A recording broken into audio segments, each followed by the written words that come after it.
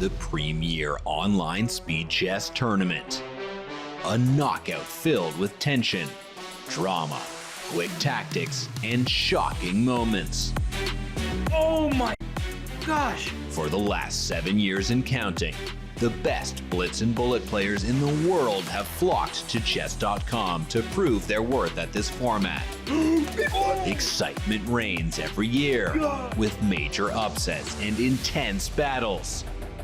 This year, 12 invitees and 4 qualifiers face off for the title.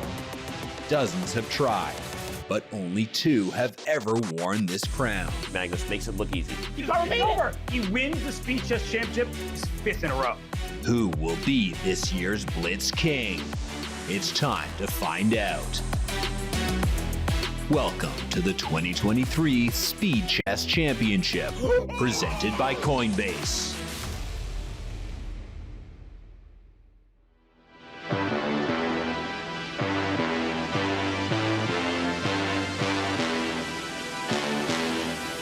Welcome back to the 2023 Speed Chess Championship presented by Coinbase. We are excited to welcome Coinbase as a presenting partner of the Speed Chess Championship. Earlier today, Maxime Vachier-Lagrave demolished Gukesh in what was a very one-sided matchup. And right now, we have an excellent matchup in store for everybody. I'm Grandmaster Robert Hess. Alongside me, Grandmaster Daniel Naroditsky. And Danya, we have Magnus Carlsen taking on Vidit Gujrathi. An incredible match to round off our doubleheader, Robert. I cannot wait.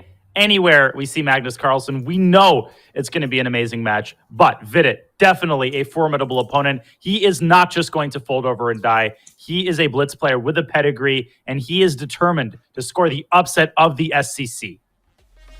Yes, Magnus Carlsen, he is the favorite, pretty much whatever matchup he plays. And we see he takes on Vidit Gujrathi. The games will start in just about 8 minutes from now. And facing Magnus, it's never, ever easy. We know how strong he is in all formats, but the Speed Chess Championship is one that he himself has said, it's maybe the ultimate test of SCC prowess, of Speed Chess prowess.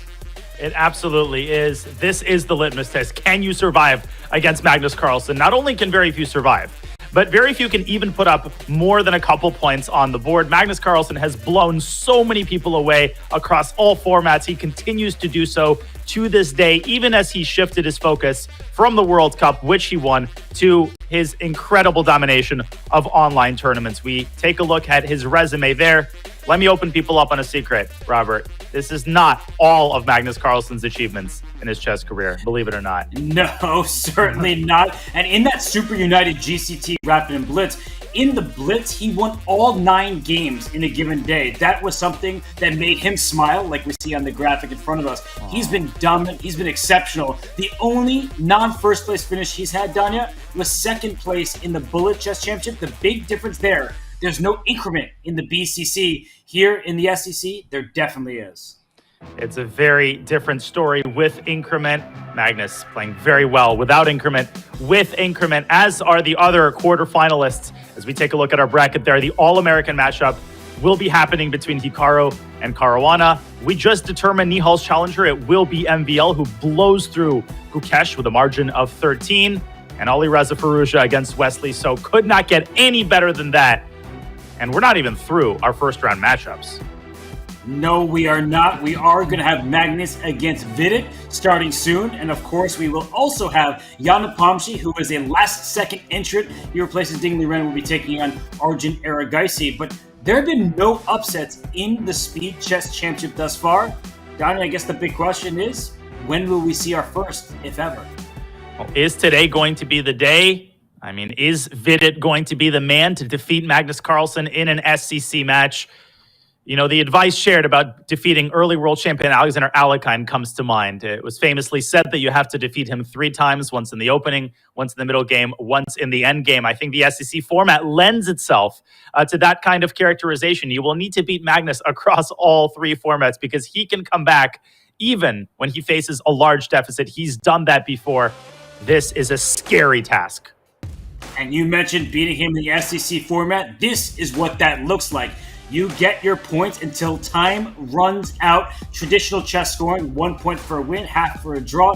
If we're tied at the end of regulation, we get 4 games of 1+1 bullet chess. And if it still remains tied, if it's deadlocked, we get Armageddon with bidding. We start the show with a full hour and a half of 5 minutes plus 1 second added per move. Then we get an hour of 3 minutes plus that 1 second increment. Last but certainly not least, it didn't matter in our earlier match between MVL and Gukesh, but it usually does. 30 minutes of bullet chess, and all games count as long as there is even a second remaining on the match clock, Danya. We know how important that is in each and every time set.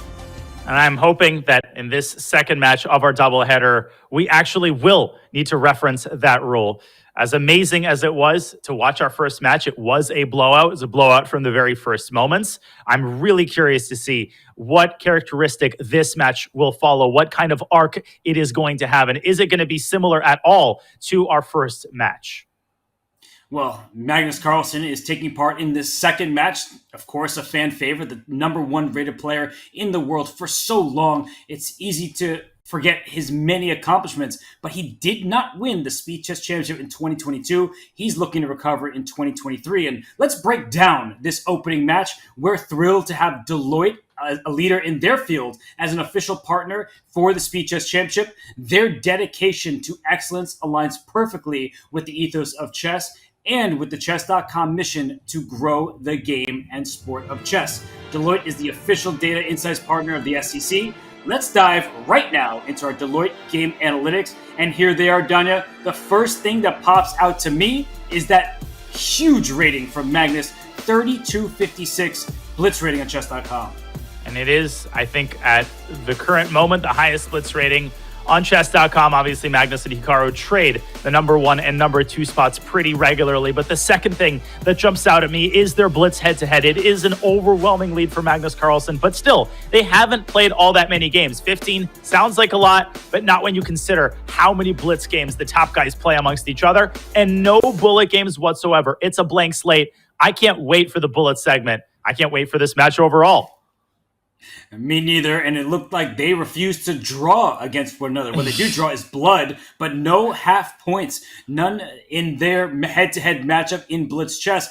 But there are more analytics to dive into, so why don't we check out the numbers here. We see, oh my goodness, the peak Blitz rating from Magnus, 3322. Whoa. Nearly 3,100 for Vidit, which of course is stellar numbers from him. But 3,390 in Bullet. Danya, Magnus, he's a monster in all time patrols. He really is. There's only 2 players who have ever reached a rating of 3,300 or higher on chess.com. One is Hikaru Nakamura, the other is Magnus Carlsen. I will be repeating that kind of information consistently because they are the only 2 players who have achieved this level of dominance over all forms of online chess. But of course, Magnus, very experienced in the SEC, an incredible game rate. His likelihood to win any individual SEC game is well over 50%. That's a pretty terrifying stat. Yes, because that may seem like he only wins 56% of the time. That's not win percentage. That's individual games that he wins. He draws more. He barely loses. And, well, Vidit, he is going to have to take down Magnus today in every single time patrol. So let's dive into the smarter chess predictions. Danya, you and I, we regularly disagree. So let's look at today's smarter chess prediction of this match. Ooh, it's a lopsided prediction, 20-8 final score. What do you think of that? And this is a particularly lopsided prediction, even more so than the previous match. Again, for Vidit, 6.5, 2.5 is not an acceptable 5+1 score. We saw what happened to Gukesh when he lost the first 2 games. MVL never looked back. Well, Magnus is exactly the same way. If he can get off to that big start, and if he can follow Smarter Chess's prediction in the 5+1 segment, yeah, I think it's going to be a blowout. So yet again, I'm a broken record, but I'm going to repeat it one more time. The first 30 minutes of this match are absolutely crucial if Vidit wants to defy the expectations. Well, Vidit Gujrathi, a super grandmaster. He is such a strong player in his own right, but as you correctly, aptly stated it, he needs to defy expectations. The numbers from Smart Chess say that Magnus is going to win. The community filled out their brackets. They made predictions. And Danya, I think there are a lot of Vidit fans out there, but at some point realism has to set in, and only 2% of the community thought that Vidit will beat Magnus in this match. Vidit's an amazing player. I think we're going to showcase his ability to stay afloat in time pressure, his opening preparation throughout the match. But like you said, you have to be realistic. Magnus Carlsen is a safe bet. He is always going to be the favorite, no matter who he faces. And this match is no exception. We see over 5,000 of you filling out Magnus Carlsen as your winner, and we will see if Vidit will score the upset of SCC history. And I think it's safe to call this the upset of SCC history if Vidit can score the shocking win. Yes, that would be. And let's look at the players as they're about to start. Magnus Carlsen, he is on vacation, it would seem, but that background does look familiar. And look at his shirt. Daniel, he is looking like he's on the beach. He's looking like he's on the beach in Hawaii, sipping a pina colada, having himself a good time. Well, I don't think he's got the pina colada. He's got something that he's tucking into a little bit of fuel before the match begins. Vidit, a lot more pensive. I think a lot more focused, serious mode. And Vidit at home in India as well, also chewing on something. Probably just getting a little bit of a snack in before the match begins. Yeah, Vidit's background, we know it. We love it. He has produced so much content. He has so many fans in India and around the world. And he would love nothing more than to beat Magnus Carlsen. And I will say again, because earlier this year, done it in the Pro Chess League, Vidit beat Magnus Carlsen in the matchup between their two teams. So Vidit has done it before. He needs to do it again and again and again and again, because that's the only way, as you put it, to defy expectations. He's a hydra with many heads. You need to chop each of those heads off, and you need to do it on several different fronts. You need good positions out of the opening. You need to not allow Magnus to put pressure on your clock. And by all means, you need to exploit all of the tactical opportunities that Magnus grants you, because there will be very few of them. You cannot leave a single point on the table if you want to defeat the best player in chess history. And let's see if Vidit is up to the task. I'd also mention, Robert, he's got a lot of experience in RCC formats. He's got experience in the increment format. He is a very fast player. I think that he's got it in himself to, at the very least, give Magnus a difficult match. And there we go.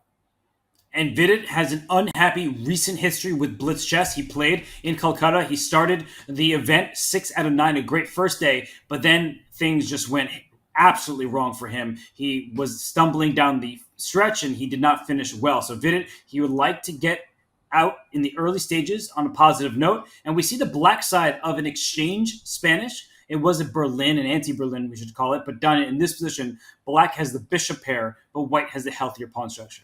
Yeah, this is a very well-studied line. This has been a frequent guest now for well over a decade at the top level, as we see Carlsen, prophylactic move there, h3, restricting the development of black's bishop. But you normally see this bishop coming out to e6, and you sometimes see the knight dropping back to d7 in order to afford black the opportunity to reinforce the center with f6. And I like the way that Vidit is handling this position and his clock. He is just gaining space on the queen side. He has an extra pawn from the A through the C file. It's a double pawn, sure, but you could throw those pawns at the B5 and keep up the initiative there. But what Magnus is doing is saying, I'm going after your bishop pair, and if I take on E6, the healthier pawn structure, that will be nice for white in the long term. Very rudely asking black a question. Do you want to keep your bishop pair, or are you okay giving up this bishop on e6? And now Vidit turns it back at Magnus. Do you want to keep this knight on g5, or do you want to eliminate the bishop on e6? Magnus decides to keep the tension. Vidit has advanced his pawn to a4, also preventing the other knight from accessing this typical b3 square. And finally, we do get a trade on e6, which I think will be followed up either by knight c4 or knight f3. He goes to the king side. Black should probably play f6. He castles first, but if white plays knight h4 to go to f5, the essential question is, will black play g6 to stop that? That does weaken dark squares in front of the king, or will you just allow the knight to venture into enemy territory? Knight h4 seems like a pretty low-risk way to pose further questions for black. I do like Vidit's position. I think he's displayed a fantastic understanding of these anti-Berlin lines, and he just needs to continue making small improving moves like h6, maybe even bishop b7 to prevent knight h4. You called it, Robert. b5 continuing to expand on the queen side. And I think the position is at the very least equal. Definitely not worse for black. B5 is one of those risky moves, though, where you do gain space, but your C6 pawn is a little bit tender now, so you do need to be careful. That said, I like the activity of his pieces. He's staring at the D pawn. He's also staring at the E pawn. So bishop E3, maybe black takes on D4 with the pawn because that E4 pawn is in the queen's sights. And can also meet bishop takes d4 with c5. That's the power of having doubled pawns. You can send one of them forward and then the other one forward to defend b5. A big decision here for Magnus Carlsen. He can, of course, release the tension on his own terms with d takes e5, but that opens up the diagonal for black's bishop. That also allows black to jump in with the knight and reinforce the pressure on the e4 pawn when the knights get traded on e5. So Magnus going for a more flexible approach, getting the bishop out to g5 and trying to maybe cover the f6 square. And he wants to go bishop h4, bishop g3 at the right moment to stare into black's center. What black does not want to do is play e takes d4, allowing c takes d4, where that c6 pawn is an easy target. And then you need to keep the pawn in c6 because the b5 pawn is tender. So that's the downside of pushing pawns. If white goes for the c file, that pawn is in trouble. But if black could put that pawn back on b7, darn it, you can just pick it up and put it back there for a second, just hover. Then, all of a sudden, black's queenside feels very safe. Yeah, b5, b7. If you could even do that one time per chess game, that would completely change the tenor of the game. But look at Vidit, bishop a5. Ooh, is right. That forces the rook away. Now queen takes c4, eats into white's center. It doesn't win a pawn, Robert, because white will be able to take on c6. But that seems like a better endgame for black. Of course, white has this isolated pawn on d4. The c7 weakness is defended by a bishop. Now the question becomes, does black go bishop b6 to hit d4? He says, no, I'll go rook e2 first. But is bishop g3 an impending threat? And is black in a bit of danger on the c7 square? Rook e2 is a very tempting move, but it was a one-move threat, and king f1 will toss the rook away from e2. This is not a stable rook. You're absolutely right. Bishop g3 reinforces the attack on c7, and how many times have we seen Magnus do this? He's slightly worse than an endgame. You think you're not risking. 2 moves later, you already feel like you're on the cusp of getting crushed. This is what he does best, and he does it especially well within the confines of a limited time control when you don't have as much time to figure out the right defensive setup. And I feel like Vidit is starting to lose the thread here. Wow, b4, just making his bishop look like a bystander. And you can see on Vidit's face, he's not a fan of the last few moves. And Danya, I thought you were going to say that Magnus is especially dangerous when he's eating food, because we have seen him do that in all of the events he plays online, where he gets that nourishment, and then he is recharged and ready to go. And you can just sense it. He gets into the zone. He starts feeling confident. And at some point, when you're sitting across from him virtually, of course, I assume Vidit is not currently in Oslo, you just feel this total sense of hopelessness. And I felt it for the last time in my Bullet Chess Championship match against Magnus. You go down 3 or 4 points, and in your mind, you try to pep yourself up. You try to say, let's go, let's get some games. But you know deep inside that Magnus is never going to relinquish a lead like that. That's the most debilitating feeling in all of chess. You know what else is debilitating? White's attack on c7 comes from 3 different sources, and black can't defend that pawn. And you know what a good move for black would be? Rook to e2. But he did that move too quickly, which allowed the king to take control of that square. Because if black could play rook e2, if the white king were on g1, then white would have to deal with the b2 threat. You wouldn't have time to pick up c7. So unfortunately for Vidit, this is getting quite bad for him. It's a difficult situation, and he's down 2 minutes in the clock. 2 consecutive mistakes. That's all it took. And the position went from clearly better for black, maybe slightly better for black, to perhaps now borderline winning for white. Magnus dropping back to c4, reinforcing the d4 pawn. I think Vidit is trying to get his knight around to a6, so he's found a way to defend the c7 pawn. The thing is, Robert, that's not the only problem in black's position. In fact, that's one of a million problems in black's position. Both rooks are in danger of getting crushed here. The e4 rook might be the first one to get trapped. And to some extent, white doesn't even want to win a pawn, because with all these pawns on the board, black's pieces are completely stuck. So bishop b6 seems to be the only move that I see that saves the day against knight c6, which is a pretty nasty threat. But bishop on b6, it protects c7, it attacks d4. So even if white wants to play knight c6 takes b4, black does have a counter against white's center. 30 seconds for Vidit. Magnus has kept himself armed with 3 full minutes on the clock. I think he would likely win this with the time situation reversed. given 3 extra minutes on the clock, I think Vidit's position is utterly hopeless. Bishop b6 is the only move. Otherwise, f3 literally traps the rook, but it doesn't matter. This is a moot point. Game 1 is going to go to Magnus. What is he considering here? I mean, he's about to lose on time. He's down under 10 seconds. Vidit needs to make a move. Whoa. c5, but knight c6 resigns. That doesn't solve anything. I think he just overlooked it. He could still go knight c6. I don't get it. Take the bishop, and you're up a piece, and you win the game? Yeah. Unfortunately for Vidit, and another downside of playing rook e2 earlier is the white king had stopped the black rook from getting the second rank. It is resignation. It is over. Game 1. Magnus Carlsen takes his first lead of the match, and done. It's getting important for Vidit. He cannot spend so much time where he's dilly-dallying. He's not sure of his plan. That's not going to work out well against Magnus. It's not, but that's also the hard part, because the move that ultimately lost him the game, I don't think it was before. I actually think it was rook e2. Maybe I'm overstating the case here. The position was still equal after rook e2, but it set the tone for the endgame. And that move he spent only a couple of seconds on. Can't blame him. It was a tempting move. But this is what Magnus does so well. He puts you in situations where you start taking your time and you take too much time. You play quickly, it turns out to be a mistake. And soon enough, you get into your own head like that. That is the kind of pressure that he puts on everybody. But I like what Vidit's doing here. He's playing an interesting sideline, deploying the queen to f3 before playing the move f2, f4, which is considered very standard fare in the Night Arf. And he castles queenside, so if Magnus decides to castle kingside, we could have a slugfest, a tactical skirmish, and Magnus, I think, smartly starts at queen c7. There's no reason to commit your king to the king side just yet, because now if white wants to make moves like g4 and h4, those could backfire if the black king does not actually castle. I've faced this line a couple of times in recent weeks, and I do think that g4 is the kind of prescribed way of playing g4, h4, and then ultimately bishop takes f6 and g5.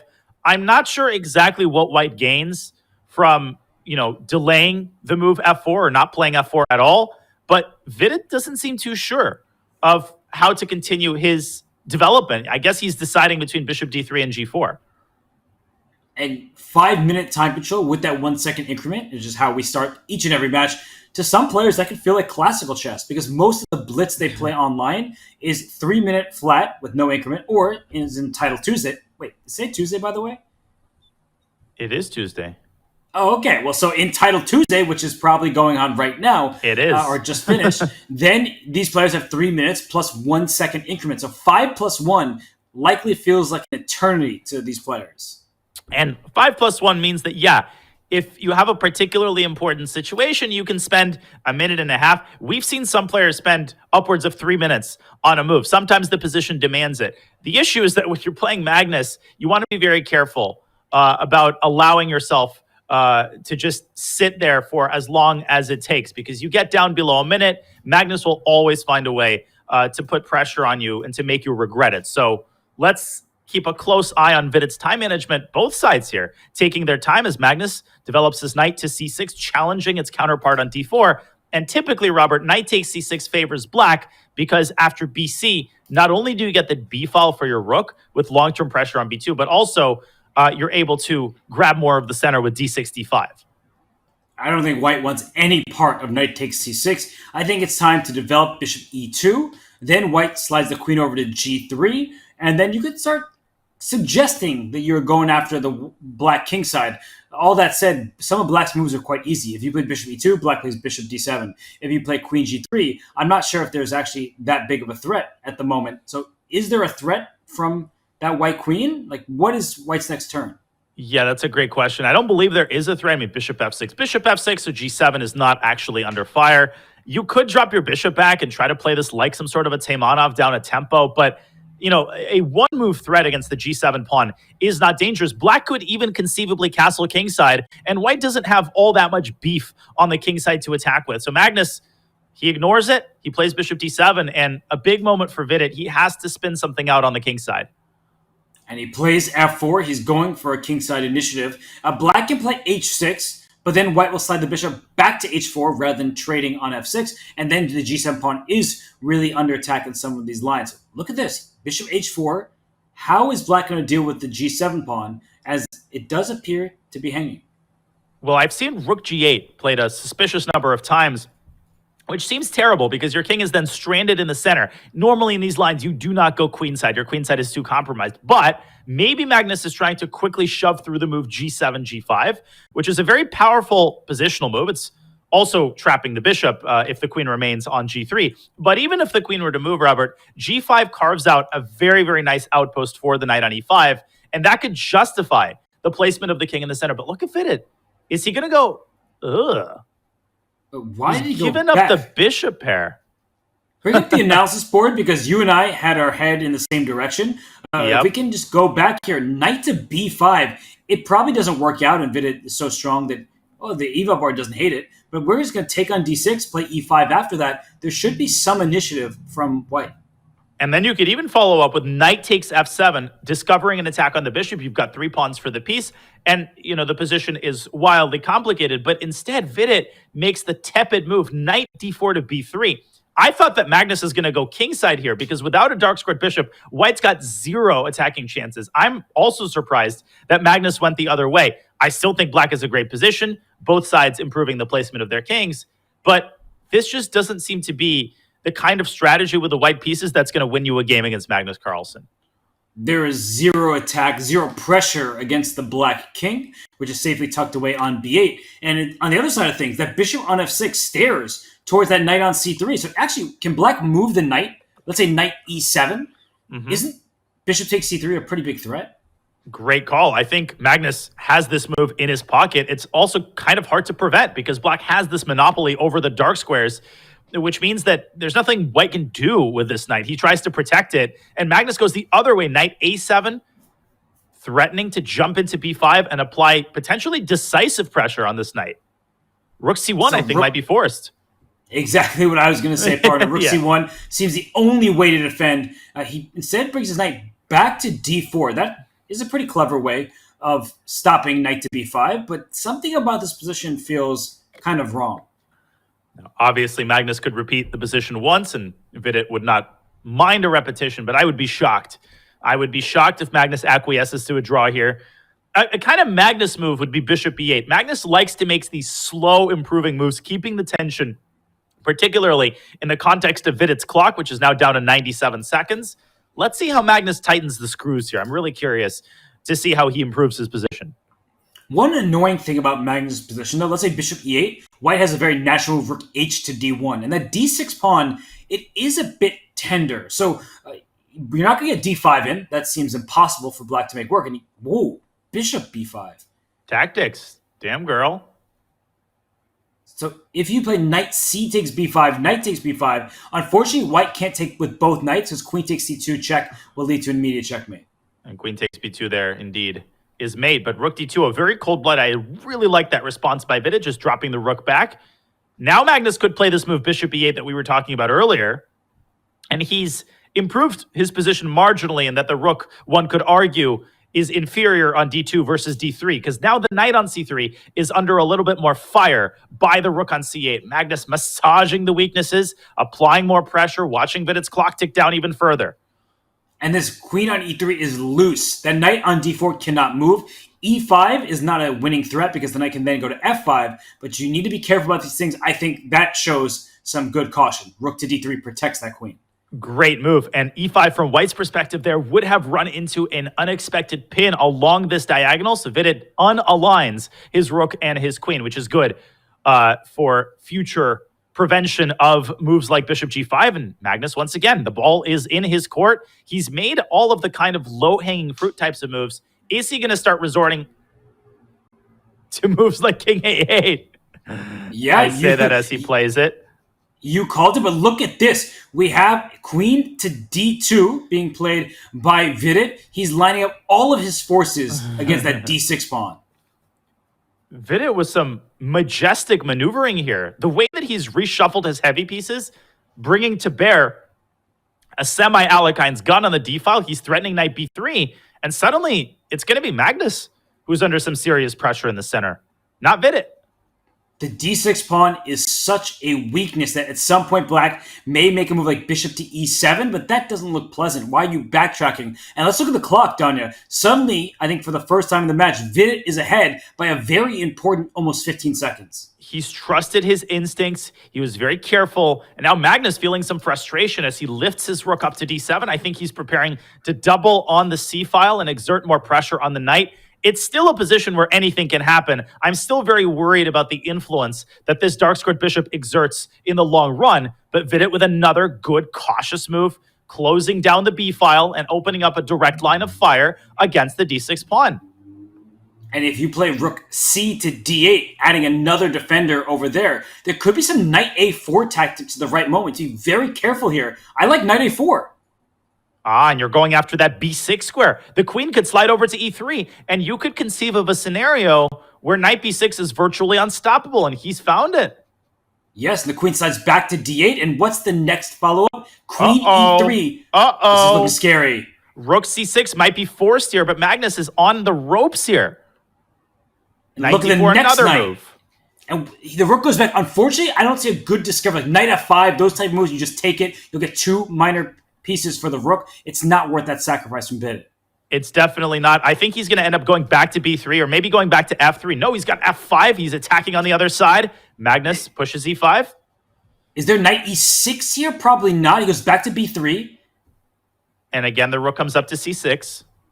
This feels so close. Rook d5 and then knight a5. Just keep bringing your pieces forward. Great stuff. Maybe f6, bishop f7. But black's not in time. Knight a5 comes first. Magnus on his back foot here as he defends the b6 square. Great defensive move. And Vidit's on under 5 seconds. He goes back to c3. He's claiming a positional victory. The d5 square is now his for the taking because the e6 pawn is on e5. But is it? Magnus could get his knight to b6. He doesn't. With 2 seconds, he plays rook d7. We're in a time scramble. He tries to contest that knight. Is there knight a5? Oh, there is the end. Knight a5 now. The knight on b6 is loose. b4. And he's repeating moves. Is he going to make the draw, though? No. No, he doesn't. Queen comes back. Magnus making some improvements now. Uh-oh, this is a bullet scramble. And look at Magnus. No threat. His pieces are coming out. Oh, I think there was an a4 tactic available for just a half second there. There was. That would have won a minor piece. Now we've got a knight versus bishop battle. And the rook is stranded on b6. And the rook is pinned. The rook comes up to d5. The king escapes. But that rook can't get out of there. It can't. And Vidit can continue improving his position. Magnus trying to get his bishop to f7. Now the rook finally gets out. But now d6 is under fire. Oh my gosh. Wait, d6 is gone. It's not under fire. He's taking it. And if he takes on e8, is the rook endgame winning for white? Well, you can't blame him for going for it either way. He has now eliminated all risk, but we know how good Magnus is at holding these pawn down endgames. Can Magnus pull out the miracle save in the second game? Vidit trying, massaging, chiseling his way into black's position and now improving on the king's side. I think he has it. He should play g5, and he does so. And the e5 pawn is loose, but somehow this doesn't work for white? No, because of g4. And can black play this for a win? How does white stop the pawn? If g3, I guess... Wait, he had maybe g3 there. This is just complicated. But now we're seeing mass liquidation. 2 pawns against 1 pawn on the queen side, which the kings are on. This is a draw at this point. This is Magnus a dead draw on b4. Well. b4 is a really, really classy move. It doesn't matter how many pawns you have on the b-file. It's going to be a dead draw. Magnus identified that 2-on-1 position and went straight for it. So Magnus is going to escape, but Vidit Gujrathi gave him all he could handle, and Magnus barely survives. That was an incredible game, and that was an encouraging game for Vidit because he didn't get off to the kind of start he wanted in the first game. He got off to a bad start in the second game as well, but he managed to turn it around, and he managed to show that he can basically play on equal terms in a time scramble against Magnus. Unfortunately, that's still not enough. You need to put the finishing touches on a game like that, and Magnus rewards himself with a bite of what seems to be Thai food. I can feel like that's some sort of curry, but not the Steph variety. No, Magnus looking more like a golfer than a basketball player right now with the baseball cap and the Hawaiian shirt. He's making me hungry. We've been commentating for so many hours. He's making me hungry too. I've got some food in the fridge, but it will have to wait until after this fascinating match. We've got another anti-Berlin. I feel, Robert, in the early going, that particularly when Magnus is white and Vidit is black, we might be getting a lot of Ruy Lopez's. Magnus doesn't like to vary his opening choices unless he truly feels that a change is well warranted. And thus far, he has a 1-point lead. Even his game with the black pieces, despite Vidit playing nicely and getting an advantage, the advantage was never so huge. Maybe there was a moment where there was a winning edge just because of the time scramble. But look at this position. This is very Magnus-esque. It's just a closed maneuvering position. And Vidit, in the first game, he struggled when the queens came off the board. It was a weakness in his camp that he couldn't defend adequately. And here in game 3, Vidit's opening, I think, a success once more. Anybody who watches high-level chess semi-regularly should know that this can also happen out of an Italian, this type of structure, maybe even this exact position. There's a lot of intersection in recent years between the Italian and the Ruy Lopez because of the prevalence of this early D3 in most Ruy Lopez lines, both against the Berlin and against the main line A6. Looks like an equal position to me. There's no reason that black is worse here. He's gotten his knight to the correct square on G6. He has a very solid center, but now he has to decide whether or not to strike at the center further with the move D5. This move can be very hard to evaluate. And D5 is on the board. So what do you call it? The pawn box in the center where they're all looking at each other. And now this middle of the board is disappearing. And can white, I was going to say, could white throw in bishop takes G6? And that's exactly why black pushed to E4. Now, D6 is Magnus's idea, keeping black's pawn structure disjointed, but it comes at a great cost. It allows black a free bishop-queen battery aiming at H2 and forcing white's knight to remain tied down on F1. This is a really scary position for white, and I think Vidit could bring his bishop out to F5, and he does. And black's got these ideas of queen D7, bishop takes H3 as well. That's really important because knight C4 for white, kicking the queen back to D7, and then a move like knight E3, that's quite tempting. But as you're highlighting, bishop takes H3, that might just completely obliterate white's defensive resources, and the king will be wide open for a menacing attack. I think we're seeing this. Yeah, I was going to propose an analysis board, but we don't need one. The live game is our analysis board. Now, Vidit has one important choice to make. Queen E6 was also possible. I think he rejected that because of bishop to B3. And Magnus is presumably not going to go knight E3. Maybe we can pull up an analysis board now. I'll show this preemptively. Knight E3, how powerful is bishop takes H3? Really freaking powerful, because after queen H3, white is paralyzed. Every square is protected. Let's make some random move. What is black's follow-up going to be? Black's follow-up is going to be knight to H4, followed by knight F3. This is completely unstoppable. Look at how harmoniously, how congruently black's pieces are placed on the king side. Now, if not knight E3, what on earth does Magnus do? Well, Magnus is figuring it out. He seems bothered. He's moving about in his chair. I don't see an easy choice for him because bishop takes H3 still feels like a threat. The good news without having a knight on E3 is that perhaps a rook can slide up to E3 for white, but I would not want any part of bishop takes H3. So, Donna, is there a way to, I guess, knight E5, but that gives up a pawn. It's a pretty clean pawn. That is the kind of prescribed method in these desperate situations. You want to jettison as little material as possible in order to keep yourself afloat. If that's a pawn, then that's a pawn. And I think you might have to bite the bullet and throw a knight onto E5. The idea is to open up a line of negotiation between the queens so that you could get those queens off the board. I think he's going for the exchange sacrifice instead. He's gone for your initial suggestion, Robert. Now Vidit has bishop F4. He's also got knight D5. And I think Magnus is planning to just leave the rook on E3 and give up an exchange, maybe put a queen on H5. I don't know. I think it's a good practical try in a blitz game, but it does look worrisome. And look at Magnus. He's trying to dig deep in this game, but Vidit, he's up over a minute on the clock and has the initiative. Bishop F4, I'm with you that white can play knight G3, give up this rook on E3, and claim that the position is closed enough that minor pieces can actually potentially outshine a rook. And it's really annoying when you're on the superior side of a position like this and you're already, your mouth is watering, right? You're aiming for bishop takes H3 and suddenly you're like, man, I'm going to have to convert an exchange up, and you start seeing ghosts because you're playing Magnus. And when he's got two minor pieces, it seems like he's got 6 of them. Vidit goes for a different approach. He chases that knight out of C4. He forces Magnus into playing the move we were discussing earlier, and we will in fact get a pawn up endgame for Vidit. We know what happened the first time they reached an endgame. Can he convert his material advantage? These are the chances that you have to exploit if you want to stay afloat against Magnus. And let's be clear, this position is not winning for Black. Black is up a pawn with great chances. But the difference sometimes is that Magnus, he tends to secure the full point from such a position, whereas players against Magnus or against Hikaru, they do not get the win. In fact, Hikaru and Magnus have won positions just like this in plenty of occasions. So Vidit, he has his work cut out for him. I think he could push this pawn up to a4 as Black here, just to keep those pawns advancing and connected. But where is the next target? You've already won one pawn. Where to next? I would go so far as to say that if I had Black against Hikaru or Magnus here, I would probably be playing for a draw. I'd probably be happy to secure a draw with an extra pawn. And you know how it is, right? You're feeling nervous even if you're up a rook against these guys.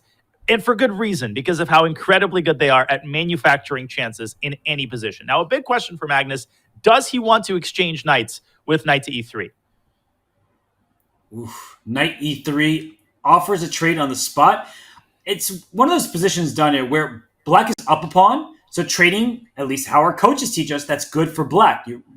Less material on the board means better winning chances, but with more material on the board, I feel like White has some weak squares to figure out, and that bishop on d2 in particular, it's not a happy piece.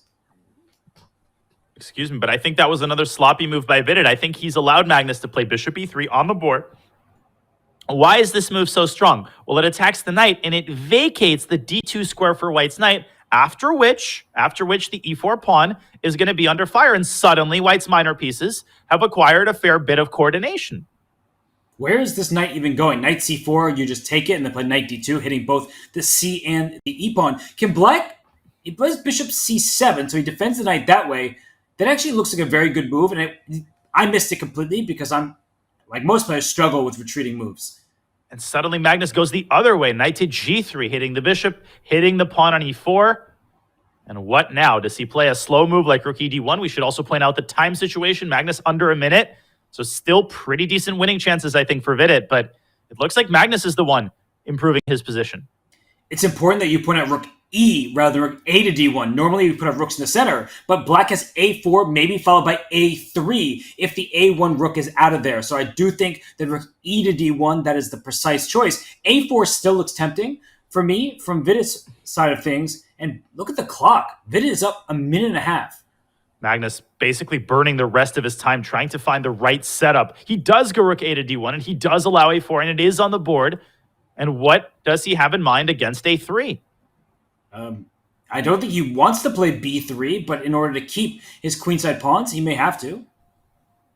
First of all, Vidit might refrain from a3, and he does. He instead tries to contest the d file. That leads to a trade of rooks. And Magnus using some tactics here to win the pawn back. Okay, can't Vidit just swap on e4 and then, take on e4, swap on b6, rook takes e4, and then there's rook d1 or rook d2, and White's king is not the safest piece. Absolutely not. And the b2 pawn is not the safest pawn.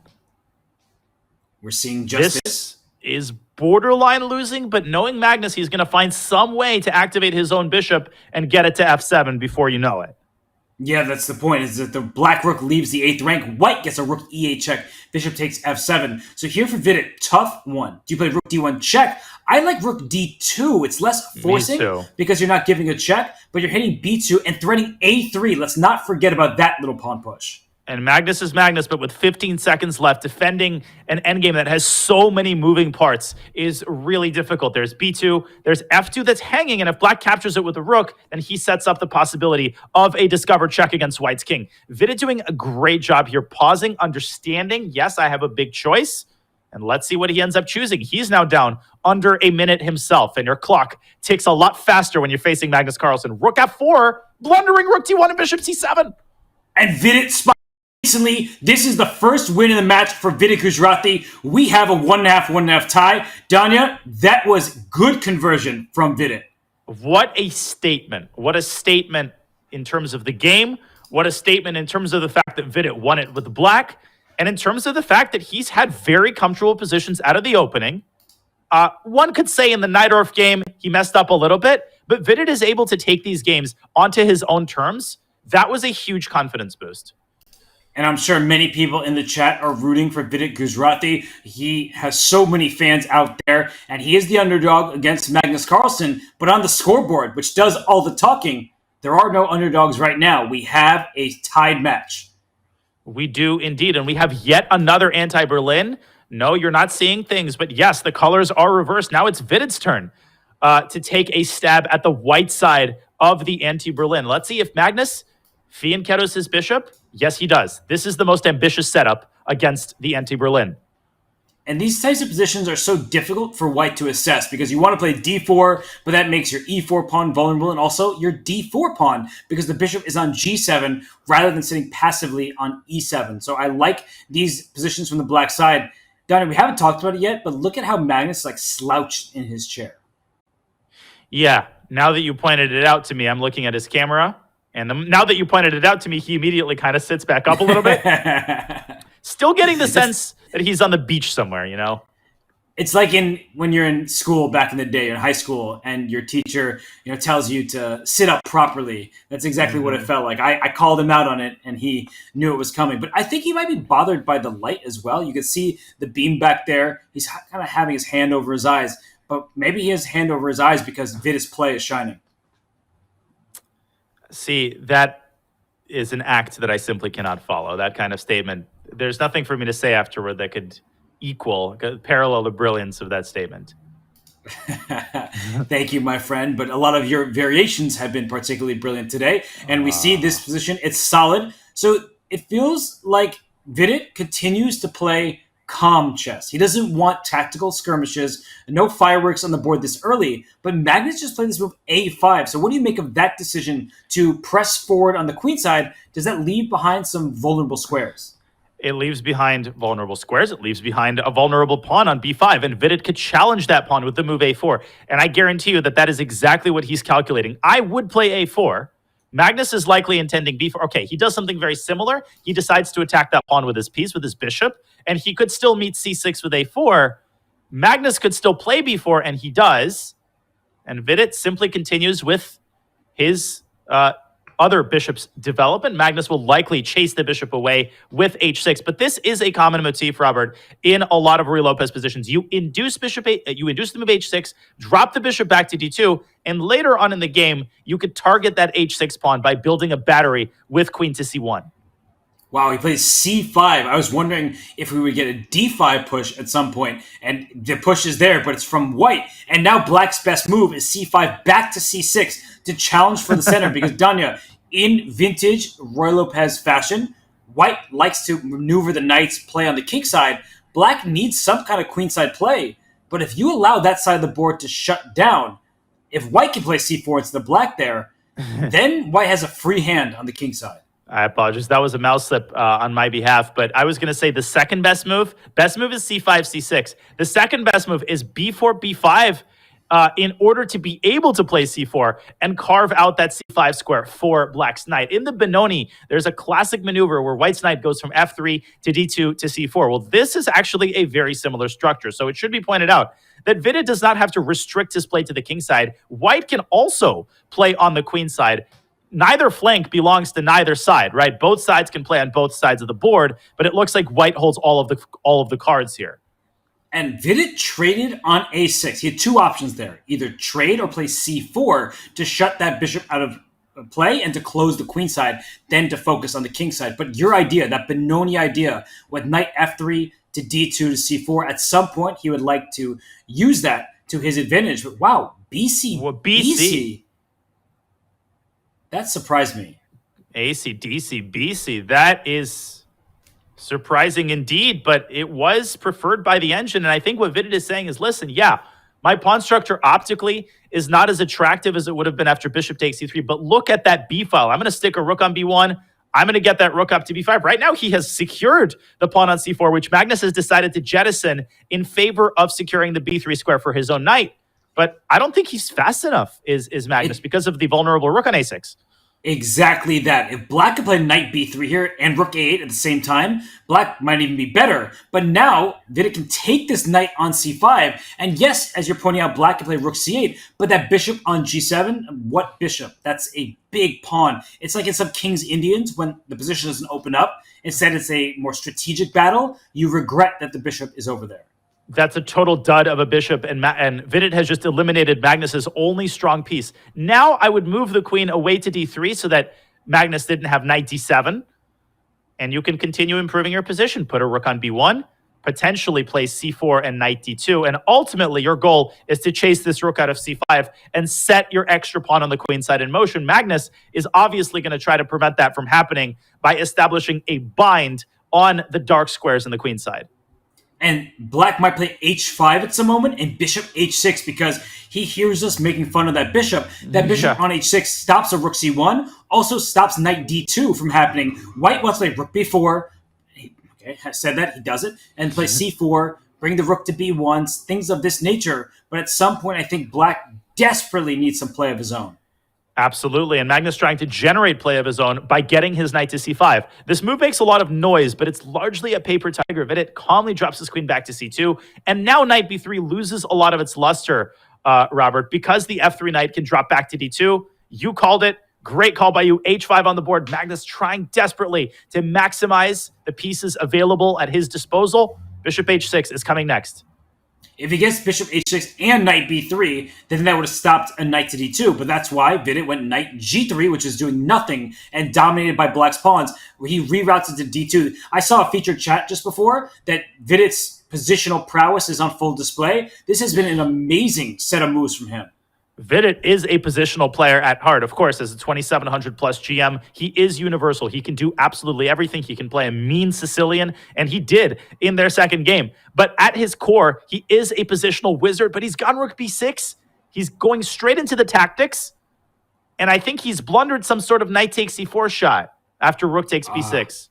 And he's realizing it now because knight takes b6, black just plays rook to b8, and there are problems down the b line. So this does not look good at all for white. He's going to end up playing rook takes b6, so I'm not going to put these moves on the analysis board. Instead of rook b6, he should have... No, he's got knight takes b6, and apparently he's losing now.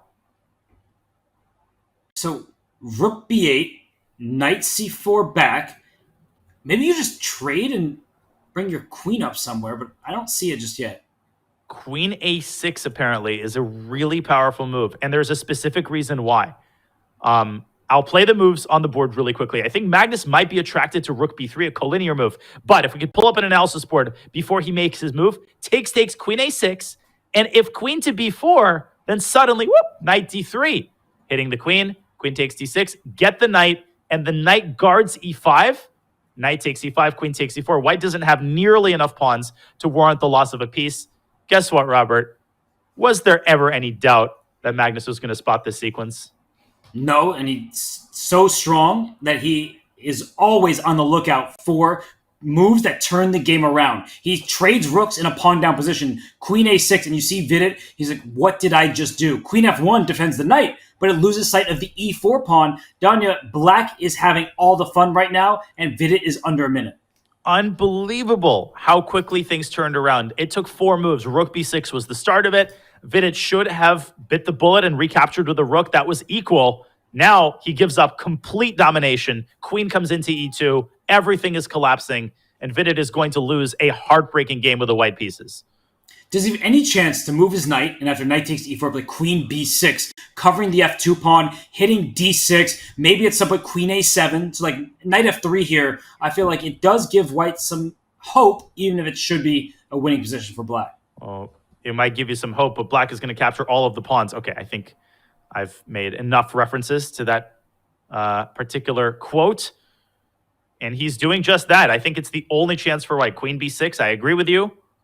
Magnus needs to find a couple more accurate moves in order to finish off this game. Maybe queen to a2, going after the d-pawn, deserves attention. I really like that, hitting d5 and a3 at the same time. Knight takes c3. I don't think that would be a very good choice because in the white queen, you could take the d6 pawn, and that leaves the black king a little bit more open. So keeping the d6 pawn feels like a good thing. White can play f3 after queen a2. So there are some things to work out there, but it's going to be extra material for black. For sure. Magnus, so good at knowing when to slow down. This is instructive, I think, for newer players, for younger players. Even players like Magnus, when they sense that they're close to winning, they don't rush it. They take as long as they need to verify all of the lines. Because queen a2, you have to calculate f3. He's gone for the more concrete attempt, Robert. I think he is still going to take d5, so we're going to get essentially the same type of position. I prefer this much more when you're down to about a minute on the clock. And Vidit, he's down under 5 seconds. Here, I think Magnus with queen d3 or even queen d4 is not out of the question. Whoa, what a move. Doubled pawns doesn't matter because of his domination over White's knight. That king, is it going to get up to f5? It is. King yes, f5. And you could take d4, but that doesn't matter, says Magnus, because knight endgames are most similar to king and pawn endgames, and black is up a healthy extra pawn. And he could be up 2 after knight d2, but instead he uses his king to chop off White's last chance, and Vidit resigns the game. Exquisite endgame technique. Every single move in that last sequence was the top engine recommendation. There were no chances for Vidit once the queens came off the board. But it's a shame for Vidit, because until he played rook b6, he had played every single accurate move. And then trading rooks, which sounds like a good thing when you're up material, it completely backfired because black suddenly went on the offensive. So now here, in this next game, we have a London system. We are 5 moves in after knight d2 was just played by Magnus. But this type of position, it's been all the rage at the highest levels. Vidit doing the right thing of slowing down, but we have seen the London so many times now.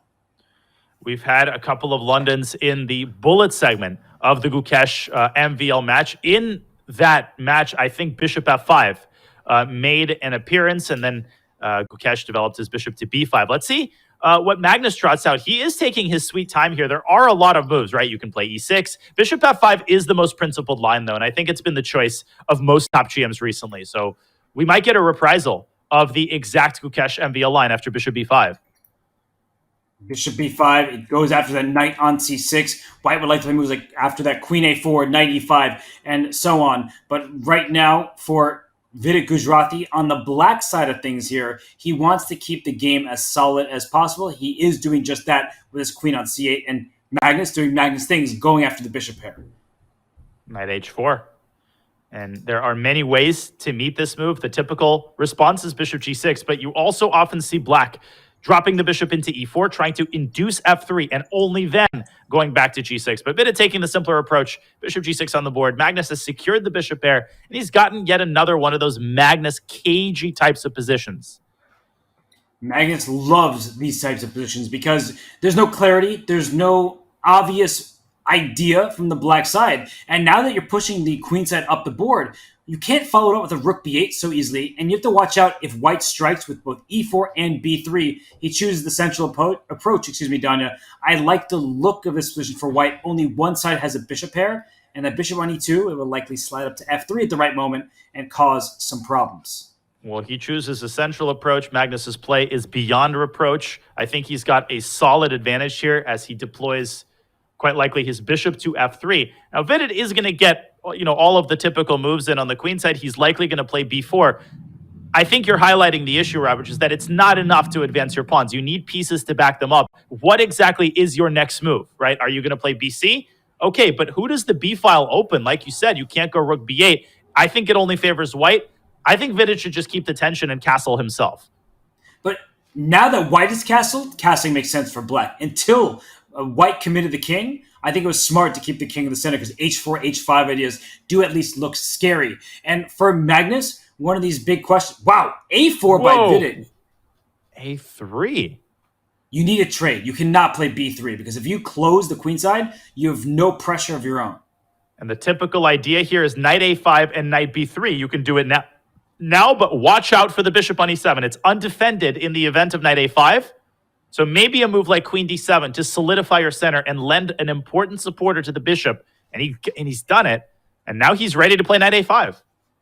This looks annoying for white, but as we see in French defenses and openings like the London here, even if you get knight a5, knight b3, white will move the rook away, move the knight to f1, and go for the kingside. I think that white should consider an e5 pawn push at some moment, but the downside of pushing your pawn in the center is you release the tension. And why do you need the tension? If black has such an easy opportunity on the queen side, you need to have some open space for your own pieces as white. Speaking of releasing the tension, that's exactly what Magnus Carlsen did with e takes d5. Vidit recaptured with the pawn, keeping and maintaining the integrity of his pawn structure. Of course, now d5 is, one could say, a bit of a weakness, and Magnus would love to target that pawn with his knight.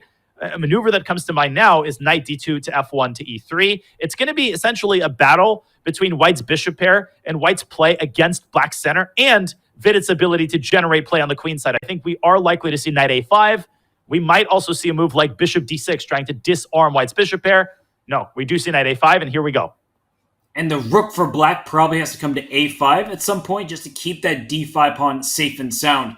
There are some tactics that he plays it. I was going to say there are tactics not just on the d5 square, but on the diagonal, because the bishop on f3 sliced across the board to that rook on a8. This doesn't look bad for black, at least not to my eyes. How does white make any progress? It doesn't, but it might in a couple of moves. I'm really worried in the long run about how weak this d5 pawn is. And no, white can't capture it, but what white can do is play bishop takes f6 and try to find a way to involve this rook from a2. Maybe bring it, obviously not jumping over the queen. Maybe the queen can move back, but bring the rook to e2. And then there's going to be all sorts of tactics where you can take on d5 using the undefended nature of the rook on e8. It feels to me like a couple of moves down the line, black is going to start experiencing tactical problems with this pawn. Can Magnus find a way to orchestrate these types of tactical ideas? I think he's off to a good start with h4. And I think knight h7 made a lot of sense there because the pressure that was building on the king side felt very difficult to deal with. White was going to play g3, king g2, rook h1, and so on. By playing knight h7, you force some pieces off the board. White doesn't have forever to play g3, king g2, and all that. There is an opportunity for black to have played g5 or f5, things of that nature. So I like queen d1 a lot as you're highlighting rook e2. Danya, this is starting to look very unpleasant for Vidit. And there's no longer pressure on a3, so the rook is free to roam about the cabin. Look at just the harmony that Magnus always manages to achieve between his pieces. Rook a e2, and now is it time for tactics? Vidit puts his rook on a defended square, preventing any knight takes d5 shenanigans, but that's not the only direction that the knight can go in. The knight can go from c2 to b4. It can even go up to g4, trying to exploit the alignment of black's queen and black's rook. After knight g4, you cannot take the knight, and you have to allow white to take on f6 and cripple black's kingside pawn structure. He does just that. Magnus is in his element in this middle game. Such good call by you. This knight on b3, it looks great. It looks menacing. It attacks absolutely nothing. Danya, where does that knight belong? Maybe on f5, maybe somewhere on the king side, anywhere on the king side. But the knight on b3 is not doing its part to help black out. Great illustration of outpost not equally good, right? Not every outpost is good. A piece can be perfectly defended. It can be an advanced enemy territory, and it can be doing absolutely nothing. As Magnus makes a collinear move of his own, he puts not the knight on e5, but the rook on e5 to exert even more pressure on d5. Can Vidit defend that pawn tactically? Can he defend it with his rook? What's going on here?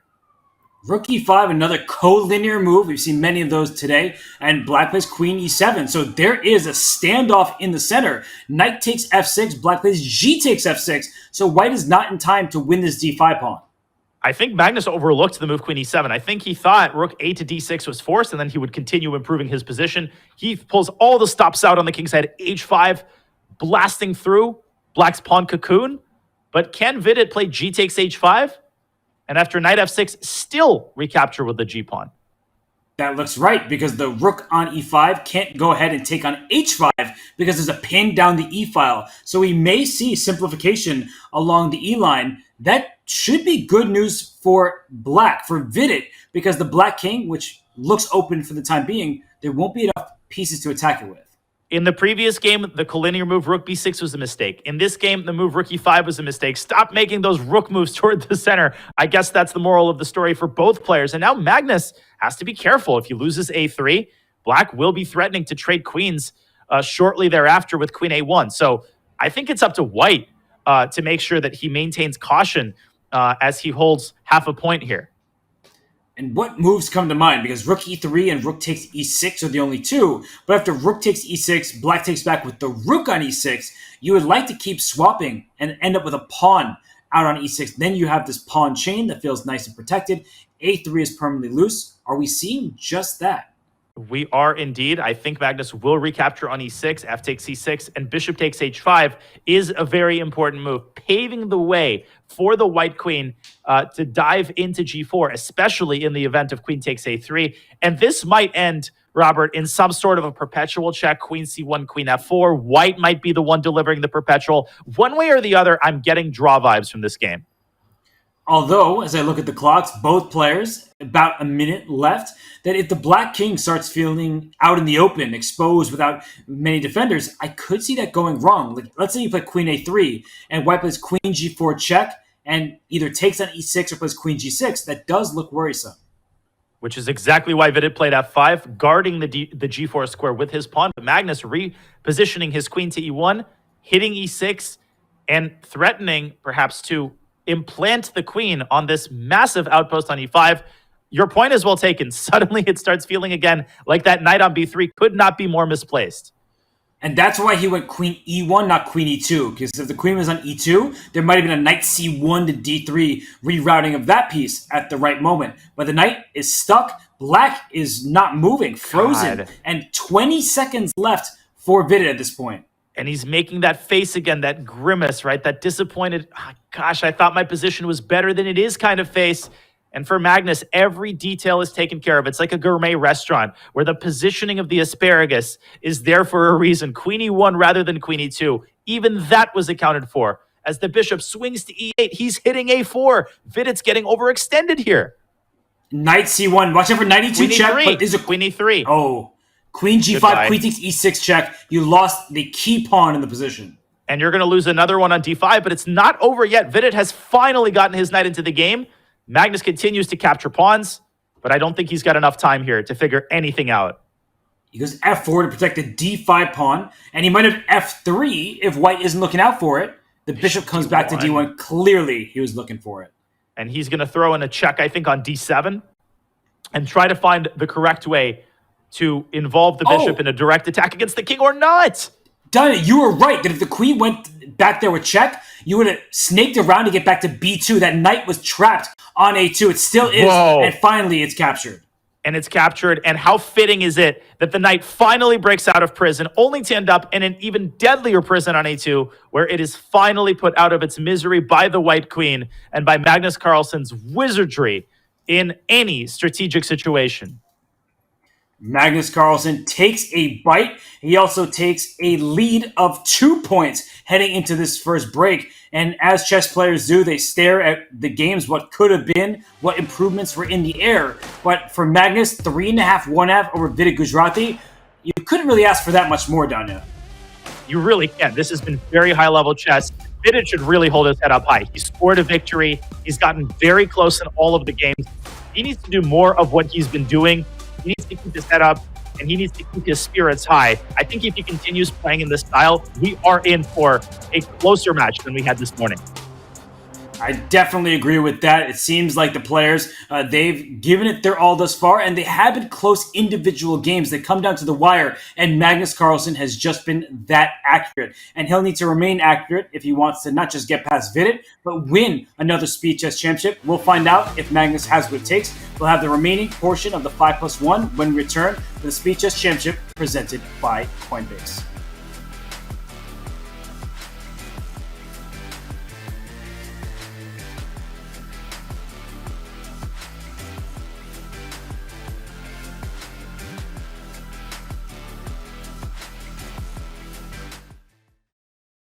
Welcome, everyone. We are here with Judith Polgar, the legendary chess player, one of the greatest chess players of all time. And I went my next move. I said, no, I'm not moving my queen. I'm not moving my bishop. But actually, I'm going to give checkmate or winning great material. And I went knight e3. It works only that way. If you're an attacker, you sacrifice something, go all the way until the end. Don't chicken out in the meantime at some point, because many times there is a point there is no way back. It's only forward. How is it to play with Kasparov? When you saw him personally, he really had this incredible energy. Judit, thank you so much for being with us, and I hope you're ready to dive into the past with us. Oh, absolutely. I'm very happy to share with you some of my most memorable games.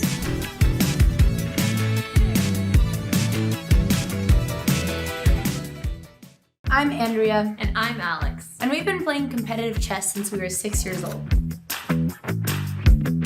We started by focusing on classical chess, but later we fell in love with playing Blitz and Bullet online. Chess has been around for more than 1,000 years, but that doesn't mean that we can't modernize it. Financial systems have been around for even longer. Sounds like it's time for an update. And Coinbase is doing just that, re-envisioning an entirely new financial system that is decentralized and fully transparent. Also, huge thank you to Coinbase for sponsoring competitive chess and making events like the SCC happen. Go to coinbase.com/update the system to learn more.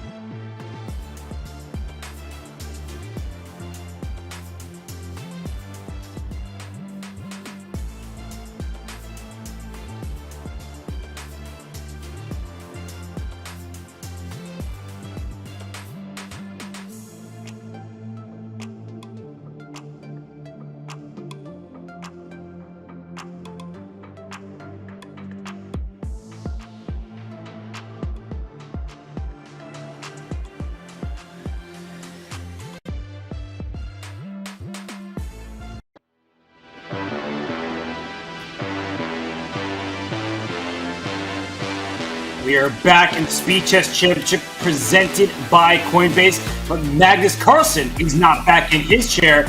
He just left. You can see it's spinning around, but there is Vidit on camera. Danya, we know him very well, but we should introduce the public to Vidit because some fans may not be as familiar with the number 3 ranked Indian player on chess.com's live blitz rankings. And he earned his spot in the SEC by going through in qualifier number 1. I'm honestly a big fan of Vidit. He sometimes flies under the radar because he's a little bit older than this exciting young generation of Indian talents like Gukesh and Pragnananda, but he has been really, really good for a really, really long time, as evidenced by that final bullet point. 2020 medalist in the Olympiad. He has a chess career that spans well over a decade and a half now, and he is a difficult opponent for just about anyone, including Magnus Carlsen, who is up by 2 as the next game gets underway here at the SEC. Yeah, Vidit Gujrati is a good friend of chess.com, and he's also a good friend of mine. When I was just recently in Tata Steel Chess India, we had dinner. His parents were there. They're very supportive, are his whole entire family. They're watching his matches, and it's a big opportunity for him to play against Magnus. Unfortunately for him, Magnus is out to a good start, but anything can still happen because the time controls, this is only the first one. It's a long match. And Danya, in this position, Magnus has great experience from his world championship. But Vidit, he must have some ideas of his own. This is a classic Rosalimo. Now, most of the Rosalimos we see nowadays are kind of souped up Alapins, right? White plays C3. We saw it earlier this morning. But Vidit playing it in more traditional style, taking quickly on C6. And typically, the textbooks advise White to play H3 and prevent the bishop from coming out to G4. But more recently, I almost called you Magnus. More recently, Robert, I've seen White fully eschew that move and instead focus on queenside development. Vidit, though, playing it very old school. I like it. I liked it when you called me Magnus. It made me feel like you really saw me as the chess player I've always wanted to be. But I truly do. In this game, Magnus has that clamp on the center and now on the queen side. A5 played, stopping B4. D4 already stopped. But these are committal moves. So if White can play knight C4 and B4 all at once, Black's queen side could fall apart. I would consider the immediate B4. That has to be seriously considered and calculated. And I think that's exactly what Vidit is devoting his time to. B4, there will likely be a trade and then a trade on A1, and Black will take on B4. And then White can try to win the pawn back with kind of a clever slide of the queen up to A4 in order to prevent Black from connecting the pawns with C5. Vidit calculates that line, plays B4, and I think holds a serious advantage out of the opening. Great demonstration of typical Rosalimo ideas. Magnus, though, responding with some heat. A4 getting a pass pawn down the queen side there. And knight C4 looks like it wins a pawn, but then does Black have knight D7 covering both B6 and E5? Maybe Magnus is just staying in this. He has to retreat, but that's just one turn. Then I'll play B5, kick the knight out of there, and that, I guess, is why Vidit played C4. C4 opened up a diagonal attack on the A4 pawn. Magnus defended with B5. Vidit traded and occupies the C file with his rook. And now I think the typical follow-up is to try to open the center with D4. See, the problem is that if you allow Black to consolidate, if you allow Magnus to castle and get his bishop out, there's a thing on A4 called a protected pass pawn.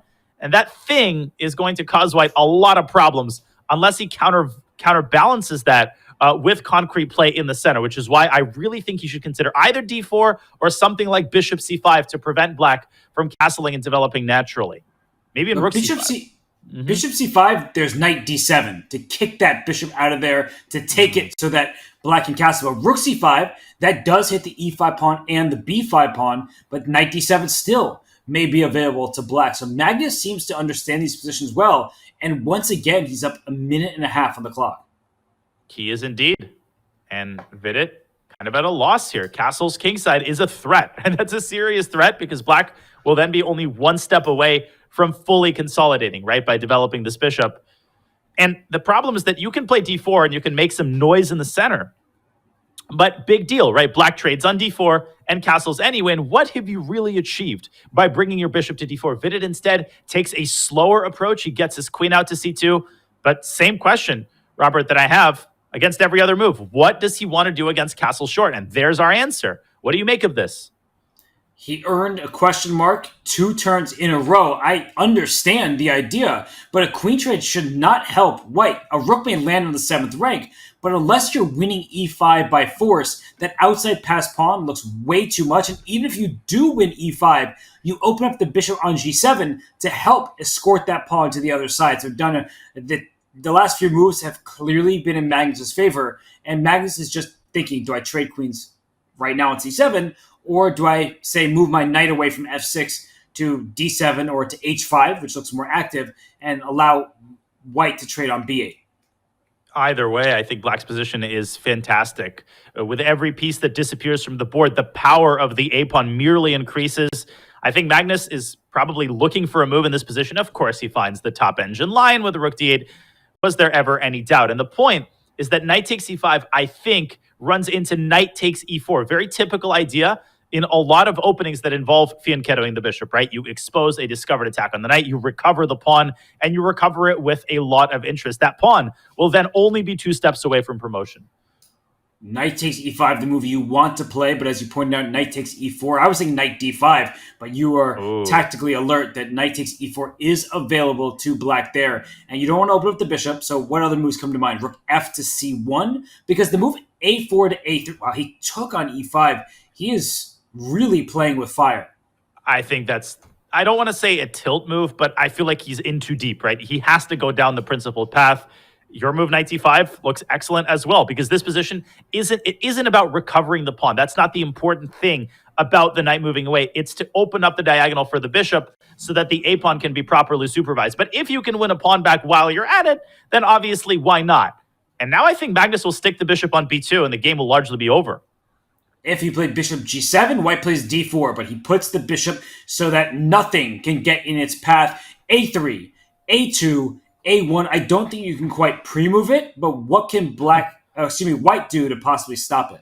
Let alone the fact that the d3 pawn is hanging. And even if you were to isolate the pawn on a4 and put it aside, the other factors, the other considerations are also in black's favor. The knight is awkward, the pawn on d3 is weak, and the light squared bishop, once d3 is captured, could start running amok by developing to f5, or in the event that white takes on b5, could even deploy to a6 in some cases. I actually think Magnus is trying to set something like that up after rook takes b5, or does he just want to go a3 and promote the pawn? Can't really blame him for that one, can you? No, I wouldn't. But I think Vidit is putting up great resilience right now. If you play bishop a6, the white rook slides to a5, and that a-pawn isn't advancing as far as you would like if you're Magnus Carlsen. And a3, I still think there's rook to a5 in these positions, and he has played it. But I was just calculating a bishop g5 move, but I thought you could even throw in rook a5 first. Yeah, rook a5 I think made a lot of sense to section off the rook and separate it from the pawn. But bishop g5 is a very challenging move.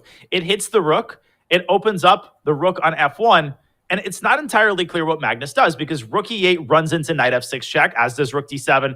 This was the only winning move. He had to find bishop a6, and he did, and bishop takes d3 is coming next. So rook a5, bishop takes d3, bishop takes d8. I guess it's not enough for white, but it's a messy position to be sure. But look at this line, and I'm going to put this on the board really quickly. Rook a5, bishop takes d3, bishop takes d8. Magnus had to see all of this when he was playing bishop a6. B takes a5. Now you take the rook, and suddenly you push a2. Forgot about that pawn, anybody?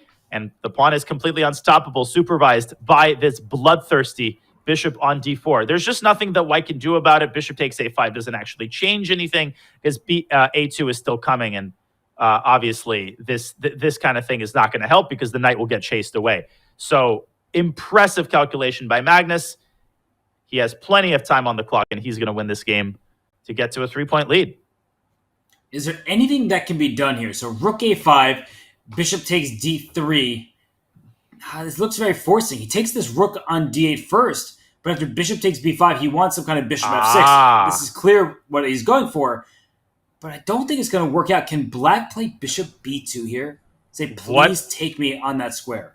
What a gorgeous collinear move. That is like the ultimate illustration, right? You stick the bishop on a defended square. You say, I am more than happy with the trade, but you're going to have to push my pawn forward 1 file, and you're going to have to open up the possibility of rook a1. Bishop b2 is the cleanest win. Bishop takes f6 also should win the game, but that's quite a bit messier. That doesn't look easy, actually, because if you take on f6, once the knight takes with check and drops right back to the center with knight d5, white gets rook a1 in time. So I do think that gives white some hope. Maybe it's still completely winning, But Magnus, he plays bishop to b2. I only really spotted it because the engine dropped all the way down there. What a lovely way to secure victory. I would be proud of reproducing such a sequence in a classical game. This is a 5+1 game, which by Magnus Carlsen standards is essentially already like classical. And I think he's going to follow up by, yes, harassing the knight on e4, threatening bishop takes e4, and essentially forcing white's hand, forcing white to take on b2. And the point is, after bishop b2, a b2, there's no time for rook b1 because black's rook slams in the first rank with rook a1. And if the white king were on h2, it would be a different story. You just can't get everything that you want. You took the words right out of my mouth. When you're playing Magnus, nothing seems to be on the right spots at the wrong time. Rook c1, another collinear move, hitting the knight, and then the bishop is going to snake into d3. That's going to be the final nail in the coffin. Magnus is enjoying himself right now. Bang, and Vidit is going to let his time run out. What a positional masterpiece by Carlsen with the black pieces. He holds a 3-point lead. That outside pass pawn, as soon as it was established, it looked like trouble for Vidit Gujrati. So Magnus is now up by 3 points. Vidit with the white pieces in this next game. He needs to get going. He cannot afford another loss at all. And a draw, well, that's okay. He needs to show Magnus that he can actually beat him. He does indeed. And I'm going to see if I can pull up that game in just a moment here. Let's see here. Just a second. I think we have some sort of a semi-tirage. Okay. So And we'll be able to bring that up in a sec, hopefully. But it looks like for Magnus Carlsen, who now has the black pieces in the 7th game of the match, he is taking a solid approach and just trying to stabilize in the opening stage, not play anything too crazy. So Danya, for Vidit, does he want crazy, or should his mindset be like? It's still early in the match. Yeah, I mean, it's a 3-point lead. I like to talk about the 3-point rule. I think the 3-point lead is a threshold. If you cross that 3-point lead, then you start entering blowout territory, particularly if you're facing someone like Magnus Carlsen. So with the white pieces, 20 minutes remaining in the 5+1 segment, this is where you really want to nip this lead in the bud. And if you can score a second victory, that'll go a long way toward improving your confidence. Right. No, you just start getting one after another. You need to play it slowly. And even in the bullet segment where we know Magnus is a force, he will need to be on the lookout for Vidit Gujrati, who himself is a very strong bullet player. So we would like to open the game. Apologies to everybody. We are having some technical difficulties, but we will bring up the moves as soon as we can. We will indeed. But that last game, definitely a disappointment for Vidit, who seemed to display good understanding of the Rosalimo. Everything going his way. And then the moment that pawn landed on a4, things went completely haywire. This is just what Magnus Carlsen does. Such universal understanding of all types of positions. And that's the key, is Magnus, whether it's an endgame where he's often called the best endgame technician of all time, whether it's an earlier stage where he makes these little decisions, or so they seem, but have huge consequences. And he just is taking it to Vidit Gujrati right now. He's up 4.5, 1.5. But Vidit, he has one victory to his name thus far. He needs to get that second, and he needs to get it pretty much now. He does indeed. We're having a little bit of trouble pulling up the game, but we will get that for you as soon as we can. Vidit has the white pieces. I'm pretty sure he started with 1d4. Which I think is a pretty wise move. Sometimes when the match isn't going your way, you want to make a pretty drastic change in terms of the types of positions that you're trying to reach, right? You want to get a fresh set of positions, and maybe that'll spur you into action. Although I do like the way Vidit has handled the Ruy Lopez's with both colors, so I really don't think the openings, Robert, have been his main problem. But that's a psychological trick that can happen. When you lose a game, sometimes we, myself included as chess players, say, oh, I'm not going to play that opening next time. I lost that game, but it's not the opening's fault. And as you just indicated, that Vidit has played very well in those Spanish structures. So it's not an opening problem. Even in game 1 that Vidit ended up losing, he was slightly better with the black pieces. Then his c7 pawn was targeted by all of Magnus's forces, and it was a collapse from there. But for Vidit Gujrati, he's had some good moments, some things that he can take away with him. He just needs to put it all together. And against Magnus, you need to put it all together every game, pretty much every move. And I think as you make that really good point, we have, it appears, managed to pull up the current position of their next game. Vidit with the white pieces in a queen's gambit declined. A Slav, it's kind of a pseudo Tarash, was the start of this game. Currently, we have an isolated queen pawn with white's knight blockading the pawn on d4, as the textbooks require you to do. But Magnus has driven a pawn all the way to h3, poking holes at white's already exposed kingside. What do we make of this current position? I'm wondering if that h3 pawn is a strength, helping black deliver a checkmate, or if it's a weakness because it's extended so far that in many endgames, it's going to be difficult to keep your eyes on. And we just saw the queen go back to h4, was under attack. If black plays knight to e4, are we going to see a queen trade, or are we going to see a repetition? Well, I think if this was game one of the match, Vidit would probably play queen h5 without thinking too much. I'm not seeing a big advantage for white in the endgame. In fact, I don't think white's got any advantage at all. I feel like that pawn on h3 does become more of a strength, Robert, in the endgame because it's virtually impossible to target. But we'll see. Maybe Vidit gets rewarded for his bravery. He swaps the queens with his rook f to d1. No bishop g4. Let's not blunder into forks. White would play the pawn up to f3. And instead the bishop sits on d7. So one idea I see for white is to go knight e2, knight f4. But you need to time that very well because there are some pins along the diagonal. This bishop on b6 will be much stronger if that knight moves away from d4. So these decisions are not easy whatsoever.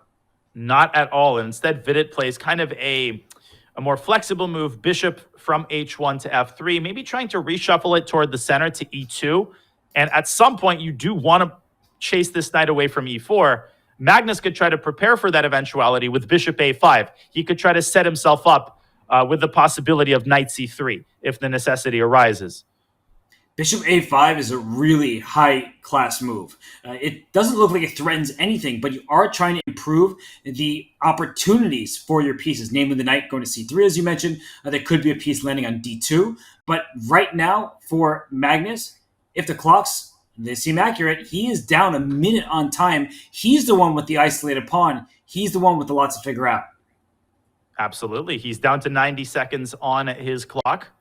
And he goes g7, g5, advancing the pawn 2 squares, a move that you would never consider with the queens on the board. But with the queens off the board, you don't particularly care about your king's pawn cover. That opens up the possibility for more concrete action on the king side. Vidit does exactly the same, g4. And you would love to play f5 as black, and he takes in d4. Is he going to play for f5? He may want to open that file. He goes right for it. So he's giving up the a7 pawn. There will be rook a8 at some point. Also, you have to figure out what to do as white. Is gf5, bishop f5? Is rook f8 coming next? But Danya, something about this does feel very fragile for black. So even though I like it, I'm still a bit worried about a7 and d5 and things like that. No, definitely. This has to work out. Otherwise, you might end up a pawn down. White does have this massive blockading piece on d4. It used to be a knight. Now it's a bishop. The issue from the other perspective is that if white trades on e4, it feels like the light square weaknesses on the king side could cause white rather serious anguish, even in an opposite colored bishop endgame with all of the rooks off the board. The king could get imprisoned on g1. So I feel like this is a 3-result game. And g takes f5 was Vidit's choice. The h3 pawn is such a nuisance because of the back rank checkmates, and now it's defended by the bishop. So who cares about the a7 pawn is what Magnus is claiming. If bishop takes a7, maybe there's knight c3 for black, and that could cause some discombobulation of the white forces. And we thank Hikaru for a big, big raid. Welcome, everybody, to the Speed Chess Championship, where Vidit against Magnus. You come at a great time. We're still in our first segment. I'm with you, Robert. Bishop a7, knight c3, followed by g4 with ideas of knight e2. That looks like something I wouldn't touch with a 10-foot pole against anybody, much less against Magnus Carlsen.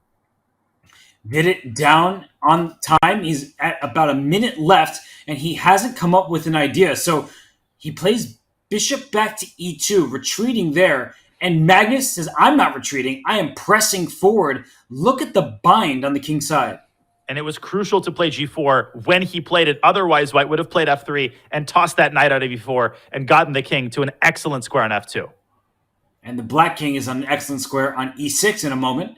Though the a7 pawn, if you leave it there forever, maybe white will eventually be able to capture it, especially now that a4 was played.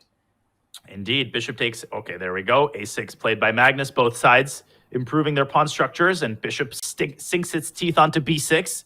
Vidit trying to induce the trade of rooks. Magnus says, nope, we can trade rooks, but it'll have to happen on my terms. You'll have to give up the entire c-file, and that's out of the question for Vidit as he circles his bishop around to c7, Karpov-Unziker style. Now that is a high-quality reference, and I was wondering before white played bishop c7 if black could play g3 and try to sacrifice to get a passed pawn, but bishop c7 stops that idea before it even can become remotely accessible. I'm referring to a famous Ruy Lopez game from the 70s where Anatoly Karpov sandwiched his bishop between the rooks quite like this, but this was in a middle game. It was in a completely different type of position. Watch out, Robert, in the future, far, far future, for bishop g3, rook takes g3. Black's got these 2 pawns in the 3rd rank. If one of them ends up on the 2nd rank, well, we know how that turned out in the previous game. What do you make of this? Are we going to see a liquidation and a draw? I think that white has an easier position to play. I understand that these rook takes g3 ideas are in the air, but now that the rooks are being, now that they're gone completely, never mind. Neither side has an easier position. It's just a complete draw. And that took about 10 minutes off the match clock. We're down to 14 and a half. Time probably for 2 more 5+1 games. And Magnus now will have the white pieces in an English opening. Magnus mixing it up, having some fun with his opening choices. And I always like this line for white because now that black has committed the pawn to c6, you're not worried about the queen getting kicked if it went to d4. And now we see that the pawns are alive, but down in this structure, white can hit black with an f3 move in the near future and open the board up. I think newer players, I'm with you, newer players are always enthralled by black's pawn structure because it looks fancy. Ooh, you've got the pawn on e4, you've got the space advantage. But if you look more carefully, white's position is very dynamic. You've got a lot of cool ideas here. Queen d3 and e4 is a very common plan. The knight can sink its teeth either onto e5 or f5, which is exactly what Magnus Carlsen is doing as he sacrifices the pawn on c4. And in return, I think he's going to try to garner the bishop pair as well as full control of the center with e4. And it's like a Catalan, but looks nothing like it because it's a more open board state. And the black king on g8, it is in harm's way. Bishop to g4 was played. If you move your queen off the d-file, down goes the d4 pawn with check. So queen d2, Magnus does not mind. And look at the next move, h3, queen f2, pawn g4, maybe pawn e5 when you're good and ready. It does seem like white has an easier set of options than black does. For some reason, the mental reference is to a set of games in the CGC between Sam Sevian and MVL, whom Sam Sevian knocked out. Sevian kept playing this line in the English and kept winning games precisely in this fashion, where he would get his queen to f2, his rook to f1, ultimately the knight to f5, and the train wreck starts really quickly on the king side. So Vidit has to find some way to slow these processes down. He can't just, develop his pieces in a pedestrian fashion, which is exactly what he's doing. But I think that this might backfire after h3. And wait a second, is he going to drop his bishop after bishop e6, d5? Bishop e6, d5 looks pretty worrisome to my eyes. What is keeping black in that? That is a piece that is going to be lost, but maybe the knight on h4 can be captured. And what is that? e5 and knight f5. Vidit understandably declines to lose his minor piece, but now he's given up complete control of the f5 square. Magnus says, thank you very much. Looks very pleasant for white because black's extra pawn is on c4. It's not really playing a huge role in this game. And so what Magnus can do now, and he plays queen to e2, he can go after that c4 pawn, but he also goes for e5. Bishop takes h6 or knight takes something on the king side is up in the air.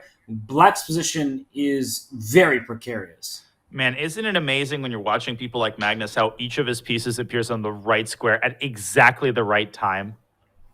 It is, right? The queen went to e2 so that the bishop comes to e3 while the d4 pawn is defended because the black knight went onto d7. Like every single move, as you're saying, is happening at just the right moment.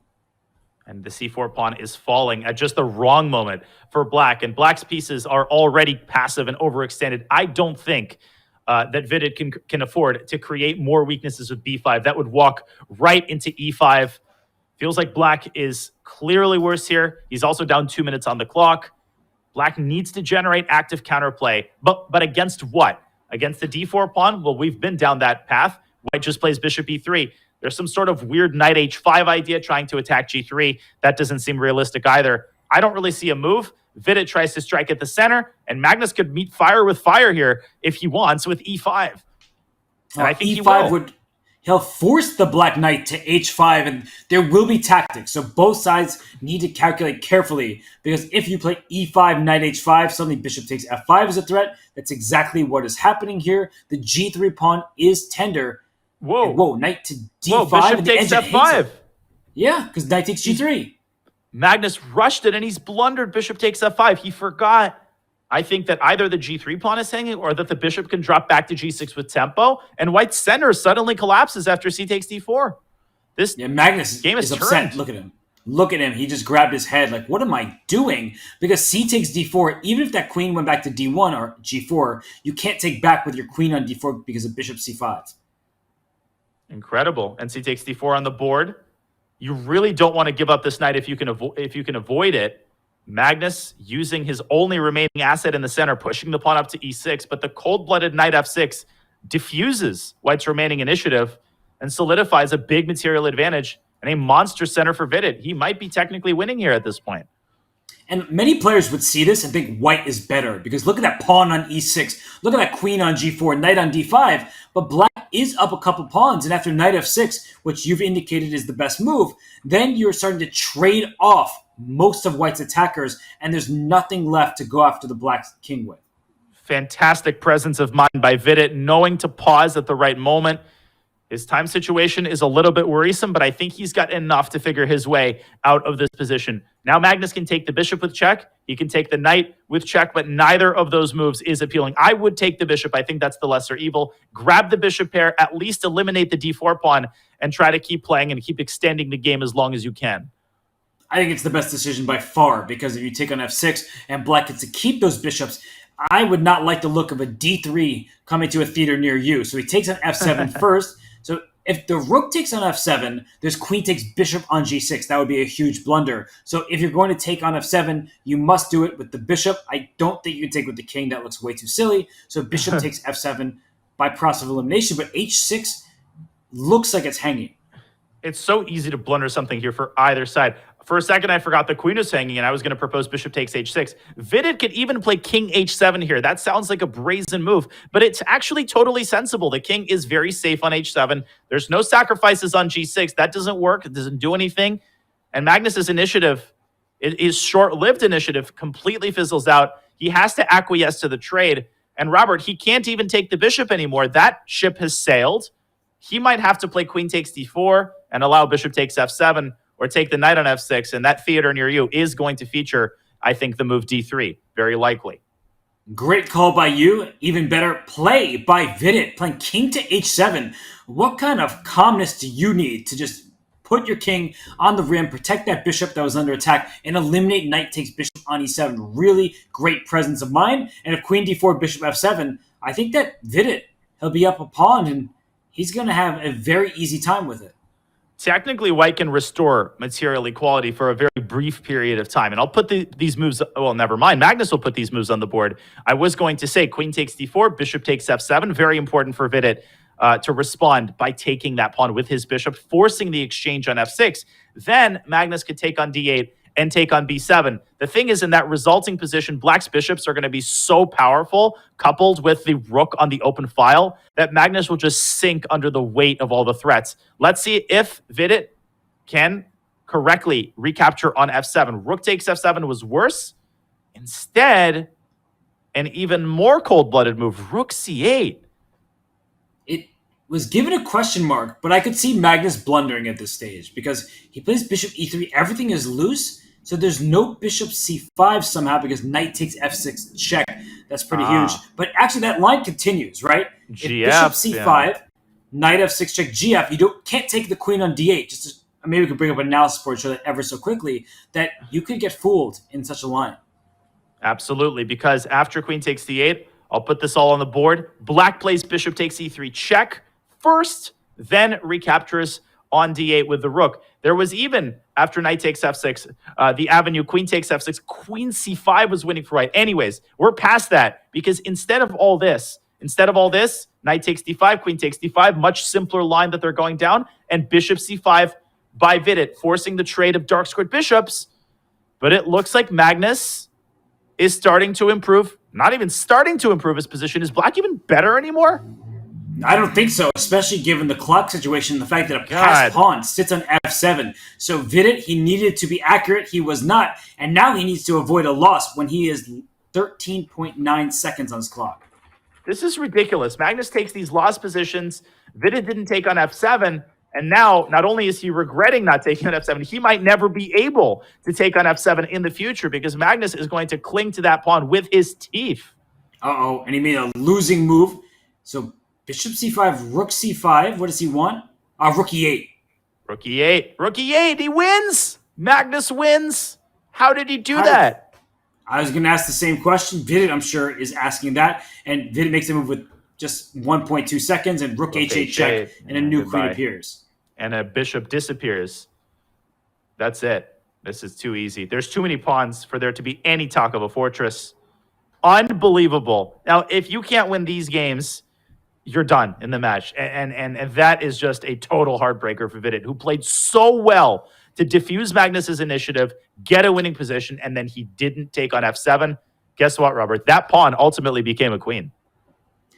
That pawn reached the other side, and right now Magnus Carlsen has a 4-point lead over Vidit Guzrathi. He is just cruising, but it's been a bumpy ride. That's been clear. But somehow Vidit, even when he's up a pawn, he just can't put Magnus away because Magnus is that resourceful.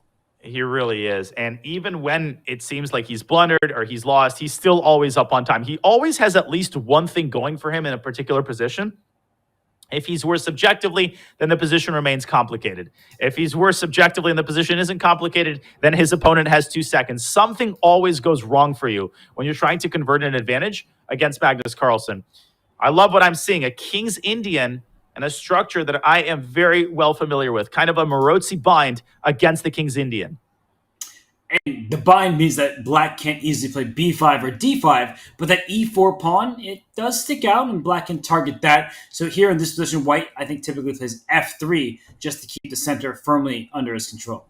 Yeah, f3 is kind of a sine qua non of these types of positions. You don't want to constantly have to deal with the possibility of h6 and g5. Okay, rook e1 is also possible. You can try to drop the bishop back to f1 and play without f3, but I'm a little bit skeptical, and Magnus could consider actually h6, g5, and knight takes c4. I wouldn't rule that option out, especially given how adventurous Magnus seems to be feeling today.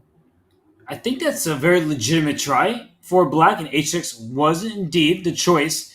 And if you play bishop h4 and g5 happens, isn't black just going to simply steal the e4 pawn? There's no useful discovery. Yes. Which is why I don't understand Vidit's choice of rook e1. I mean, f3 doesn't really have all that many downsides in this particular structure. Now Vidit has opened himself up to a world of hurt down the e-file. What he might have overlooked is that if he moves his bishop away, pinning the knight can still take on c3 because the queen on d1 is targeted. This is a very classic trick in these King's Indian structures. Where is white's compensation is my question. I don't see it. Question.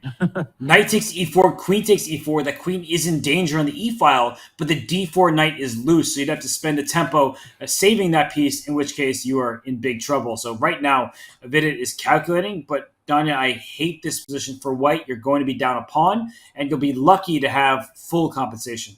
And not to keep harping on it, but I just hate that this was unnecessary, right? I mean, Vidit's thinking right now, why on earth did I allow it, right? Why am I even in this situation to begin with? I could have played f3, enjoyed myself a nice slight advantage. Instead, he's got to search for compensation where there is none to be found. If he trades on e4, the queen recaptures, hits the knight. He's going to have to waste another tempo. I like bishop f3. I think this does keep, relatively speaking, some semblance of an initiative.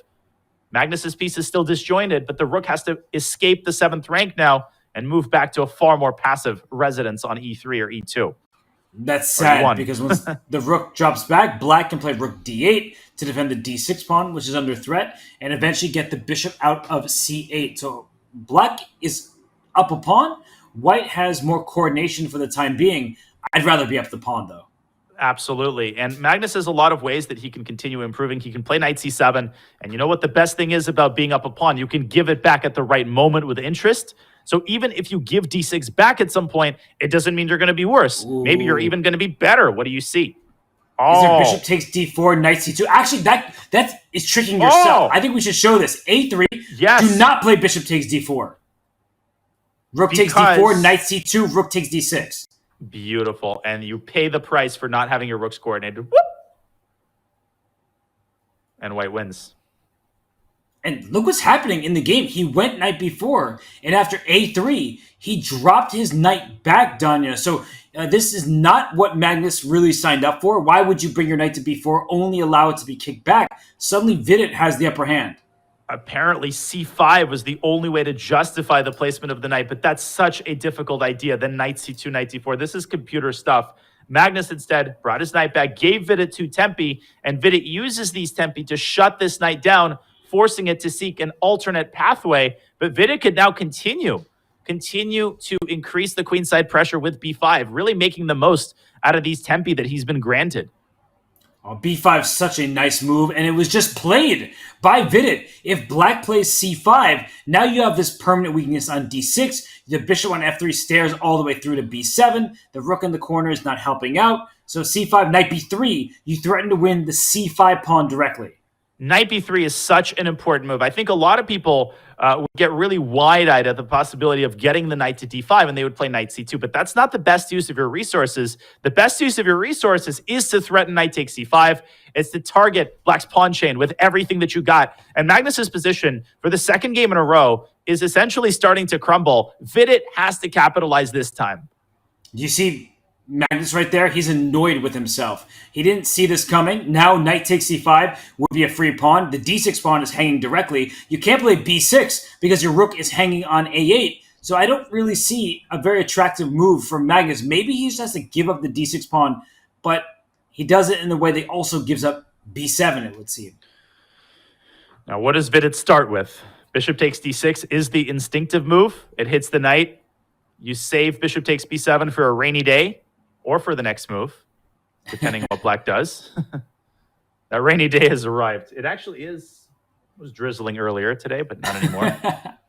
You were checking out the weather in your area, but look at this position. Vidit, it says he's got a winning advantage. The bar is very high up there. Is bishop takes d6 just that strong?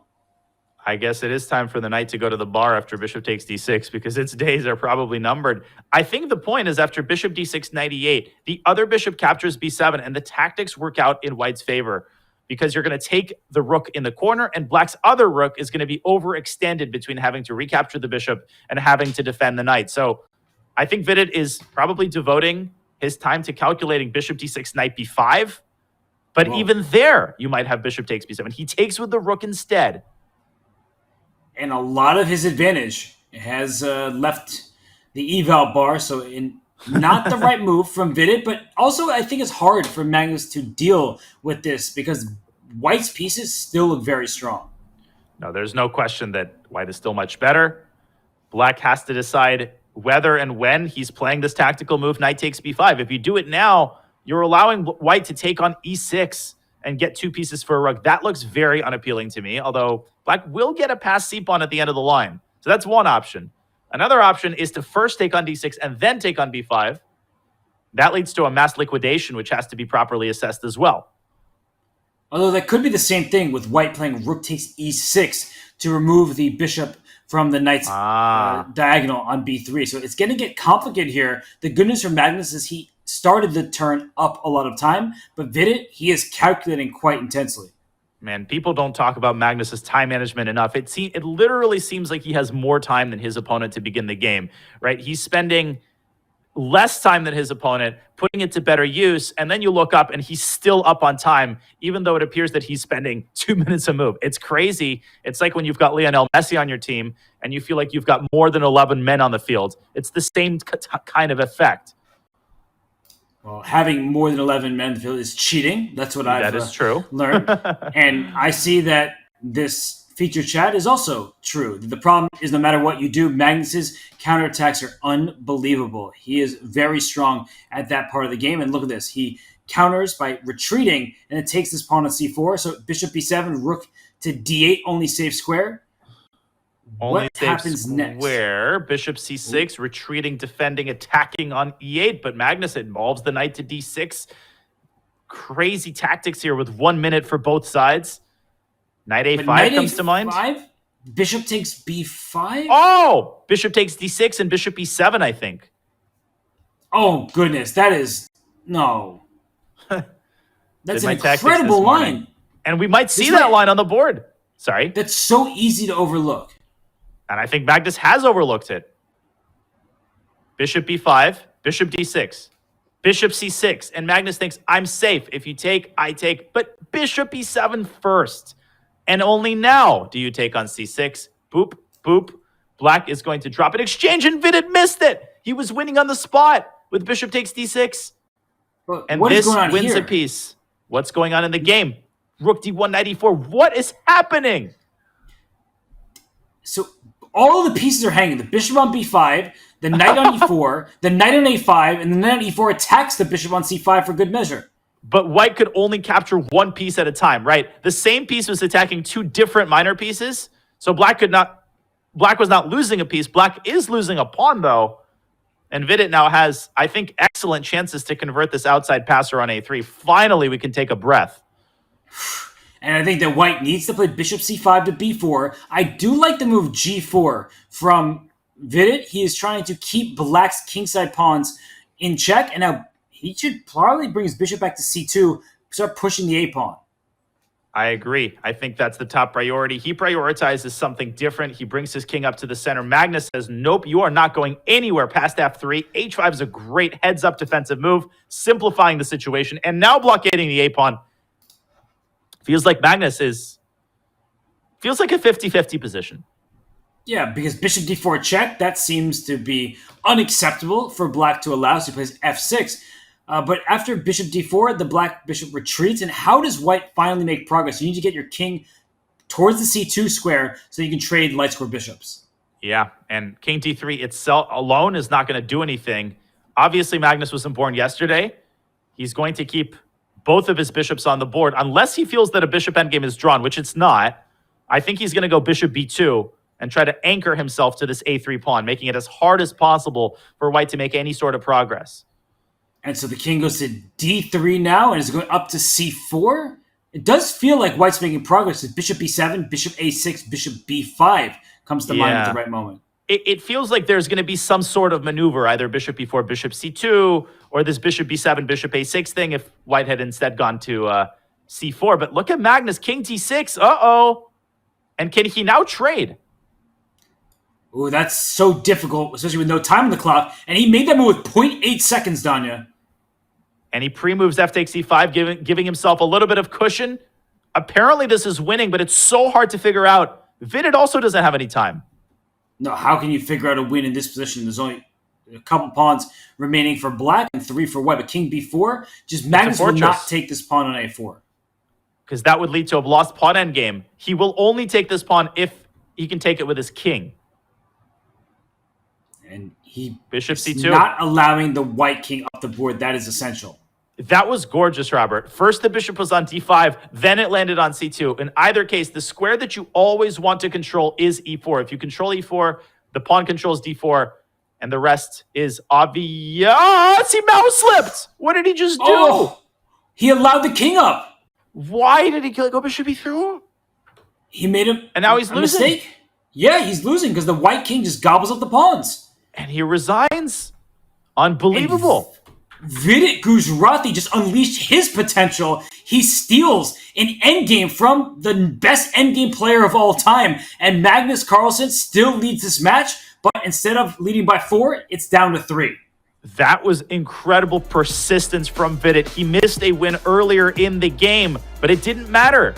He wins in the end. He pulls a Magnus on Magnus himself, and he sets the tone for what needs to be a highly successful 3+1 segment. Great final game. Okay, but Magnus Carlsen leads by 6-3. So, Danya, you see that gap. It's still a big lead for Magnus.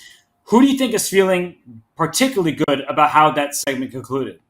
Listen, it's a big lead for Magnus. I think Magnus is going to be annoyed at the 2 games that he lost. I don't think he's going to be annoyed at the score. I think he took care of business. A 3-point lead after the 5+1 segment is a great score. At the same time, Vidit is within striking distance. This is clearly not the kind of blowout that we saw in the morning. The level of chess is very high, and anything can happen. Magnus is making some blunders, so I really think that Vidit is going to keep his hopes up. And if he can keep his level up, I think we might be in for a closer match than anybody might have expected. Yeah, if Vidit can keep his cool and keep the match close in the bullet in particular, anything can happen. But this event does not happen without our presenting sponsor in Coinbase. Do you wish financial systems were as fast and smart as the 2023 Speeches Championship presented by Coinbase? They can be. Check out coinbase.com/update the system today, or use the command Coinbase in chat to learn more. Again, use the command Coinbase. We do shout out the presenting sponsor, and well, we shout out the 5-minute plus 1 second increment segment. That is done with. We will take a break, but when we return, it's more from the Speeches Championship presented by Coinbase. It's Magnus Carlsen versus Vidit Gujrati.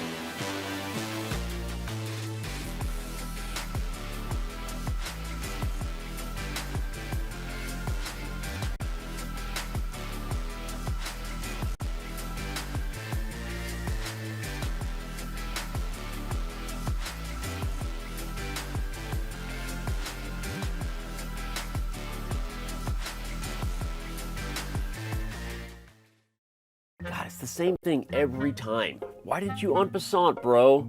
I swear to God, en passant should be forced. All my friends watching, and this day is taking forever. Play faster. If I could move this pawn backwards, it would basically be checkmate. Oh! And draws are dumb. I should be able to flag him no matter how many times I repeat moves. 1,400 years, and it's the same game every time. You know what? It's time for some updates. I'm tired of this. I'm doing it. Stalemate is now a win for the player who gets stalemated. You're welcome, Eric Rosen. Hey, it's the Rosen trap. Pawns can move backwards. Why has that never not been a rule? Pawns can move backwards now? Every piece should be allowed to en passant. What? That's not even possible. How? Ship it. Dunzo. Update. Enter. Why is it ending? There's just 2 kings on the board. What is this purgatory? This is so awesome what we're doing here. Guys, we're changing chess. Why can't people just move however they want, whenever they want? Wait, what? Checkmate? Do I not get to move? From now on, C4 actually explodes. Pawns are weak no more. Pawns can promote on the first move. Update! Take that, fool! Woo! I'm not sure I made the users as happy as I thought I would. Maybe chess doesn't need an update. Financial systems do need an update, though. Coinbase is working on just that, re-envisioning an entirely new financial system that is decentralized and fully transparent. Thank you, Coinbase, for sponsoring competitive chess and making events like the Speed Chess Championship possible. Go to coinbase.com/update the system today to learn more. September bots are here, and it's time for a monumental clash. This barbarian might not crush you on the board, but he certainly can crush you with the board. Speaking of crushing, this giant is a living siege tower. Usually found in groups, goblins are fond of sharp, pointy objects and other people's pieces. The battle-hardened Valkyrie might give you a game once she's done arm wrestling a golem. This hog rider and his noble steed might give you a headache or two. Skeletons adore her, foes fear her. You'll need to bring your A game if you want to beat this witch. Yes, that probably is a rabbit up his sleeve, or a huge fireball with your name on it. We hear wizards are pretty good at chess. Not just a killing machine, Pekka loves tiny butterflies. But you're probably not a butterfly, so watch out. The Archer Queen thinks highly of herself, and for good reason. She's a skilled tactician, deadly opponent, and your worst nightmare. Play them all on chess.com.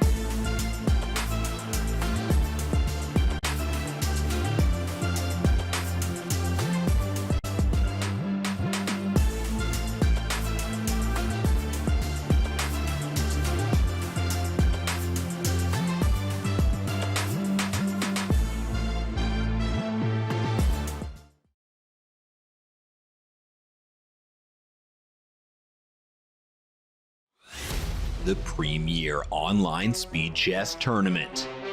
A knockout filled with tension, drama, quick tactics, and shocking moments. Oh my gosh! For the last 7 years and counting, the best blitz and bullet players in the world have flocked to chess.com to prove their worth at this format. Excitement reigns every year with major upsets and intense battles. This year, 12 invitees and 4 qualifiers face off for the title. Dozens have tried, but only 2 have ever worn this crown. Magnus makes it look easy. He got me over! He wins the Speed Chess Championship 5th in a row. Who will be this year's Blitz King? It's time to find out. Welcome to the 2023 Speed Chess Championship, presented by Coinbase.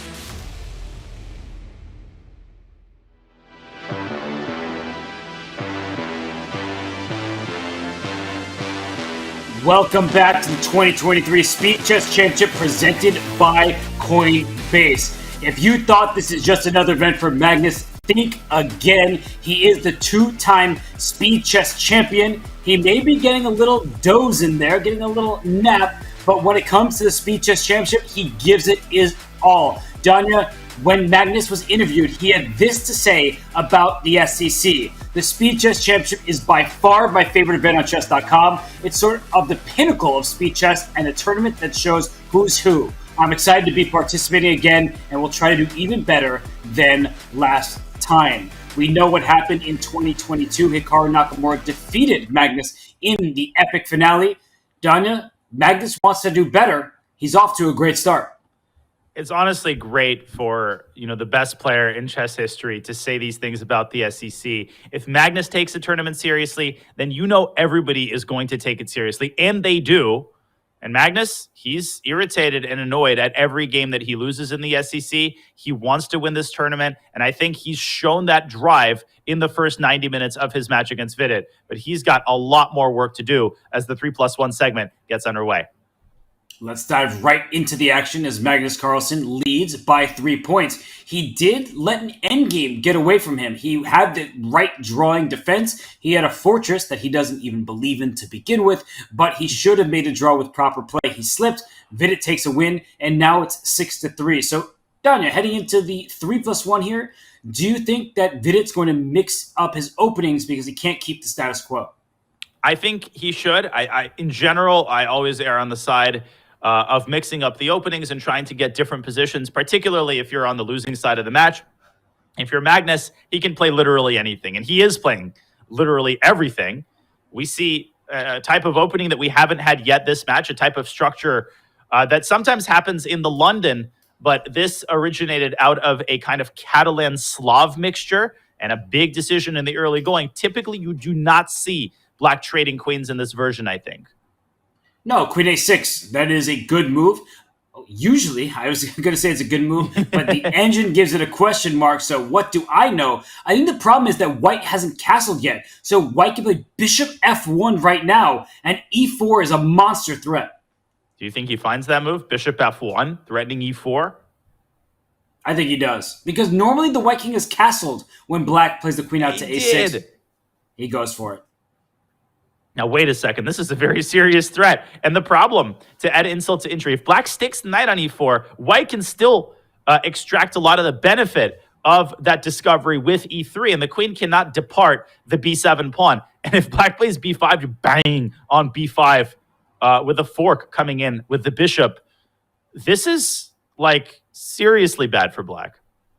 Why is this remotely acceptable? It feels like e4 is a big threat, and as you mentioned, e3 can happen. So he starts with b5, which I think is a good idea, because if white plays a4, black can't take on a4. You can also give up the pawn on the b4 square. That's actually what happens in some Slav openings. Yeah, a4 is met with b4 just to keep things close, to put a band-aid over the queen side so that you can quickly complete your king side development. You're going to need a lot of band-aids to patch up this disaster that's unfolding on the king side. But Magnus kind of making a typical Magnus move. Bishop f4, maybe not the best according to the engine, but he's playing more positionally, clamping down on the e5 square. And I think he's not necessarily hurrying with a4. He might play it on this move. He might also just play bishop back to g2 and complete his development, which he's doing.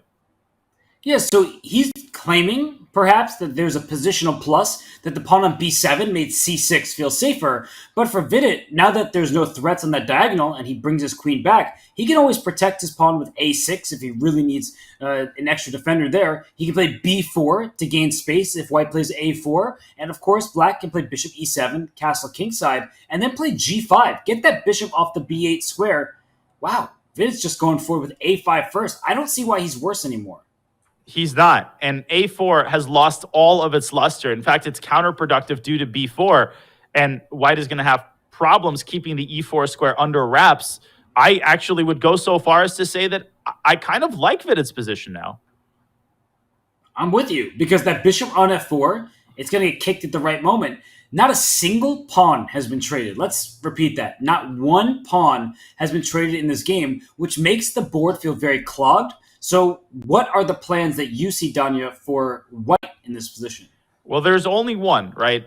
One wise man said the side that controls the pawn breaks controls the position, and the only conceivable pawn break, now this is a typical plan in such positions, is carrying out e2, e4, which is clearly what Magnus is preparing. First, he's got to decide where to put his queen. He puts it on b4. And is he going to follow up with e4? That's an incredibly committal move, because after the trade on e4, the d5 square is weakened, and you do not want to allow black to sink his teeth into that square. So you got to tread very carefully here. Knight b8. And look, he's threatening to win a piece. Knight a6. Whoa. And if the queen goes to a3, there's b4, and as you're pointing out, bishop d8 to a5. But why did Vidit wince? He made the move knight to b8, and then it seemed like he didn't like his decision. Is it because of Magnus's response, knight c3 to d1, vacating an escape square for the white queen? This is not exactly, a reason to, I don't know, to cry. But it may be the case that Vidit is at a bit of a dead end with this knight on a6, kind of having no prospects past a6. And he just castles. There's no bishop takes h6. Funny business. White doesn't have enough pieces over there on the king side to threaten the black king. He plays f3, taking away some knight g4 jumps.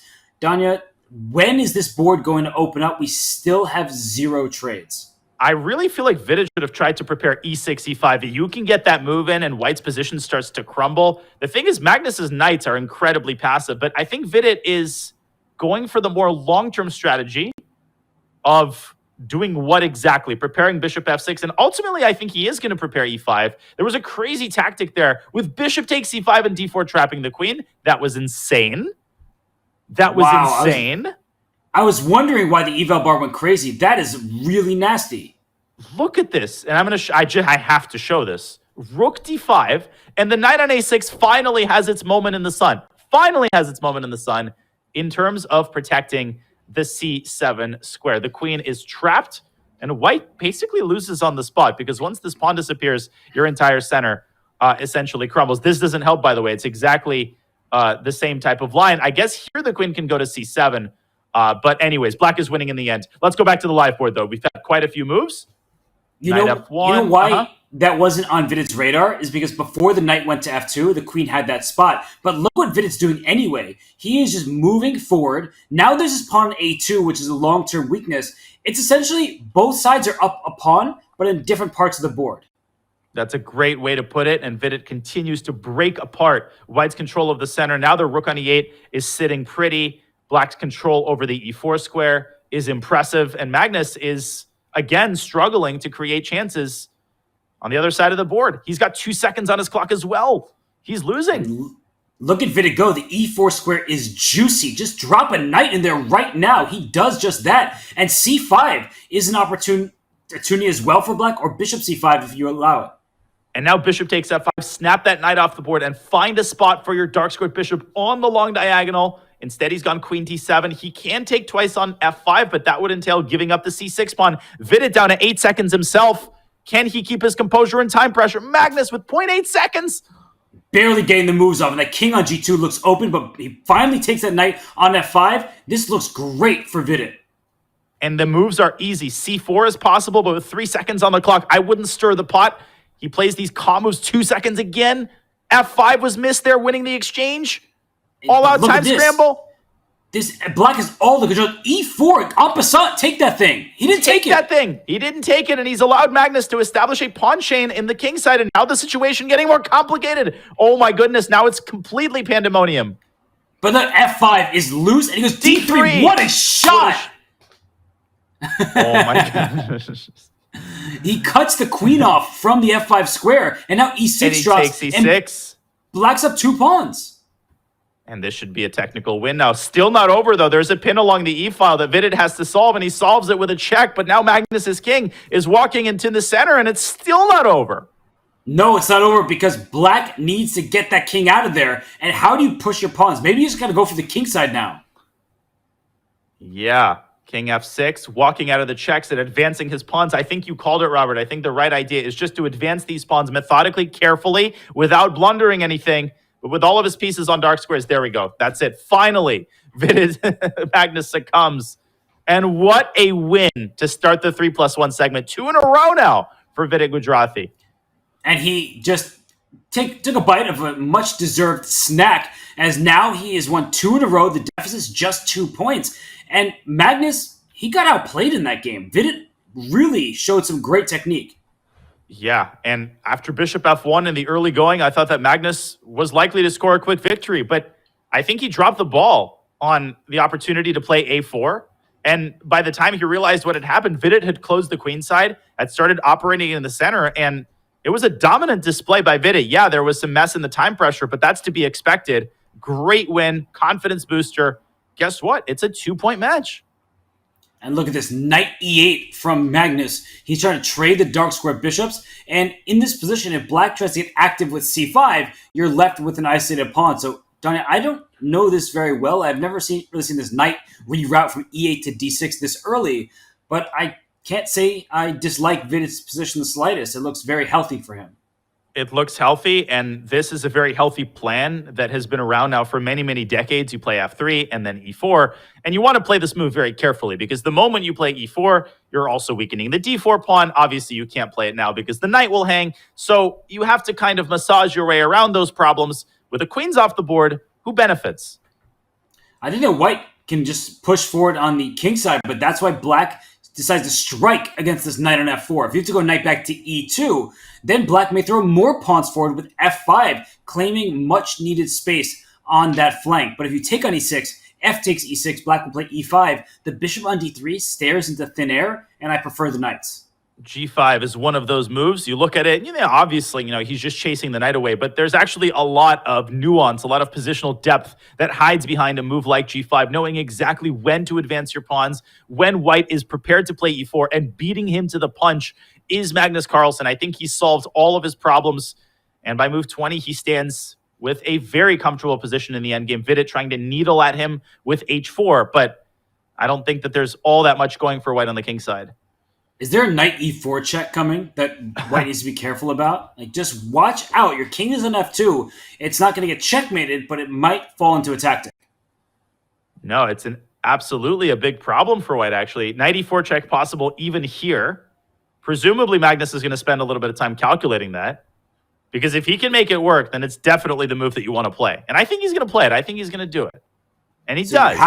You have to take this knight. If your king moves, you lose the knight on g3, so that's a difference there. But if you take with the pawn, then f takes is a problem. So it takes the bishop. But this, at first glance, looks good to me for black, but he gets rook h5, rook h1 so quickly that maybe it's white who has the upper hand. Upon closer inspection, it's not entirely clear which king gets caught under the crossfire first. Black has to defend this g5 pawn. Now, Magnus could play e takes f3 and throw this in, but he's not in time to play this tactical move, bishop g4, because g5 will fall with check, it'll fall with a fork, and king g6 is going to be met with the doubling on the h file with tons of threats. There's some mate threats there with rook h7 as well. Let's see how this plays out. Magnus could also push the pawn up to g4. But g4 then f4 from white, and that bishop on e6, that does not look like a great piece. It's just a kind of staring into your own pawns. The pawn d5 is blunting your own bishop. Suddenly, I like Vidit's position. I just like the way he's playing this match. He has really been able to right the ship. Yeah, the confidence that he's played with the last couple of games has been awesome to see. He lost a couple of painful ones earlier in the 5-minute portion. It hasn't impacted his confidence and his verve at all. That's exactly what you need to do against someone of Magnus's caliber, as we see King G6 and Knight to F7, a stellar defensive move uncorked by Carlsen. He protects H6 and G5 and prepares to simplify the situation with Rook H8, which will really make the king feel a little bit more comfortable on G6. It's that filigree precision that you always like to reference. And Magnus's average accuracy level of 92.3% in the 5+1 section was the highest thus far. And he only has a 2-point lead right now. That must be so frustrating for him. He's playing quite accurate chess. But let's not forget, in that bishop endgame, where he had the draw in the bag, he made one slip with his bishop, and suddenly Vidit was able to win. So accuracy, if you're not accurate until the very end, it doesn't actually help you secure even more points. Well, listen, knowing Magnus and having interviewed him as many times as I and as we've interviewed him, he's probably exasperated right now that this isn't a blowout. He's exasperated that the score, isn't 7-1 or something like that. But you got to tip your hat to Vidit. He has played very consistent brand of chess. Yeah, he's missed some tactics here and there, but he's exploited the opportunities as they've come. And this is a pretty important endgame. It's equal according to the engine, but I can see this going in either player's favor. The knights look pretty strong, but white's suffering from some weaknesses here in the center and on the king side. Likeliest outcome, definitely still a draw. It looks like it. And Vidit might even try to force it in the next couple moves. If the king goes back to f6, the knight goes back to e4. But maybe he'll play for more with king e3 and say, what is your plan as black? I think the plan is to repeat moves. He hasn't done it yet. But if he spends all his time and gets in time trouble, he won't be able to win. But he does play king You're e3. You're right. Good call, Robert. And I was thinking he's adopting that old trick I would use to convince my coaches that accepting a draw was the right decision. Oh, but, I ran out of time. I had only 2 minutes on my clock. Of course, I started with 45 minutes. But if you sit for 40 minutes, you don't have any time left, so you might as well take the draw. And what do we have here? The knight swings over to the queen side using the entire board as a canvas, but Magnus simply drops his king back. I love the placement of black's knight as it guards the g-pawn as well as important squares throughout the center. Yeah, because the d6 square was one where the white knight would have loved to jump to, and then to c8. Now we see a swap of pieces. This looks like a draw for sure. I don't even see how either side plays for a win. Like, you'd have to blunder a full piece. Or you'd have to blunder a transition into a pawn game. Like knight d6 actually threatens knight f5 check. And I think black would be winning in that pawn endgame because of the superior king placement. So Vidit is the one who has to be a little bit careful. Magnus might try for a couple moves before acquiescing to the draw. Also, I think it benefits him, given that he holds the lead in the match.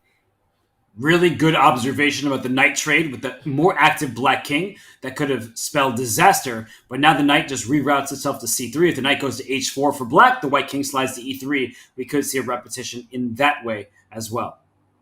Indeed, we do. That is exactly what we're getting. Knight a7 to b5. Magnus, he keeps it going. And I think he's keeping it going also from the perspective of milking some time off the clock, exerting a little bit of additional pressure, wearing his opponent down just a little bit more. All of those incremental moments, they are important when you add them up. And you can't win games that you've already drawn. And we know how many wins Magnus has had from very equal positions. So why not? Look, his king is active right now. But that knight that was on f4, it wraps around a bit. There was knight c2 check that white had to be careful about. But a3 kicks the knight back. What's happening here?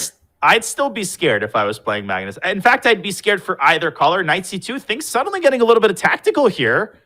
Now, probably still a draw after knight takes d5, but wait a second. Knight takes a3, and black gets this outside g-pawn. And I'm starting to get a little worried for Vidit. He's got to be accurate now. Is he going to lose this? How does he save this? The g-pawn's so fast. Oh, what a find. Knight d7. Only he needs the check.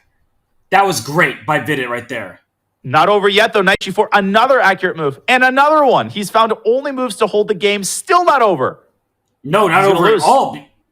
2 seconds. He was knight g2. And where's the knight going? To f4. f4. Only moves. Knight h3 now. Nope. g2. Losing. Black goes to f2 with the king. But knight h3 and knight g1, the knight will keep circling around. And if black promotes, white's king will start to get up to c5. And then it's a 3-result game once again. And king up to d4. Watch out. His king. Where does the king knight go? g5. Knight g5 is coming. Wait. He got that move off, but barely. But knight g5 wins. Oh my gosh. Deflecting the knight from h3. It's a double exclam, and it's a win for Magnus Carlsen. I cannot believe what we just saw. Unreal, but you called it that black still had some winning chances, and I said, and Magnus does, you cannot win games you've already drawn. He won a game that most people would have chalked up to being just a draw. It's never that simple when Magnus is your opponent.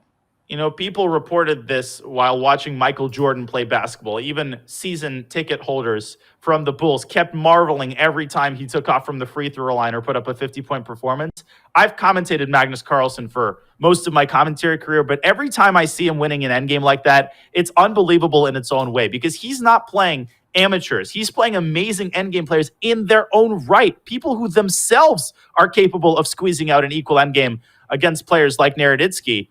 The fact that Magnus Carlsen does it to them is pretty insane.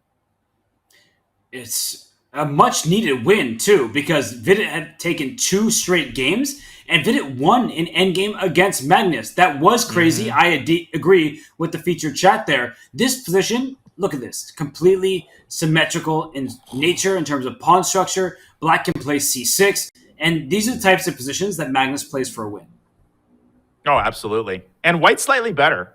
Why exactly, I don't know. Like sometimes, why is white slightly better? Maybe because the knight is incrementally better placed. Maybe because the queen has this window toward b3. It can tickle some of black's pawns. Black has a couple of these very minor problems that have to be solved. I think he can solve them by dropping the queen back specifically to e7 and playing c6. Well done.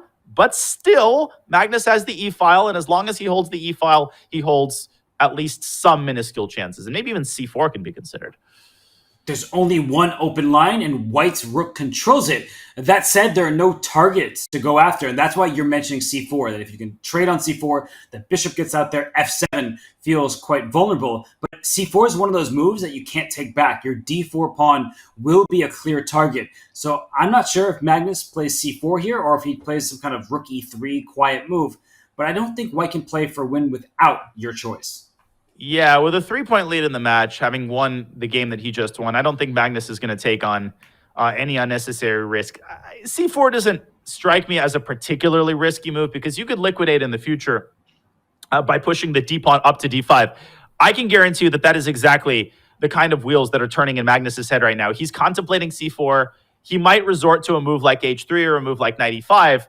Given what we saw last game, that would not be tantamount to a draw, for he is still very much playing this position for a win. Yeah, you can play c4 next and take with a pawn rather than the bishop, so he'll have a hanging pawn structure, an open b-file to target maybe black's backward pawn. So here, Vidit plays bishop to e4. Magnus retreats, attacking that bishop, and the bishop slides back to g6. I like the way both players are handling this, Danya. Now it definitely feels like c4 is quite a bit more appealing. You called it, Robert. His idea is to recapture with the pawn, maintaining the integrity of his pawn structure. What does he want? What is his next move? Well, probably it's c takes d5, and then bringing the knight back over to f3, and ultimately gaining traction on this d5 pawn. Bishop h5 is very tempting, going after that knight on f3, but black needs to be careful. They're back rank ideas because the king doesn't have luft, so both sides have this weakness. d5 for black, d4 for white, and bishop h5 at the right moment will probably be a good move. White's control over the e-file is quite an annoying factor that black has to deal with. It would be very nice if black could just remove the rooks from the board. Not easy to do because the e8 square is undefended. You could consider a move like f6, but obviously a move like that comes with a pretty hefty price tag. And Magnus just starting to do Magnus things here. Bishop d3 is an excellent counter-attacking move. He protected his knight by attacking the black knight. Bishop takes f3 is met by bishop takes f5. And the e-file control for white is great. That's why the knight just slid back to d6. And queen c5. What a Magnus choice. That is such a Magnus move right there. It's vintage Magnus. Forcing, I think he's forcing an endgame because you do not want to give up d5. Vidit will have to stick his knight on e4, give up a pawn, and after the last game, imagine the nightmare of having to hold a pawn down rook endgame against Magnus. No, he's given up the pawn. Too much of a nightmare. Well, he wants a bit more of an active defense instead of trading queens and then having to move the knight away back to the last rank or giving the pawn away in the center. He says, I'll give it away, but with more pieces on the board. Taking on a 3, he wants queen c3 and now b3 and d4 and e1 are all hanging. Watch out for the third rank. Bishop takes h7 check, but the queen is defended by the rook. Remarkably, queen d1 guards all 3 things at the same time because you can't play queen takes d4 because of the aforementioned bishop h7 check. Of course, there the queen is undefended. But queen d1 is a little bit passive. Magnus could also choose to give away the b3 pawn and put a rook on d1 and then operate on the king side with a move like h4. Big moment here. Oh, you can't even take this pawn because of bishop h7. So rook d1 also serves the purpose of protecting all 3 items that are under fire. Actually, how does black respond to rook d1? You're simply going to be down a pawn for the time being. G6 blunts the bishop but creates loose squares in front of the king. So I think rook d1 may be the best try. I love the move rook d1 because it keeps the queen on its optimal attacking square. Queen d1 is a little bit passive. Magnus, though, look at how much time he's investing on this move. He's down to 30 seconds. What is he calculating? He's calculating, if I had the black pieces, well, I'd be able to get good, sufficient counterplay and maybe win the game. And that might be the problems when you're Magnus. You think like Magnus, but you have to recognize that, hey, not everyone does. And he goes, rook e3. Whoa. He's mad at himself. Wait, his idea is queen takes b3, bishop takes h7 check. But in that position, you can't take the queen because of back rank mate. You've got this check on h3, though, with your queen. Things getting super complicated as Vidit takes the majority of his own time to calculate the thicket of variations. Queen a1 check also possible. Yeah, queen a1, bishop f1, rook c1. Queen just barreling down the first rank, but queen e2 threatens a counter back rank checkmate on e8. That is a much needed defense. And Vidit, he is down under 16 seconds now. He made his move, but Magnus simply makes luft. And this is exactly the kind of position Magnus wanted. He's got a good bishop against a relatively bad knight. I think it's a minuscule advantage for white. In a time scramble, though, knights are very valuable pieces. So easy to miss some sort of freak tactic or a fork. Let's see how Vidit handles this very important time scramble. We might get a queen trade and a draw, but the way that these previous time scrambles have gone, I think we're in for some adventures in this endgame. Yeah, why a draw? Look at this position where the knight on d6 now is defended. It goes back to b6. That's a great move. I have to say, it frees the rook on the 6th rank and gets your knight active. Rook c3 was possible there. Instead, he reroutes his knight to c5. Knight takes a4. Does that work? No, it doesn't because of bishop b5. And rook c3 checked there with king d2. So great awareness from both players. The knight goes back to e6 to check. He'll go back to c5, maybe? Magnus advancing, expanding on the king side, trying to deprive the knight of key retreating squares. Vidit going back and forth, but it seems like Magnus is starting to make progress here on the king side. I'm looking at Vidit's clock. He barely is getting his moves up. 0.7 seconds. This is a bullet scramble. Now start trading pawns. And Donna, let's not forget, the light square bishop, the h8 corner are not a match. So Vidit should know his task. He does indeed. Rook f7 check is Magnus's idea. He's loading up a trebuchet on the f-file. 1 second for Magnus. 0.4 as he made his move. And he's going to bail out, I think, to a draw. Yes, he will. He's going to take b6 and h6, but it's going to be rook and 1 pawn versus rook and 1 pawn. And just throw away the a pawn. Put your king in front of the h pawn. That is a draw. Wow. So we did get our share of adventurous, but I think a draw. Fair result for a very balanced game. A good result for both players in that one. I thought that Vidit held very steady. I mean, this is the thing about the Speed Chess Championship. Even when you're facing a 3-point deficit, you could still be proud of the way you're playing. I think Vidit is playing a very, very strong match. Magnus Carlsen a year ago against 5-minute Caruana, he only gave up 4 points that whole match. So the fact that Vidit's already there and keeping this close, it's showing that Vidit is in good form. I remember that match like it was yesterday. I think we can make the categorical statement that to not get blown out in an increment match against Magnus Carlsen already means that you've basically played to the best of your abilities. And that's very true here. Not only is he not getting blown out, he's very much in this match. All he needs is a win, and it's back to a 2-point match. So this one going to be a very important game going into that midpoint break. And this position needs a midpoint break. We need to open up the center of the board because it's very close. And now Vidit took on d5 because the knight on d7 is a lousy piece. The knight on c3 is much better. The pawn on d4 takes away both forward jumps from that d7 knight. Not going to lie, this is not the most riveting position that I've seen today. I probably would prefer a Najdorf, like the one that they had in game 2, but you take what you can get. Vidit gets his rook over to c1. Notice that he brought the F rook over to c1 just to keep the other rook in reserve on the queen side. Magnus initiates a bunch of trades. And are we going to get a substantive transformation of the pawn structure? No. Vidit is going to keep the status quo by moving the queen away from the pin and leading to a bunch more trades. So it seems like Vidit okay to try and make draws. And one of the things that you have to do in the SEC is play that psychological battle. Does Magnus actually want to make draws with Vidit? The answer is probably no. We saw their head-to-head entering this matchup. I think it was like 12 wins for Magnus, 3 for Vidit, and 0 draws. They do not draw against one another. So maybe Vidit's saying, come on, let's split this point here. I'll steal some of your rating points, and it's not a bad result for me. Yeah, this has been a just ultra-balanced game, but you can totally understand why Vidit is playing with an abundance of caution. Every draw against Magnus Carlsen is an achievement in its own right, but at some point, you need to start coming back in this match. And maybe Vidit's strategy, Robert, is to drag this match out to the bullet, to keep it at approximately a 3-point lead. Maybe he believes that his best chance at a comeback is in the bullet segment. I don't know. I mean, we can ask Vidit afterward, but I think that he's been playing really, really well. That last game, I think some people in the chat were saying over 97% for both players. That essentially tells you all that you need to know. Well, the shorter the time control, I do think the chances go up for players who are lower rated. So I don't blame Vidit if that is his match strategy. He does not want to lose more games in this blitz time control, and it's impossible. To lose, I was going to say, for white, but then I was going to say we've seen Magnus win so many impossible positions. Yeah, we've said that before. It's impossible to lose against anybody except Magnus Carlsen. Is Magnus Carlsen going to try to unbalance the game with e5, or is he just going to keep shuffling his knight between c6 and e7? Well, he has no choice, actually. He can't play e5. Oh, yeah, because it's under control. Now, after knight f4, you can't play e5 because the d5 pawn is loose. So we might see this back and forth. That will lead us to the midway point of this tie control. A draw feels like a fair result, and Vidit hasn't confirmed it. There it is.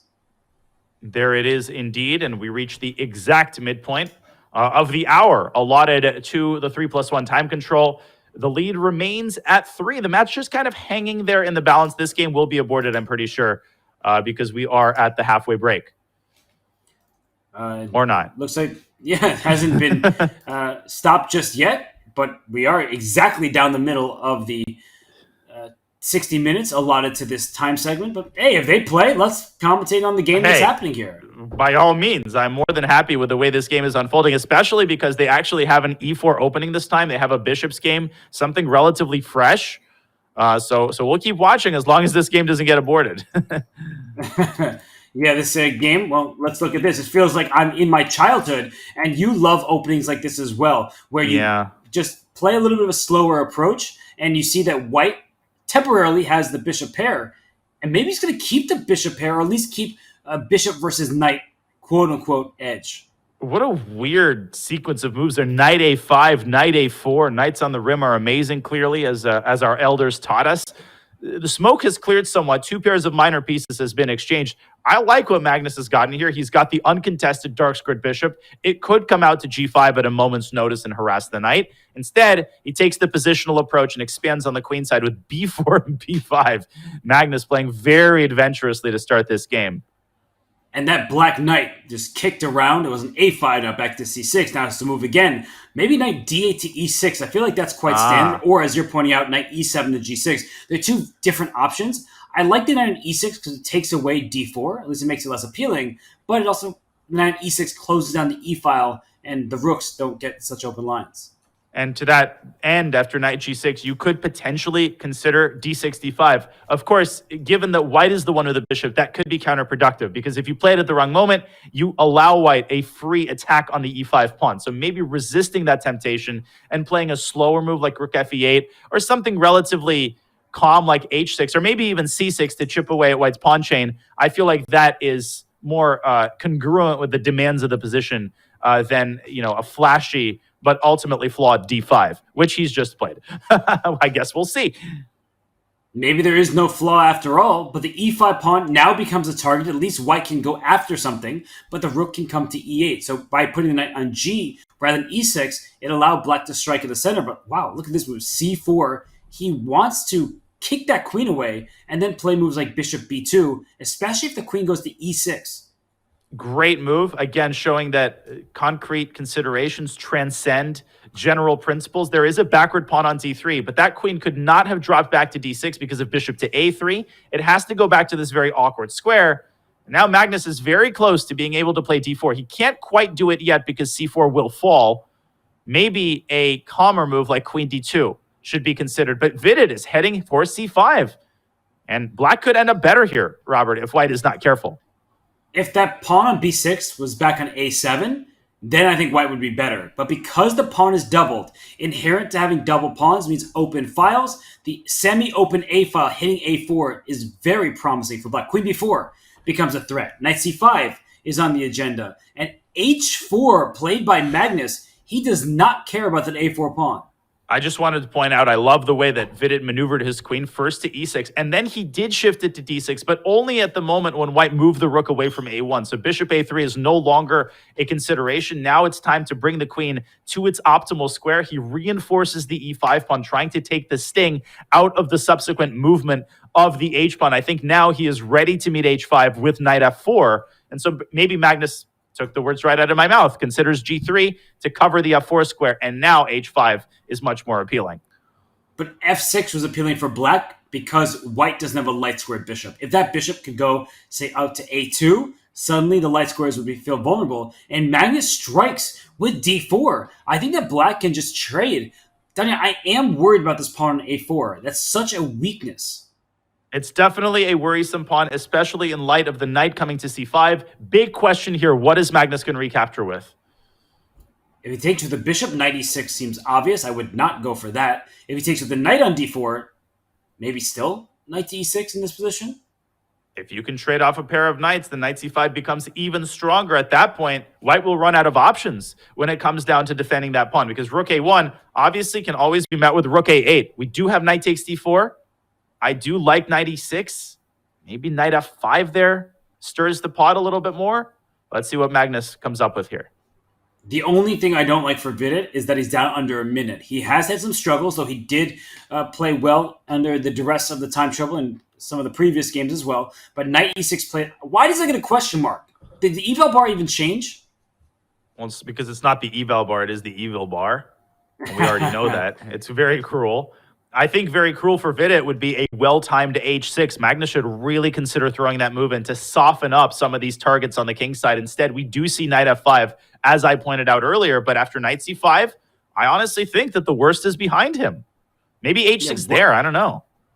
Ooh, just trying to go after the black king. I like that. Yeah. And which knight to c5? He chooses the e knight. And Danya, it's because h6 is not as powerful with the knight on d7 protecting the f6 pawn. Great observation. That's exactly what Vidit had in mind. He plays g6. Magnus drops back to e3, but he is still hunting and probing and chiseling, and the knight is jumping over to d5, 30 seconds for both sides. This is a very double-edged endgame once again. The knight on d5 can, I think, successfully be kicked by a pawn to c6. And also, this a4 pawn remains loose. Black can swing that rook over to a8, grab that a4 pawn, and then try to take control of some open lines. I would be worried if I were Magnus, especially look at his clock. He is down in time trouble. He doesn't see a move that he likes. He goes knight d5. You're absolutely right. c6 is the immediate response. Vidit putting pressure on the board, on the clock. 5 seconds for Magnus. Where is he going to go? Back to e3. Can Vidit continue to surround this pawn with rook a8? What is the downside of rook a8? Is there some kind of rook d or BC, rook d6? Does that somehow keep him in it? I agree. And he goes knight e5 instead, orchestrating a trade of the bishop for the knight. And Vidit doesn't take back yet. That is a sign of a super strong player. And I always compliment players in the news. They don't take right away. He could have pre-moved. He took with the f-pawn, isolating it because he wants that initiative. He gave his king some shelter in the center. And he's taken the pawn on a4, simultaneously protecting b6, taking the sting out of bc. 1 second as Magnus played king f3. He is now firmly in the defensive. Vidit activates his rook. 0.6 seconds as Magnus seeks counterplay against the pawn. Can he hold a draw here? He would be so fortunate. The Black Knight could come to d4 at any moment, but White might win King of the Hill and stay in this game with the White King going to e4. It goes back instead to g2. This is still, Robert, a 3-result game. If Magnus can go after the h-pawn and he does, and Vidit blundered it. But what's going on with this b-pawn? Which pawn is getting there faster? The h-pawn. Magnus is going to win again, and he simply wins by resignation. No, he won on time. On time, even worse. on time. But he's winning in the final position. Wow, Magnus Carlsen down a pawn, but it's not about the quantity, it's about the quality. His h-pawn gets to the other side. He leaps out of his chair, and you see it, the Champions Chess Tour chair there. He currently leads by 4 points. It's been a close match, but it's 9-5 in Magnus' favor. I can't believe the way that he turns these games around. Vidit was in the driver's seat for the whole end game. Magnus makes 3 moves, and the pawn that seems most irrelevant, the most inconsequential pawn on the whole board, right? The h6 pawn that everybody forgot about, that's precisely the pawn which wins the game. Magnus reinforces his dominance. He holds a 4-point lead, and he's coasting. He's playing great. He's taking care of business. It's a combative match. It's a competitive match, Robert. But right now, Vidit needs to turn on the jet once again for a comeback. Even the sloppy games are still strong ones from Magnus Carlsen. He has a 4-point lead. The players will take a break, and so will we. This is the Speed Chess Championship presented by Coinbase. It's Magnus Carlsen versus Vidit Gujrati. More when we return.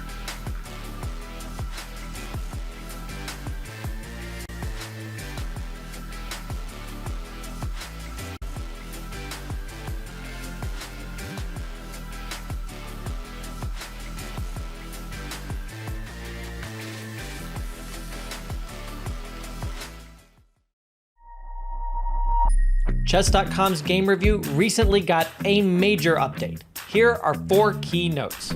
At the end of each game review, you will now see a summary of the game from your coach, your performance rating for that game, and a quick grade for you and your opponent in the opening, middle game, and end game. We've added a new classification called miss for when a move fails to take advantage of an opportunity, but it is otherwise a sound move. We've also changed the definition of blunder. Now a move will only be considered a blunder if it loses material or allows a checkmate. Coach will now draw arrows and highlight squares when you hover over or click on the highlighted words in the move explanations. This should make move explanations easier to follow. Finally, Coach's explanations will now reference specific pieces and threats in explanations, making move explanations much more intuitive. The new game review experience is available on chess.com right now.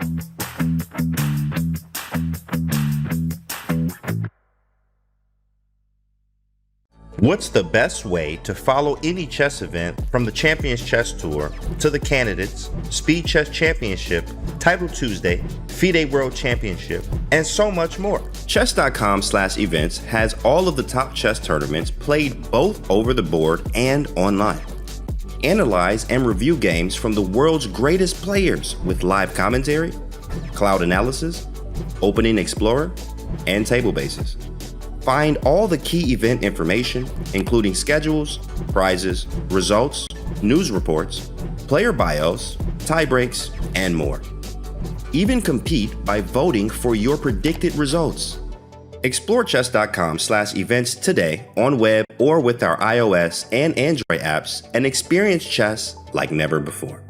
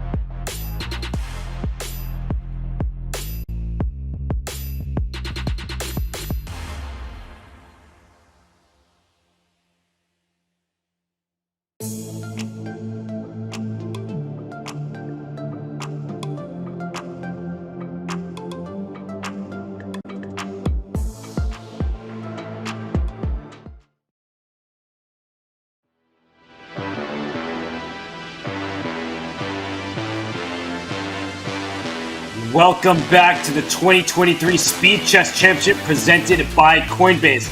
The man you see in front of you is Magnus Carlsen, the world's top-ranked player. He's sporting that beach shirt, that baseball cap. Donna, he's also sporting a 4-point lead. And he's also sporting one equal endgame after another that he keeps on winning. He's winning worse endgames. He's winning better endgames. He's winning equal endgames. He's winning all sorts of endgames, and he's winning all sorts of games and positions. Magnus Carlsen just doing Magnus Carlsen things, Robert. Well, his end game is to win this match and the entire Speed Chess Championship. So right now with a 4-point lead, it looks like Vidit Gujrathi's in a tough spot. But we've been praising the play of Vidit. Even in that last game, which he lost, he was up a pawn. And if things had just been a little bit different, he could have cut this lead, instead of ballooning up to 4, back down to 2. Huge props to Vidit for the way that he's played. He's gotten a couple of great sparkling victories that he can be proud of, that he can look upon after the match. And almost every game has been close. You can't point to a single Magnus victory that has been entirely one-sided. They're all coming down to the wire. I mean, this last game was better for Vidit all throughout that end game. Somehow, with 1 second on the clock, Magnus keeps making perfect moves. He keeps finding the one way to generate winning chances. And these last 25 or so minutes of the 3+1 portion, really, really pivotal. Like I always say, Robert, it's not really realistic for Vidit to wipe out the entire 4-point lead. But if he can get this down to 2 or 3, he gives himself a serious fighting chance in the bullet where we know that anything can happen. Yeah, the words fighting chance, I think those are essential because in the 3+1, it has felt like a true fight. Right now, Magnus Carlsen leads that time control by a score of 3-2. He won the initial time segment by a score of 6-3. But if that last game had gone a bit differently, it could have been Vidit Gujrathi who was leading the time frame there, and that could have changed the storyline. But Donna, you're right. One game after another, Vidit can't just focus on, let me quickly get 4 straight wins. You need to do it piece by piece. You need to do it piece by piece, and you need to make the most out of the white pieces. I'm curious what Vidit is going to play in the next game. We've seen D4. We've seen E4 by both players. I think this is not one of those SEC matches where the openings truly decide the course of the game. But still, I'm curious to see what will be on the menu. A French will be on the menu, and a Guimard French, a very rare line, where Black develops the knight to C6. There was a famous story associated with this move. Ruben Fine, the American master, was annotating a collection of games from a tournament in the 60s, and he awarded this move 2 question marks because Tigran Petrosian played it. And rumor has it Tigran Petrosian was not very happy when he saw that particular annotation. It's actually not as bad of a move as Ruben Fine made it out to be. It's not, because I knew you were going to go with that. The position remains closed. So Black, even though you are unable to strike C7 to C5 to really get some control of the center, it's not the end of the world, but it is pleasant for Vidit. And one thing I just want to quickly shout out, Danya, which may go unnoticed because of how quickly the games are continuing, Vidit played E4. Vidit has diversified his repertoire in recent years, and at the Tata Steel India Rapid and Blitz, Rajabov, Vichy, many people were praising Vidit as becoming a different and improved player in these last few years. I would compare his transformation to the one undergone by Anish Giri, also referred to as Anish Giri 2.0. That was inaugurated with his performance at Tata Steel a couple of years back. A lot of similar components to that transformation: different openings, diversified repertoire, and a diversified style, more universal. That's how you become closer to the world elite. Let's see if that translates into more wins in the 3+1 segment. We have kind of a standard French structure at this point. It took Magnus a while, but he was finally able to get that knight out of the way and push C5. And once he does that, he is going to open up the C-file at the right moment. Something you don't necessarily want to do is take on D4 and see a knight replace the pawn there, because the knight on D4 stares forward at the E6 pawn and the B5 square. So Magnus closes it down, but Danya, when you close the center and that side of the board, White has a free hand and you're showing a rook lift. Yeah, Ruben Fine somewhere is kind of smiling and saying, maybe I had something. There was something to those 2 question marks I assigned to that move. H5, typical idea, freezing the G and H pawns and allowing White to more effectively maneuver the rook to G3, which is exactly what Vidit is doing. The other problem for black is that you cannot easily castle because you're always dealing with a hanging pawn on f7. If you play rook f8, then after rook g3, you're in even bigger trouble. Rook g8, Robert, can always be met with this very nasty shot on h7 with a bishop. Hold up. Can black castle queenside? Because if the queen takes f7, there's like rook. Well, the bishop is no longer there. But there are sometimes you just chase the queen around a bit. Maybe it wasn't going to work out because white would just steal too much. Now your king is definitely not going queenside, at least not yet. Ugh. And now knight h4, f4, f5. Vidit going through the textbook plans here. He's also managing his time super well. He's up a minute on the clock. I think this is a big chance. And it's a big change because Vidit is now up on time, and that's been the case in some of these 3+1 games. In the longer time controls, it felt like he was always down on the clock. And knight to b3. Vidit ignores it. Darn it, not the first game we've seen today with a harmless knight in enemy territory on that b3 square. But that, knight on b, that's exactly right. That knight on b3 reminds me of when I was a little kid. And my dad would give me a broken computer to play with. And I thought I was doing all of these things by pressing all these buttons. But the buttons would actually do anything. And that kind of reminds me of black's play on the queen side. Knight b3, here's one button. b5 and a5 and b4, there's another button. But white's play on the king side, that's a computer which actually works. And if white can quickly shove the pawn through to f5, if black's king gets stranded in the center, the game might be over very, very quickly. I think Magnus has to castle queenside by hook or by crook. And he has to do it now. Look at his clock. He's down to 25 seconds. He's spending way too much time. He doesn't know what to do. I think he's got a castle, and he does. But he didn't find a satisfactory answer to this idea of pushing f5, which Vidit should do quickly, and he does. Takes it, and bishop f5. Yeah. How about that? Exactly. You can't allow the black bishop there, but you play bishop f5. A rook can come to f3, and then knight on b3. It's not participating the way it wants to. Why can't you take twice on e6 and then support the knight if necessary with bishop c2 to f5?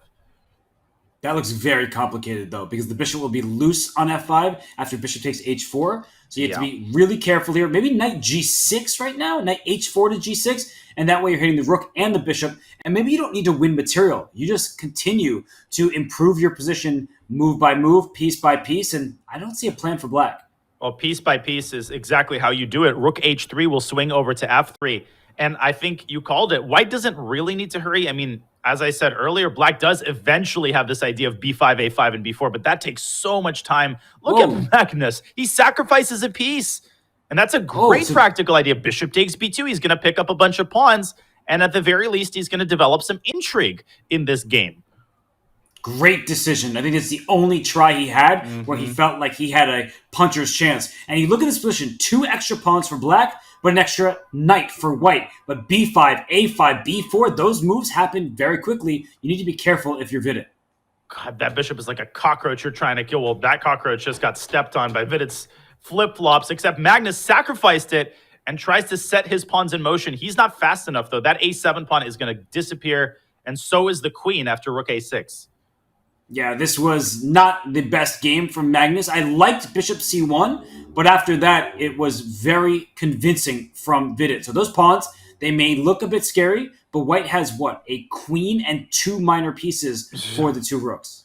And how many extra pieces do you need to beat Magnus? Of course, Magnus's b pawn and c pawn in the hands of anyone else would not be intimidating at all. When Magnus has those pass pawns, you're actually scared. I love the way Vidit is converting this. He sacrifices strategically one of his minor pieces in order to bring the other one in with tempo. E6. And here comes e6. That's right. The bishop is pinned. And, okay, that's also really nice. The rook is under attack. The d7 bishop is loose. And now e6. You can also take the rook, but bishop takes f5, and that is not as easy as you would think. Okay, this is still completely winning. The bishop simply blockades the pawns, and now e6 is still a threat. The rook is also hanging. Somehow Magnus is still alive. He's protecting his bishop, and now rook c1 becomes an idea for black. E6 is a good one. The guy never dies. He never does. Rook c1, again, is on the agenda, but e7 is what white has. But how is it that Vidit suddenly has to calculate variations? He's down to 10 seconds. Rook c1 is a threat. Then rook takes b1 and rook d1. Now, wait a second. Rook a1? Queen c5 check. And e7. E7 should finally do it. Rook e7 and bishop d3. Bishop b5. Queen takes b5. Whoa. Whoa. Wait, king takes Rook d1, e1? b1 queen? Knight e2. Rook e7. Oh my gosh, rook e7. And white has two minor pieces for a rook. Is there a checkmate? Is there going to be a game over at any point here? I think that you can trade queens. Probably that's the simplest with 3 seconds on the clock. But can you even trade queens? And where does black's king escape to? Yes, you can. You can force the queen b6. trade. Bishop a6, trade queens. Great call by you and great execution from Vidit. Now he is easily winning, I would think. But it's never easy when you're playing against Magnus. Now Magnus is going to find some sort of stalemate. He's going to tuck his king over to h4, and he's going to give up his rook, and it's suddenly going to be stalemate. Just watch. This is well done, though. d7, and I think we're not going to get any kind of stalemate. This looks like game over. All credit to Vidit. He played amazingly. He kept his composure. But how long did Magnus survive in that game? I would have resigned that about 40 moves ago, and I'm a late resigner. Wait. You see, Magnus, Vidit just won with the white pieces, and now Vidit somehow was given white again. That is a mistake. You see Magnus recognizing it. Of course, the team is going to restart the game where Magnus gets white. Time will be added to the match clock, but yeah, look at Magnus. He's like, what's going on here? Why would I possibly get the second move? Hold on, girl. He's like, no, I want the white pieces now. Great win by Vidit. That experiment in the Guimard did not work out for Magnus Carlsen. It was bad, really, from the first moves. Vidit knew exactly how to respond to that sideline. Yes, Vidit played an exceptional game. He broke through with that f4, f5, and that has cut the lead back to 3. And we saw the pre-match predictions, Danya. Everybody had Magnus Carlsen winning 98% of people. The smarter chess predictions at 20-8 would be the final score. That still may be the case, but it's not like Vidit got a few free points at the end. Right now, he is really keeping things close. He absolutely is, and there's some intermediate steps, some hoops you have to jump through if you want to score the upset of the millennium.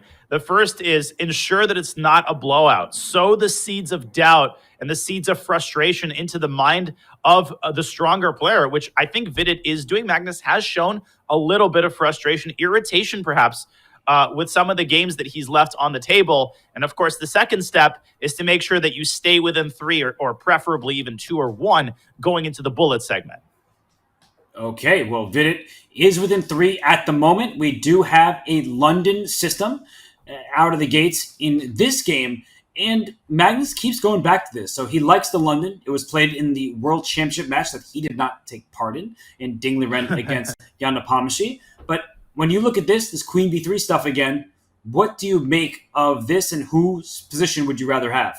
Yeah, this is a bit of a sterile line. It's a line in which it's hard to say which side plays where. Like on the one hand, sometimes white plays b3, but if black's rook is on c8, then you don't want to play b3. Both sides can play in the center, like white can prepare e4, black can prepare e5.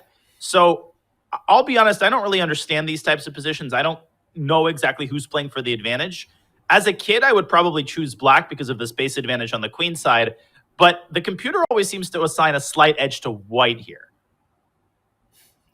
Sorry, I got distracted by the featured chat. There's only one player who is better than Magnus in endgames, and that is Tablebase. That's the famous grandmaster, John Tablebase.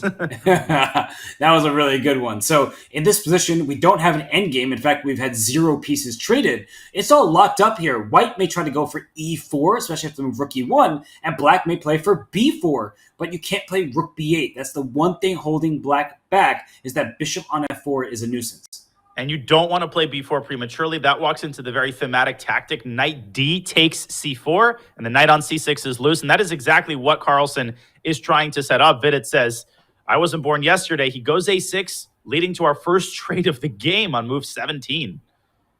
And the bishop slides up to e5. We may see the dark squared bishops come off the board, but bishop takes f6, followed by e4. That's one of the key ideas for white. And for Vidit, the question is, do you plug the square with your own knight? I think you can also try to jump the gun here, well, in a good way, with bishop d3. And the point is that after bishop f6, e4 doesn't come with tempo anymore, so you would have had time to play e6. But Vidit doesn't seem to care. He allows bishop takes f6, and I don't see any other ideas, any other active ideas for Magnus other than to trade on f6. So whether it's good or bad, you kind of have to do it, I think. And I think after bishop f6, e4, he won't take on e4. Many of us would be tempted. We're about to see this happen. I think after e4 is played, black will play bishop to e6 back to defend the d5 pawn in that way and say, you're going to trade on my terms. If he wants to take on e4, then probably he should recapture on f6 with the queen. That seems to be a better version of d takes e4. He could still play bishop e6. No, he does take on e4. And will we get... No, we will not get a knight versus bishop situation. We will get a bishop pair for black. I like Magnus's position, though. I think he's slightly better now. He is, because he's got control over the A file. He has a knight compared to that bishop on g7, which is staring to a brick wall. And rook c7 was played. I probably wouldn't trade pieces if I'm Magnus. I like bringing the rook back somewhere. Oh, it was queen a1. He's trading on his own terms. But is the queen on a7 really all that worthwhile? Well, Vidit says no, but why not? It looks pretty good for white because the bishop on e4 covers that a8 square. I really like bishop f6. It overprotects the e7 pawn so that the other bishop could move, and then the queen could potentially dive into f4. King g7, another great prophylactic move, bringing the king to a safer spot, moving it away from the 8th rank. Is Magnus setting up for rook a6 here? And what is his response then to queen f4? Ooh, queen f4 with the bishop hanging on e4, queen c1 check. Ugh. It might lead to a repetition, but also some big problems for white. And is black going to play g5, g4? That's a big question if you go on the offensive. It feels like Magnus has gone astray in the last couple of moves. I think he put too much stock into his queenside play, but there's nothing to attack on that side of the board. There's nothing on the A file. So when you play rook a6 and your pieces get stranded and gummied up on the queenside like that, your king starts to experience major discomfort. Really like the way that Vidit has set up his pieces on the king side. His king feels really impervious, surrounded by his faithful bodyguard, the f6 bishop. Looks impossible to get after that king. Queen f4 looks quite natural, but maybe Magnus has bishop c6 planned, where he trades the light square bishops, and that's what Vidit's concerned about. The b5 pawn will be loose. The bishop on f6 looks worse than that knight on f3. So I wonder if Vidit will go forward with queen to f4. I would not trade queens, that's for sure, but what else is there?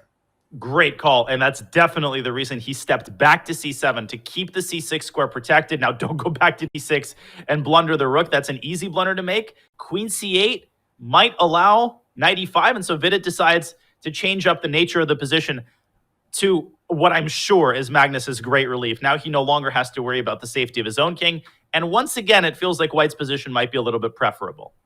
And look at this, g3. Magnus is trying to provoke Vidit into taking that pawn and losing b5. Vidit says, no, thank you. I need to keep that pawn. He can play rook b8 in the near future, play for b4 at the right moment. But as soon as you play b4, that c4 pawn is loose.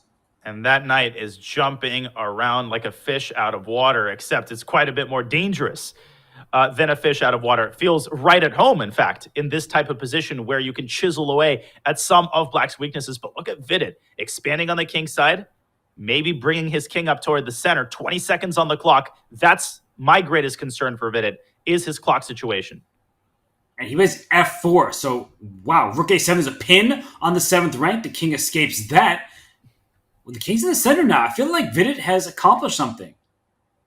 Okay, but so has Magnus in terms of centralizing his knight. Things getting very tactical. Bishop c1 tying itself down to the pawn on b2.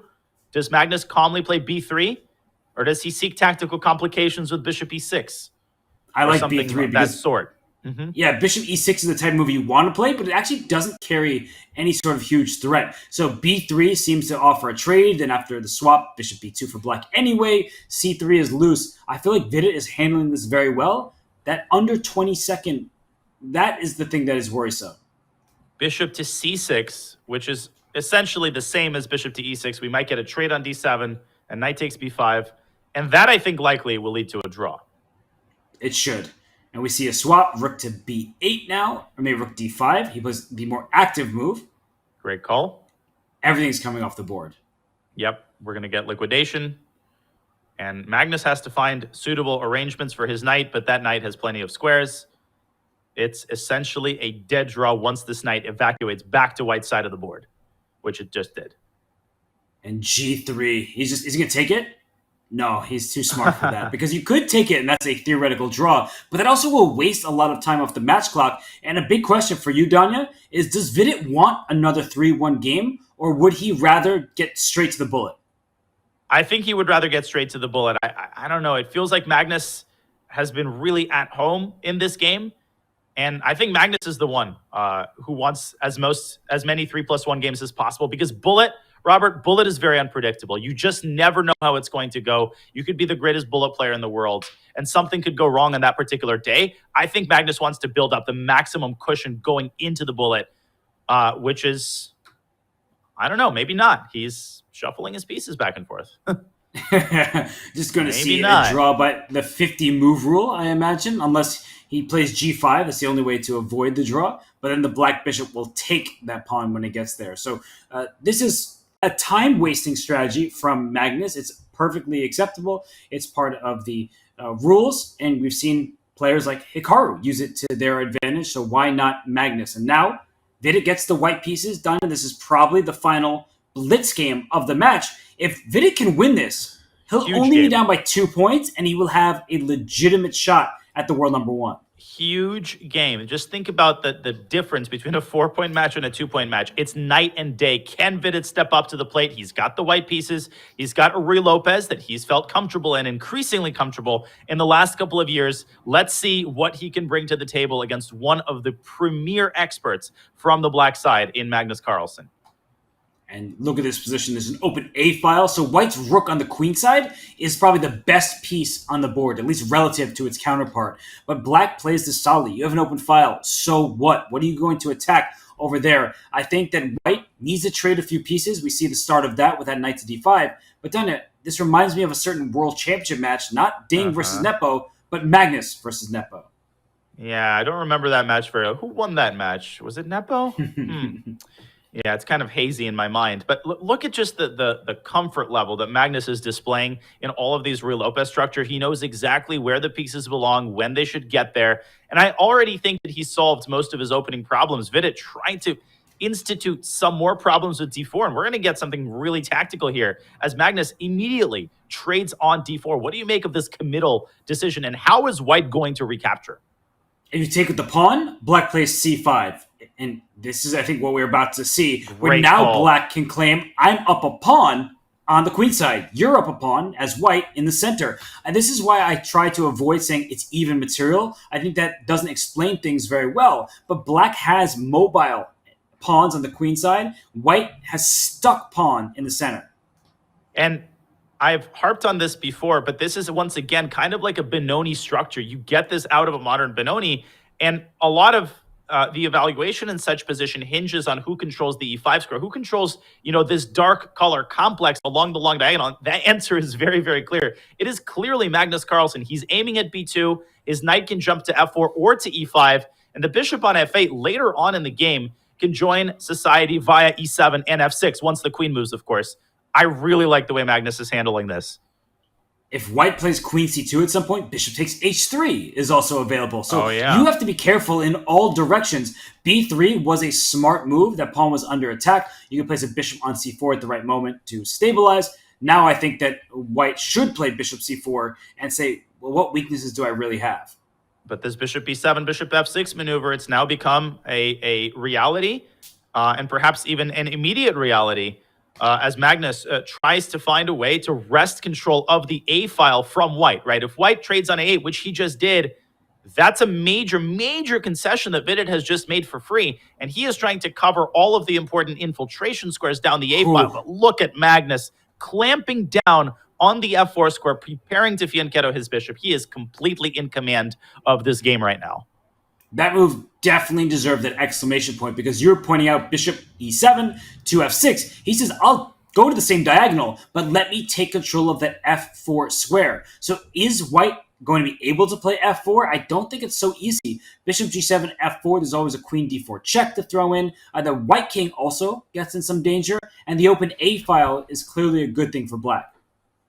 Absolutely, and that is why Vidit taps into his only active resource, that is the move f2, f4, which he is trying to shove through, even in the face even in the face of Black's clamp. F4 will open up the F-file. I think Vidit is doing everything he has to do to generate active counterplay. But look at Magnus shutting down the king side. In comes the rook in so many different lines. White's position is on the cusp of total collapse. It was such a calm start to the game, and now White's king looks a bit open. That bishop on g4, it is kind of in danger of being trapped in some positions, but White doesn't have another pawn to attack it with. Like if you played f5 for White, you give up the dark squares, but you trap that bishop in there. You just don't have a pawn going to h3 after that.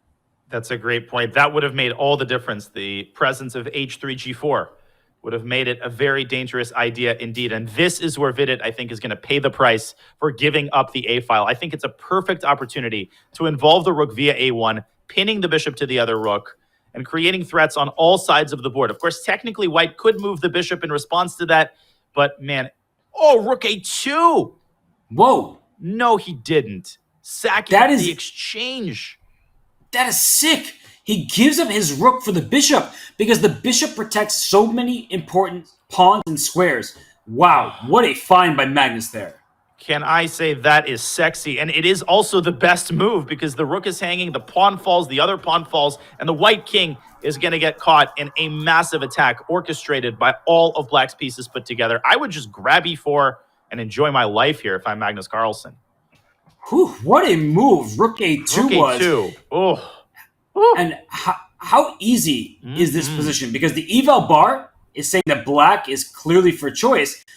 But what's the follow-up? It is right now a bishop and one pawn for Rook. Even if you just steal that second pawn, as he did, this doesn't seem straightforward. Man, if I had this position against Magnus with White in a classical game, I might have had to hit the bar after the game. It just feels like there's no hope for White because b3 is also likely to fall. Vidit clinging to that pawn with all that he has left. Rook e3 is actually a great move because the rook can also swing over to g3, and that is the way in which White engineers some counterplay. That king on h7, not feeling too comfortable. And look at Vidit forcing this bishop away so that the queen can try to infiltrate via e8. Not over yet. And if that queen gets to the last rank, suddenly the Black king is in huge trouble. But after queen a2, he goes right back. He wants to keep the b3 pawn defended. I think that's much needed in this position because you can't allow Black's pawns to start running up the board. Now, obviously, Black has a draw in his pocket. That's not the question, right? There's queen d1, queen h5. There's queen e4. Anything draws.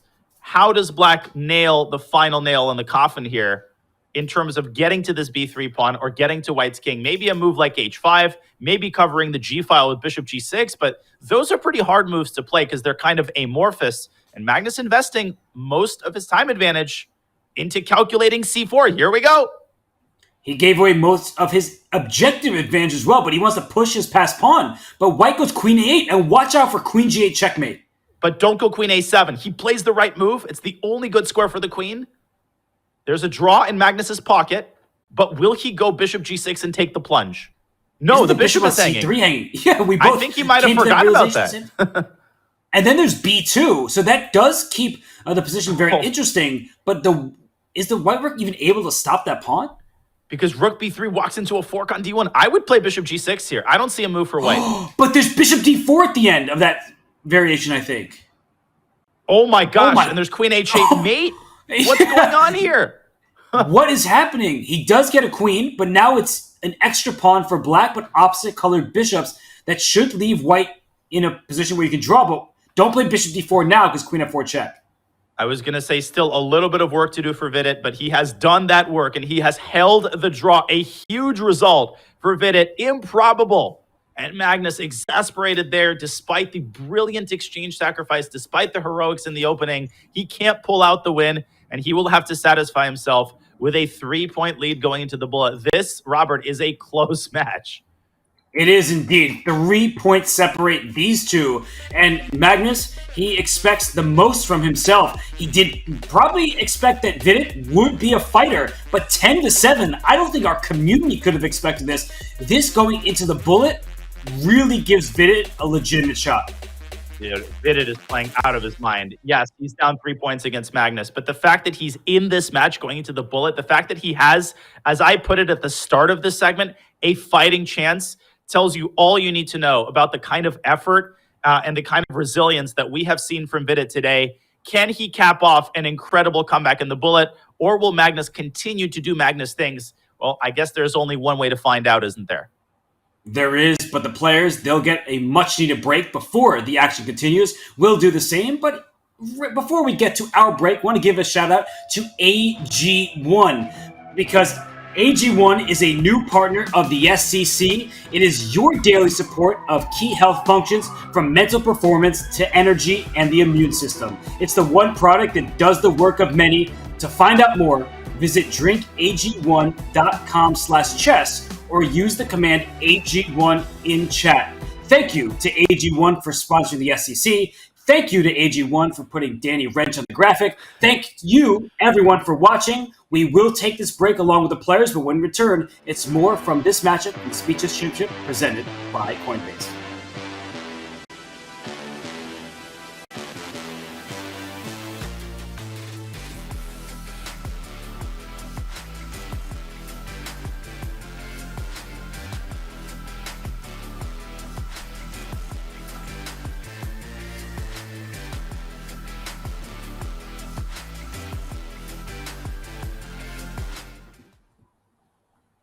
Chess Kid is fun. Chess is great for the brain, but it's also fun to play. And Chess Kid makes it easy to have fun. Whether your child is a total beginner or a prodigy, they can hop on and find a well-matched opponent from around the world at any time. Chess Kid is the safe, parent-approved way for your child to play chess online. Chess Kid is educational. To kids, it feels just like playing, but chess is a great way to learn patience, strategy, and critical thinking. Chess Kid features a comprehensive training program that guides kids to level up on their way to mastery. There are more than 50,000 chess puzzles and a whole library of entertaining videos that teach strategies, tactics, openings, and endgames specifically for kids. Chess Kid is easy. Whether you're a parent helping your child, a coach managing dozens of kids, or a school of hundreds. Signing up is free and easy, so what are you waiting for? Did you know you can add emoji to your online games and analysis boards? Simply click on the emoji palette icon, select your emoji, and left-click on the board. You can choose from a host of notations, animations, emoticons, and even your favorite chess personalities. Emoticons will fade away after a few seconds. However, notations and special animations remain on the board until they are cleared. To clear them, simply left-click on the emoji or hit the Clear All button at the bottom of the palette. Have fun. Try them all on chess.com.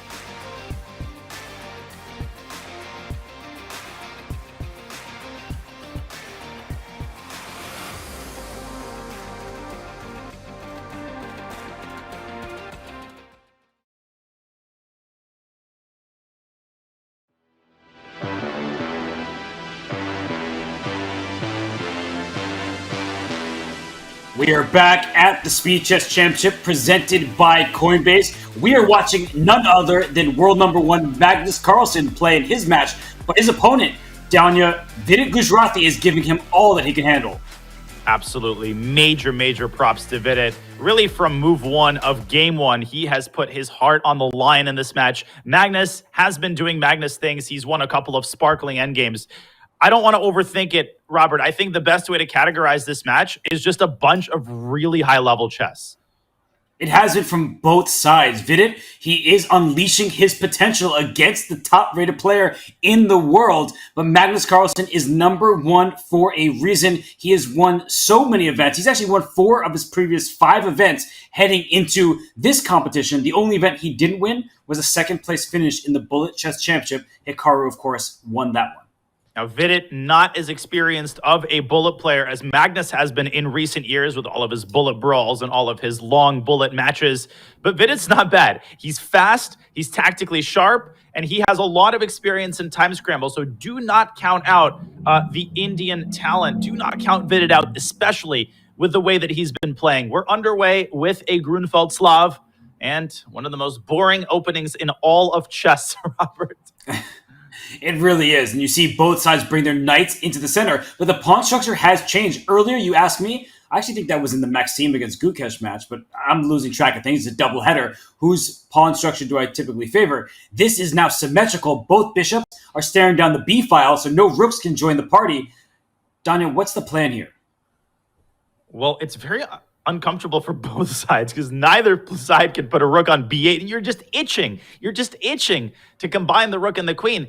I think Black's plan was maybe to orchestrate c5, but Magnus beats him to the punch. And look at the clock situation in the early going. Carlsen has managed to locate a position that he's just a lot more comfortable with, and he's already up 30 seconds. And he also has a better position as the pressure on d5 reaches an apex and forces Vidit to retract his queen to its initial square.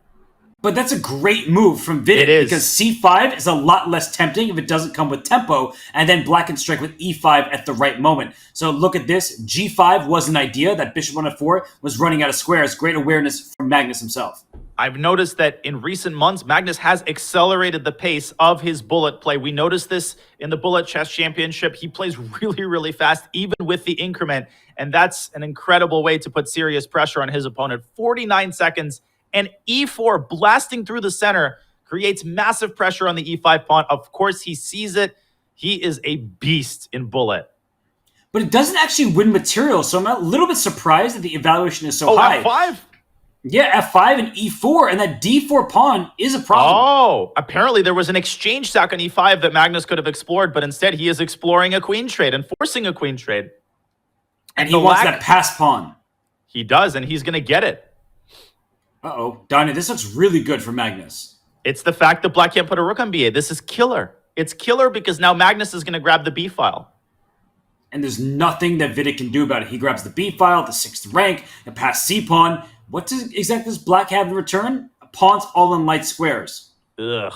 Rook b5. It's so easy to play this in bullet. a4. Really, any move improves your position. This is dead lost for Vidit, unfortunately. Game 1 is very one-sided. And it makes sense for Vidit to play this on, but in the upcoming games, if he's a lost position, he might need to resign right away to give himself a chance to come back in the match. Yeah, I agree completely. This is not resignable just yet, but if Magnus makes a couple more accurate moves, you can consider it. There was a devilish trap set by Vidit there. Rook takes d5, king e6 would have trapped the rook, but obviously Magnus, he sees such things in his sleep, and now it's time to start thinking about resigning, I think. Unfortunately, the white rook is too powerful. I mean, the a pawn can start pushing up. There it goes. And Black doesn't even get f4. You want to spring free a pass pawn of your own. You're not... Oh, a6 is nice. The most debilitating thing, Magnus still has 32 seconds. He has a full complement of half his time. He doesn't need any of it. He's playing instantly. He's playing powerfully. And Robert, we could confuse this for a 5+1 game. Such was the level that Magnus displayed in that endgame. He's the only person in the world who can display such a level playing instantly the entire game. it looked like a classical game for what it's worth. Totally. That was very high quality. No mistakes really from Magnus. He didn't sacrifice that exchange on e5, which he may have done in a classical game, but he played with exquisite technique. And this is a forcing variation. Donna, you're a King's Indian expert. Do you like this line for white or for black? I think white is slightly better objectively, but in a bullet game, very, very easy to play with black. You've got a lot of low-hanging fruit kind of moves. You could get the rook to d8, the other rook to e8. Of course, the biggest thing to watch out for as black is the health and safety of your d6 pawn. If you give that pawn away, your position collapses. Magnus has absolutely no intentions of giving that pawn away. And he just starts to try to trade off knights, and now that the knights are off the board, black doesn't really have this d6 pawn to worry about, especially if the king gets to f8 and e7, but that would be easier said in a queenless position. Rook takes d6 is possible here, but then Magnus would give away his queen for 2 rooks and get monopoly over the d-file. That does not look appetizing in the least. Great job by Vidit, creating some pressure on the king. Look at Magnus. Rook a6, rook b6. Just the deftness, the adroitness with which he handles his heavy pieces. It's crazy, man. Rook b2 is coming. Suddenly Magnus is better. Yeah, rook b2 doesn't work right yet because the queen came to stop it. But the rook came to c8, which wasn't the engine's recommendation. And look at Vidit playing king f2, going into the pin and up the board. One move on the queen side is followed by one move on the king side for Magnus as he freezes the progress of white's h-pawn. But how does he improve his position? Rook b2 has to be calculated carefully. Instead, he plays king h7, kind of biding his time, preventing a potential queen sally to h6. Vidit is in trouble once again. Rook 4 to d3? Can you just go after the a3 pawn, try to trade queens, and this doesn't look so bad for white anymore? I didn't see that move at all. I stand corrected. Probably closer to equal, if anything. How do you even take back? If you take with the d pawn, white controls the open file there and put a rook on b3. Rook b3 right now. Don't like d takes c5. I thought rook takes c5 was basically an immediate draw, Robert, because white had no good way to defend c4. Now it feels like it's white who's pressing for the advantage. a3 is lost. He's stealing a pawn. And b7 is lost. Take b7 first. Vidit does. Wow, if Vidit can get this win, it's back to 3, and Vidit's trying to show him that I can hang with you in bullet chess.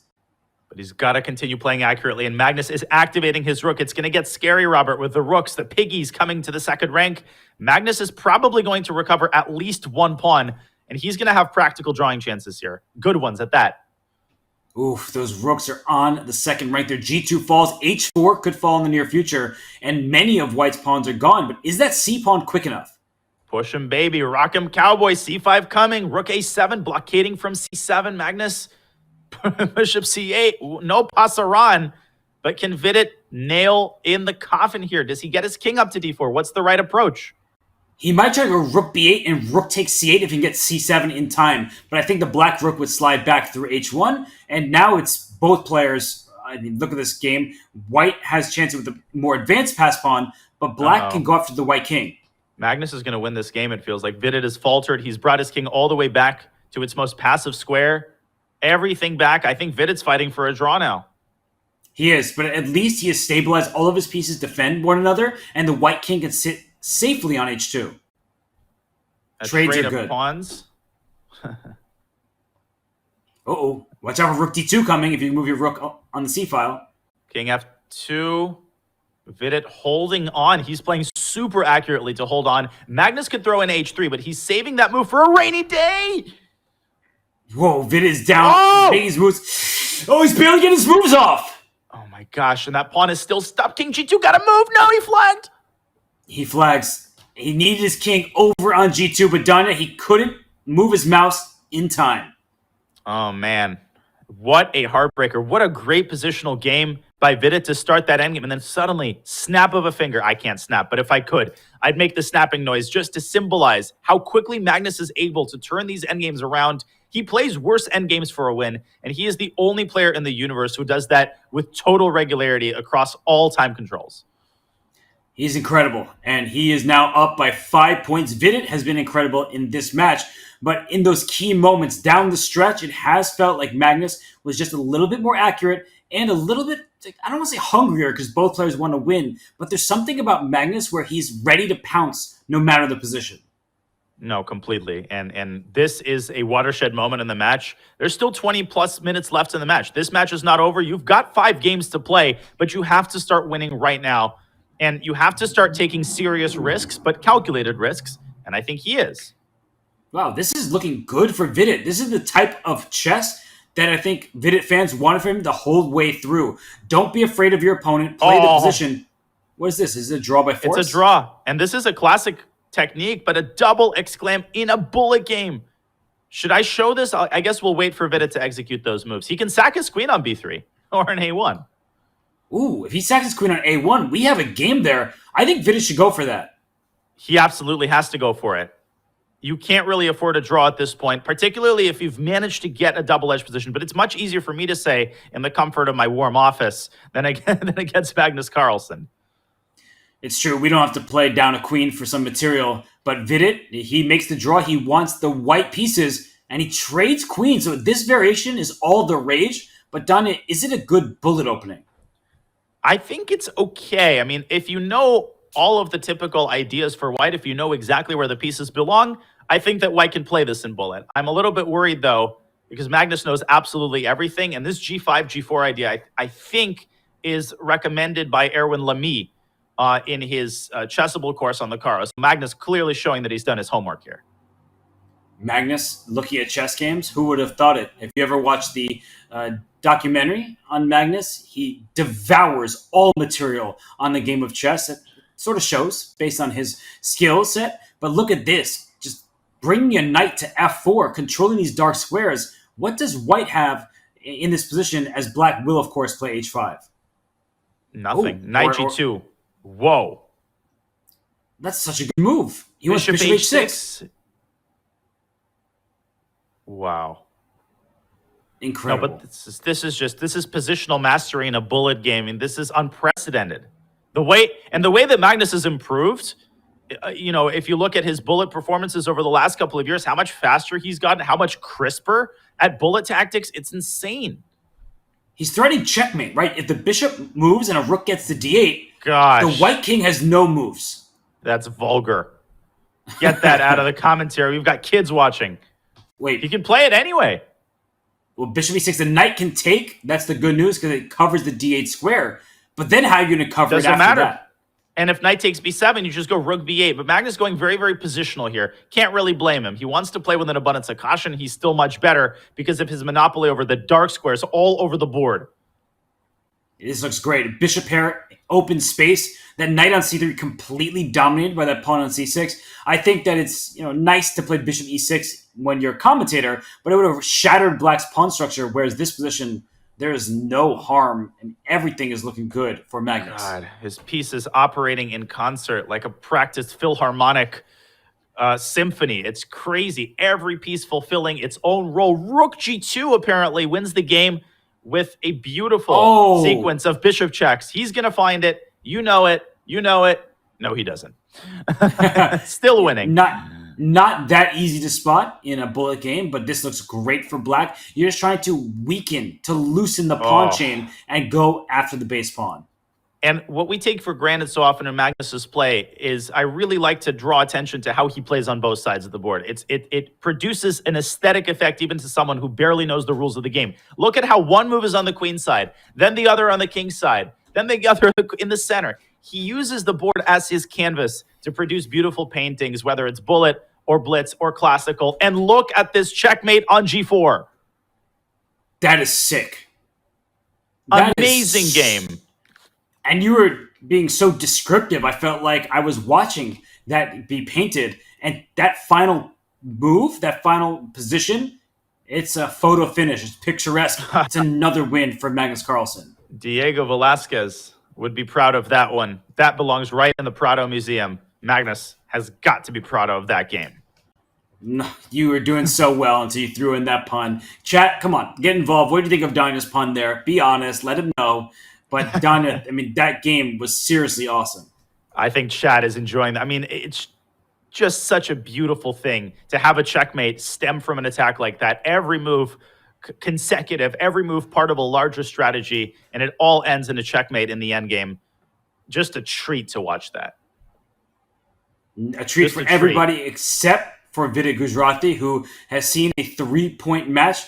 It's all the way up to 6. It has doubled that advantage for Magnus Carlsen. And here in this game, once again, black is solid. Vidit has nothing that he should worry about, but Magnus makes you worry just by sitting across from you or playing against you on the internet. Exactly. Doesn't matter if it's a symmetrical structure. Doesn't matter if there are no pieces on the board. He will always find a way to stir the pot. And he's still got a little bit of work to do. There's 16 minutes remaining in the match. He's got a 6-point lead on the scoreboard. One more win would essentially seal it. But Vidit not giving up hope. Let's see if he can get on the board with at least a draw in this game. In this position, it does look very solid for black. No weaknesses that I can see exploited. But Magnus wants some kind of G5, Knight G4 checkmating idea. He's going for the attack. His form is honestly unbelievable. But where to from here? Rook D8 check. He has to be careful not to overextend himself on the king side as he goes after Vidit's A pawn. That pawn cannot be easily defended, and so Vidit counterattacking some of white's vulnerable pawns on the king side. Great job by Vidit seeking active counterplay. And he's going to win the A2 pawn first. But now very unpleasant activity. But okay, Knight G8 maybe. Knight G8, it might be necessary, or he's going to force a draw if white keeps going back to A7. But what Magnus should do is make a 2-time repetition, and before he makes his 3rd time, just waste all of his remaining clock. Before he gets a chance to do that, it is Vidit who insists on playing for a win. I feel like that's a bit inadvisable given how passive he is. Magnus could start repeating again, but now Magnus says, hey, you don't want it? Okay, I'm going to play. Is there a mating net going to be weaved around the black king? Oh no, the black knight can't move at all. And there's F5 ideas, knight takes E7 and F6. Magnus could have flirted with the idea of getting the king over to C5. If his king was on D4 in this position, it would have been winning. But practically, this is still so hard for black to play. King F6, and it's all over again. Another equal endgame pulled out by Magnus Carlsen. Vidit's pieces could not move, and when they did, it allowed the white king into the position. Vidit, you could see him disheartened there. White is going to win. That's another victory for Magnus Carlsen. And you feel for Vidit, this is just epic form that's being displayed by Magnus. Vidit is not doing anything egregious. He's not making any big mistakes in these games. He's getting outplayed from start to finish. And I do want him to score at least one victory in the bullet, but the way Magnus is playing right now, he's not coming close. When Magnus is on form like this, it's hard to take him down. And Magnus's bullet rating, I can see it, it's up to 3361. That's ridiculous. That is totally ridiculous. And Magnus just following up on the form that he displayed in the Bullet Chess Championship. He's incredible. Wow. Okay. And we are going to get more games in a second here, but the players, you see, did Vidit lose connection because his camera is now gone? Ooh. That might be the issue. And, well, it doesn't change the match score. It doesn't change the trajectory of this match. It's been all Magnus Carlsen in the bullet. And it's truly amazing the way that Magnus can adjust his type of game based on the match situation, based on the time control. At the beginning of the match, he was more tactical. We had some Italians. We had a Najdorf. But then as he settled into the lead, he started playing more positionally. And then as we transitioned to the bullet, he started playing purely on intuition. He sensed that Vidit is a little bit less practiced at bullet, Robert, and so he accelerated his pace of play to really accentuate, I think, Vidit's lack of experience. It's worked incredibly, and man, oh man, is he a runaway train when the man is on form. Do you see this underneath our cameras, Danya? That the overall accuracy, Carlsen leads 92.8% to 91.4%. That makes sense. But in 3+1, wow, Vidit was slightly more accurate than Magnus was. That was 4-4 in that time control. But to say you played more accurately than Magnus and you tied the score in the 3+1, that is something to be proud of. Absolutely. We sang Magnus's praises, and for very good reason. The man deserves every plaudit imaginable, but so does Vidit. The final score of this match is not going to represent how close it was. Vidit was at times a single win away from getting this to a 2-point match. He was oh so close, and some of the victories he scored, he can really hang his hat on. As we take a look at the current scoreboard, it is, unfortunately for Vidit, pulling away from him. It's a 7-point lead. Yeah, there was a 4-4 sandwich there with the 6-3 in the longest time control in Magnus' favor. It's currently 4.5 in the bullet in Magnus' favor. The Norwegian, the world number one, he is cruising, at least on the scoreboard. But the match has been very close throughout till we got to the bullet.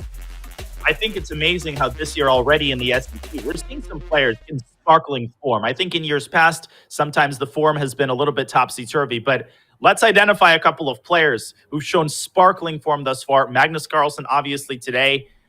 We saw Fabiano Caruana, who's been in great form for a while. Nihal Serene, MVL, crushing through the morning match. I can't believe that was today. Robert, we've got so many players in great form, and you know what that promises? It promises some epic final matches in the SEC this year.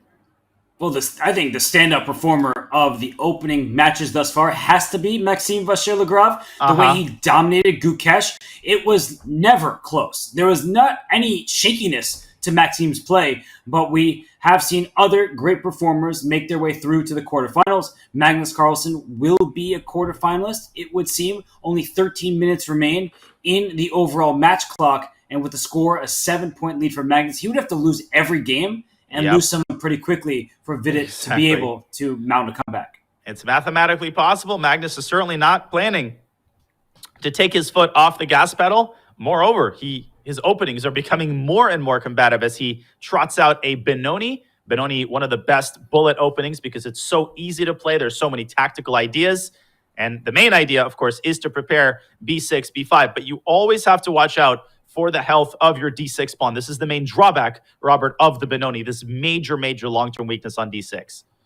That's 100% the case, and that's why Black first put a rook to D8 to protect the pawn. Now the queen's over on B7. B5 is next. So Vidit went G4. That might expose his king. I don't see what's next for that G-pawn, and I clearly see what Magnus has in store for Vidit.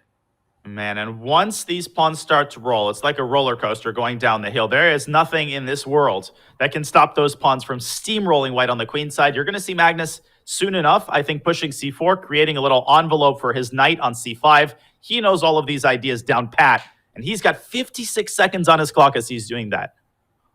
More than double Vidit's time, an easier position to play for Black. The A file open and now under Black's control. And C3 anybody? With B4 next. Give me a protected pass pawn. C3, Vidit saying, no, you are not going to support that passer. Unfortunately for white, that bishop is plenty to support C3 safely. And now Magnus is going after that pawn on B4 with everything that he's got. Is he really going to put his rook on C4? Oh no. My gosh. Oh, no. That is sad for white. You just can't protect B4. That one little pawn on B5 defends both rooks. If only you could replace the queen on B3 with a pawn. That's true. But what a find by Vidit there. He went rook to A1. And why is this so good for Black? Apparently, there's a ridiculous tactic that's never going to happen with knight takes B4. If Magnus plays that move, I leave. Wait, what's the point? Knight takes C4, knight takes... He played it. I'm leaving. Oh! You Queen can't take on F2. C4.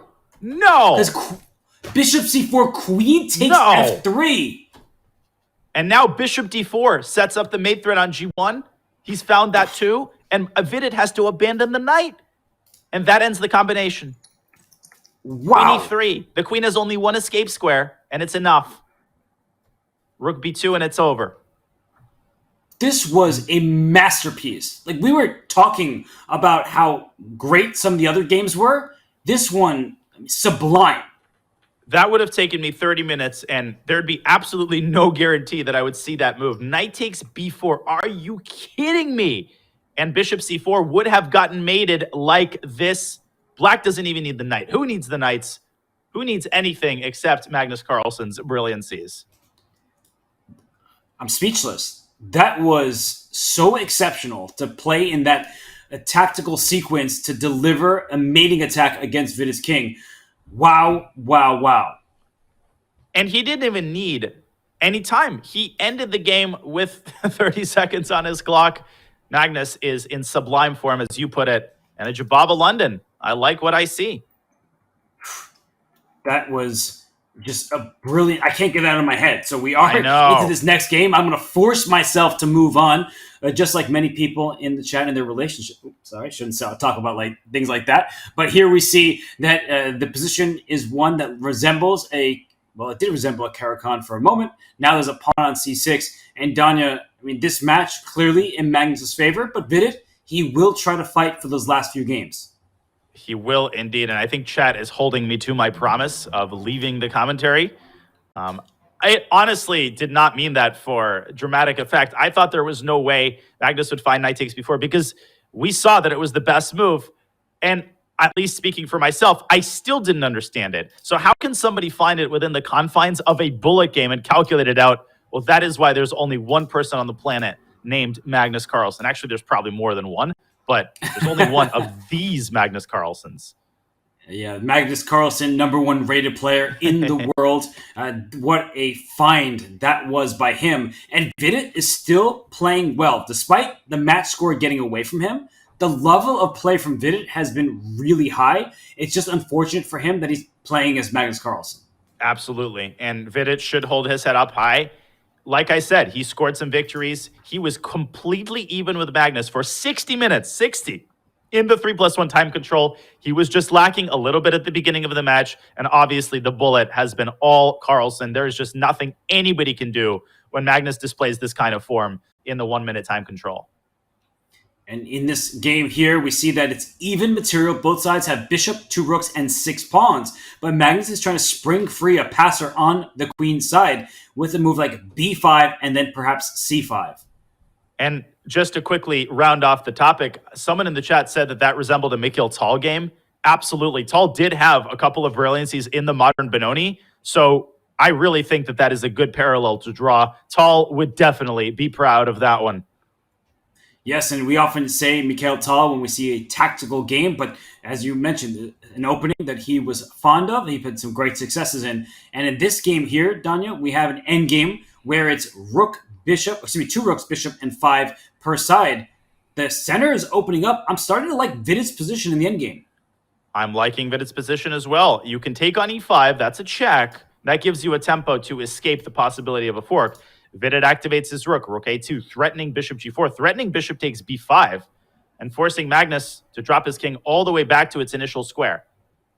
And the black king could have gone up to f4, but instead it goes back to d6, so he retreats. And the d4 pawn being loose over here, is there some kind of tactic with rook takes e2? There might be, and bishop takes b5. Magnus playing for a win once again. He wants a rook c7 at some point. Oh. Whoa. King f2 apparently is the only winning move. No way. He's going to find it. Is there a checkmate there? Is he weaving a checkmate now with g3? Yes. Rook takes d4 and g3 mate. And he's gone g3 immediately. Wrong move order. And look at the black king. He's going to lose. Yes, because the white king is the one getting mated. Oh my gosh, he came so close, did Magnus. I think he just confused the move order. And Vidit, a couple of moves away here from getting his first victory. Rook e2 mate. Oh, sexy And in his own right.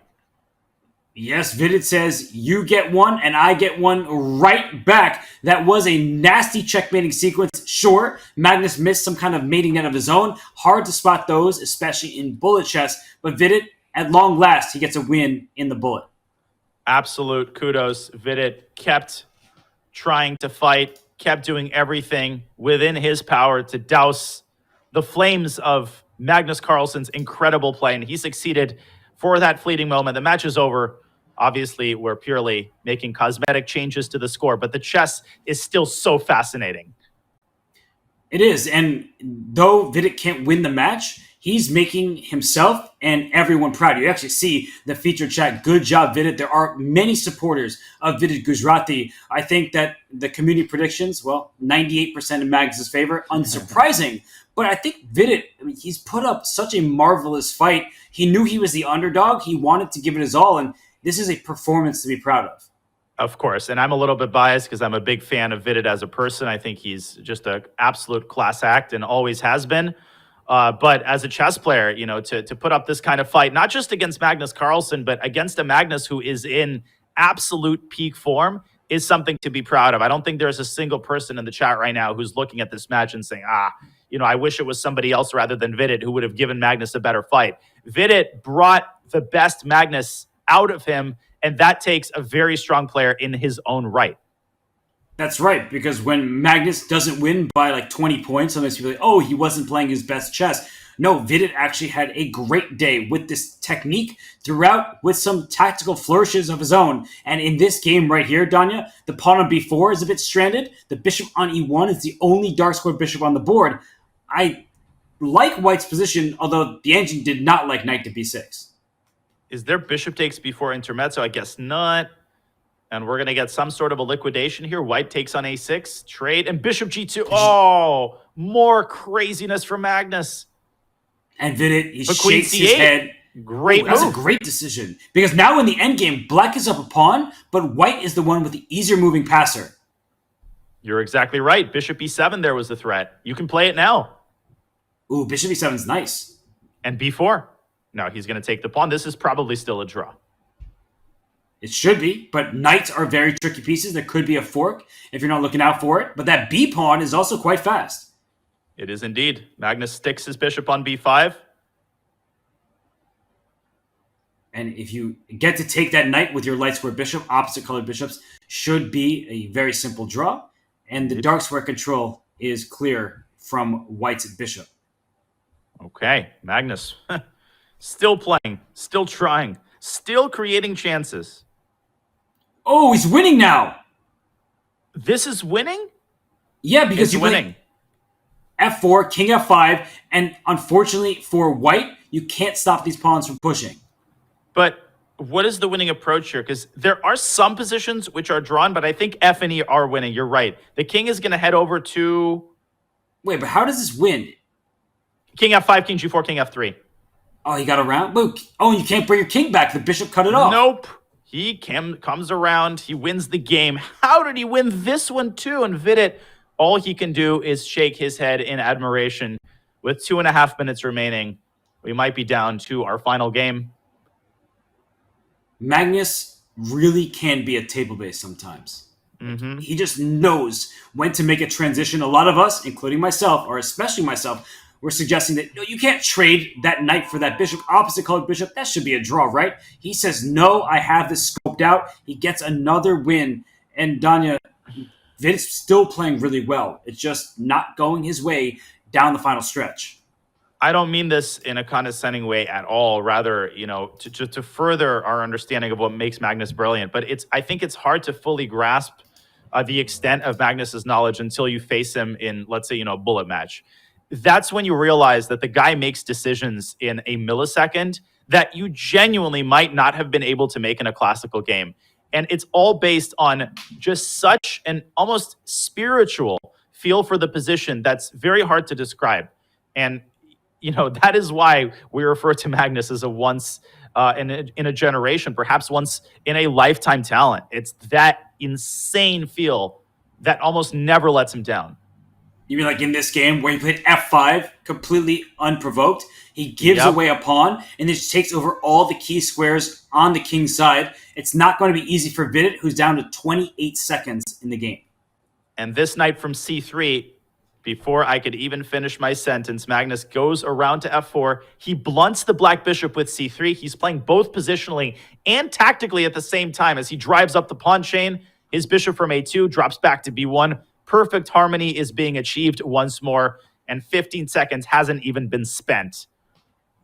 It's incredible stuff from Magnus. This will be our final game as we're now under 30 seconds on the match clock. And Vidit still putting up a great fight. I'm worried about his clock, but I'm not worried about his play. It's been good stuff from him. It's been great stuff from him. Bishop sticks itself on g4. Now h5 has been prevented. This is officially going to be the last game of this incredible match, as Magnus releases the tension in the center with DC. Ugh.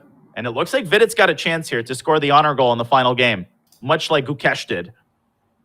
That bishop on g5 looks pretty trapped. I guess he can steal the f4 pawn, but after all the swaps, white needs to be very careful that the first rank is covered and the rook will slide back.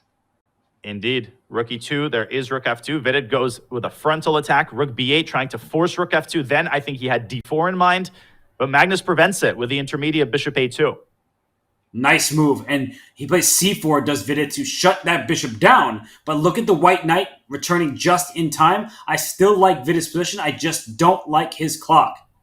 I don't like his clock either. The rook swings over to d2, preventing knight to d1, which was a hidden threat.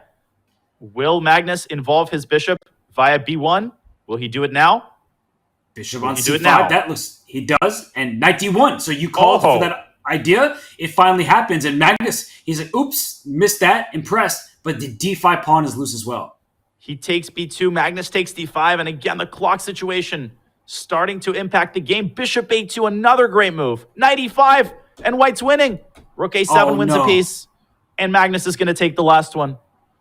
Wow, but c3 is a sudden threat. Doesn't Knight go d4 for it. Apparently is the only move. And found? Knight f5. Takes the rook. Wins the game. Wins the match. With a knight fork to win another one, Magnus Carlsen has officially won this match 17.5 to 8.5. The final score does not do Vidit Gujrati justice, but Magnus, even though he was given a fight, he's proven that he has too much might. And it rhymes too. The bullet segment has left me absolutely speechless. That game with knight takes b4 just epitomizes the kind of form that Magnus was in really from the very beginning of the match. There were a couple of bumpy moments. There was some unexpected turbulence, but he had his seatbelt on the entire time. Magnus takes this match by 9 total points. So Magnus Carlsen with a 9-point match victory. He moves on to the quarterfinals where he awaits the winner of a match that has not taken place yet. So we do not know who Magnus will square off against in the next round, which is the quarterfinals. So why don't we pull up our bracket to show you the quarterfinalists that we do have, because we are almost there. We have seen many of the matches be finished. We saw Maxime Vachier-Lagrave win his match earlier today. We know that he will take on Nihal Sarin, but Maxime, while he knows his opponent, Magnus does not know his. But maybe as we see the bracket pulled up here, Jan Nepomniachtchi replaced Ding Liren. He takes on Arjun Erigaisi. Danya, big question. If you were Magnus Carlsen, who would you rather face, Jan or Arjun? Well, there's the chess considerations, but there's also the sort of psychological considerations. Carlsen has already faced Jan Nepomniachtchi, and I think that he would take a crack at a revenge match against, I guess Nepo would probably take a crack at a revenge match against Magnus. So I selfishly want to see that one. But Nepo Arjun is an amazing match in its own right to round off a round of 16 matches.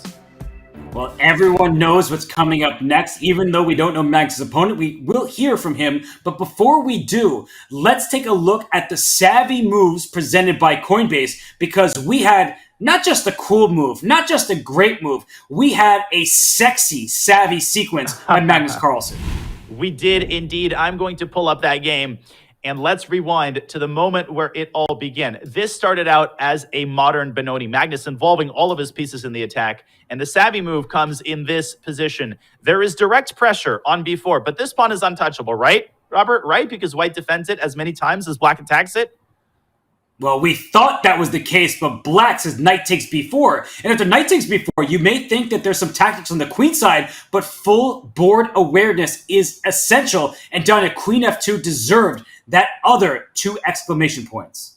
And then there was yet another incredible move. Queen f2 was one of them. Bishop takes c4, queen takes f3, would get checkmated. And the final nail in the coffin, the bishop comes in, setting up a devastating battery, forcing the queen away. And after rook takes b4, it was all over. Magnus recovers the extra piece, and he is up a million pawns on the queen side. What an incredible sequence. The most incredible thing of all is that this happened in a bullet game.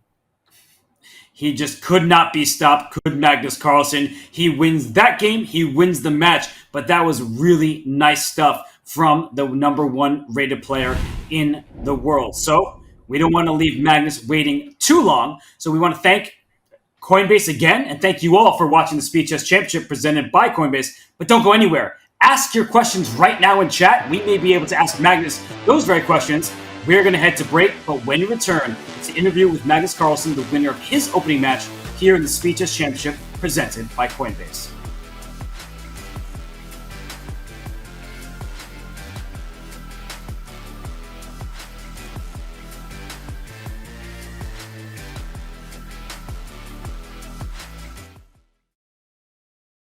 Spell chess is coming to chess.com.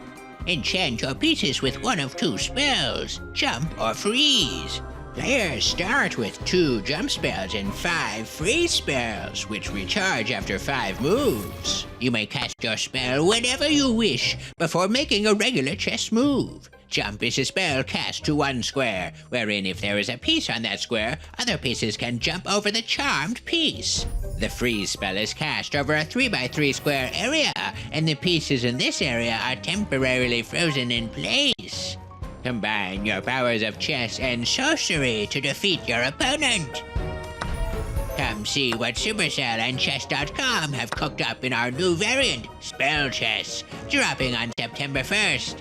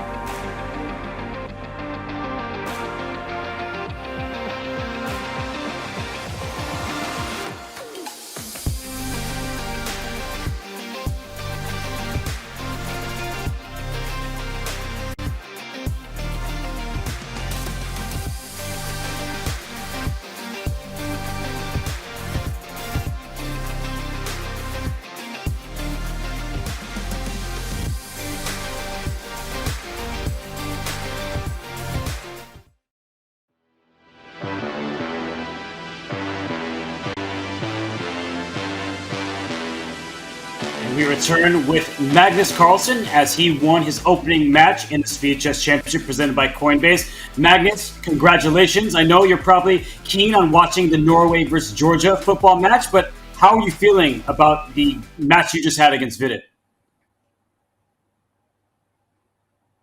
Yeah, it's okay. I didn't have any particular expectations today. I didn't particularly, didn't particularly feel like I was in great shape. So it was just about getting through. I thought he did well. Didn't really feel like I was outplaying him ever. The games that I won were mostly either some time scrambles or some random tricks. So I think he played really well most of the time. But overall it was a bit of a slog. But I think it was never too much in doubt. Magnus, a quick question about openings. In the second game, you trotted out a Najdorf. After that, you started playing more positionally with both colors, some Londons and e4, e5. You even tried out a French. To what degree are your opening choices in this match, as well as the SCC at large, the product of pre-planning? And to what degree is it just sort of a spur-of-the-moment decision based on how the match goes? Yeah, I actually had a good position in the Najdorf. I just misplayed it later. I would say, I mean, this is a match I should. I mean, it's really one of the perks of, I think, being specifically the 1 or 2 seed, that you're a huge favorite in the first match. So I didn't do any prep for this one, but I probably will for. At least a bit for subsequent matches. So I thought, let's move around a bit. But I also know he's strong in the opening, so it's kind of hard to get to him too much. But yeah, I was just moving around. I wasn't trying to play anything too crazy or unsound. Just moving around a bit. And Magnus, you've had great success in the last couple months. You won 2 Champions Chess Tour events. You won a Grand Chess Tour Rapid and Blitz. You, of course, won the World Cup. Do you feel like you're really hitting your stride at this moment this year? I think form comes and goes a little bit. So, sometimes I win even when I'm not playing well, Sometimes, like not in this Championship Tour event, but the event before, I both play really well and I win. And sometimes I play okay and I still win. Today, for instance, it was just a day at work, really. I just came home yesterday. Little bit jet lag, a little bit tired, so but I think in general my chest shape is more or less okay, and as long as I sort of raise my level a bit for the subsequent matches, I should be in good shape. Magnus, apart from a couple sparkling tactical games, you also converted a couple of equal end games into wins and even pulled out wins out of a couple worse end games. For aspiring players in the chat, could you share a particular player or maybe a book that inspired you to study and improve your end games when you were in your beginning stages of your career?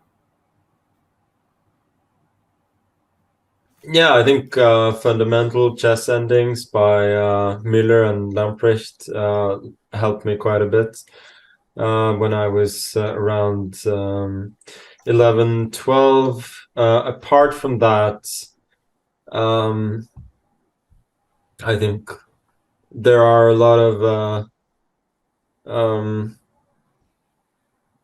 Yeah, a lot of playing end games is just positional understanding and perseverance, and those usually come with experience. They're not so hard. They're not so easy to teach. But I wouldn't say that I particularly excelled in that regard. I mean, I did win a few, but I think I'd normally expect to win more end games than I did today. And Magnus, we did have some featured chat questions. We asked them for anything they wanted to ask you. And one question from Gaming Hyena is, what does the P on your hat stand for? Because you were sporting that cap earlier.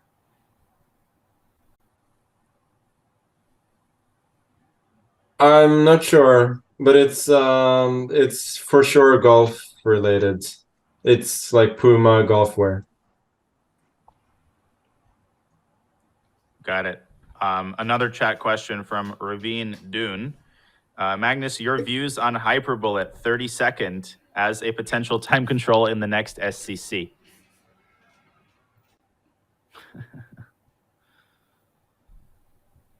I don't really see the point, to be honest. Like 1-1 is a good game. So are you gonna play 30 seconds without increment? I mean, I think for me, 30-second chess is only sort of playable on other unnamed servers. Yep, makes sense, Magnus. And one last question from the chat. This one, I like this one from Kitty Fleet Commander. They ask, how do you achieve such composure, moving instantly, confidently, and accurately?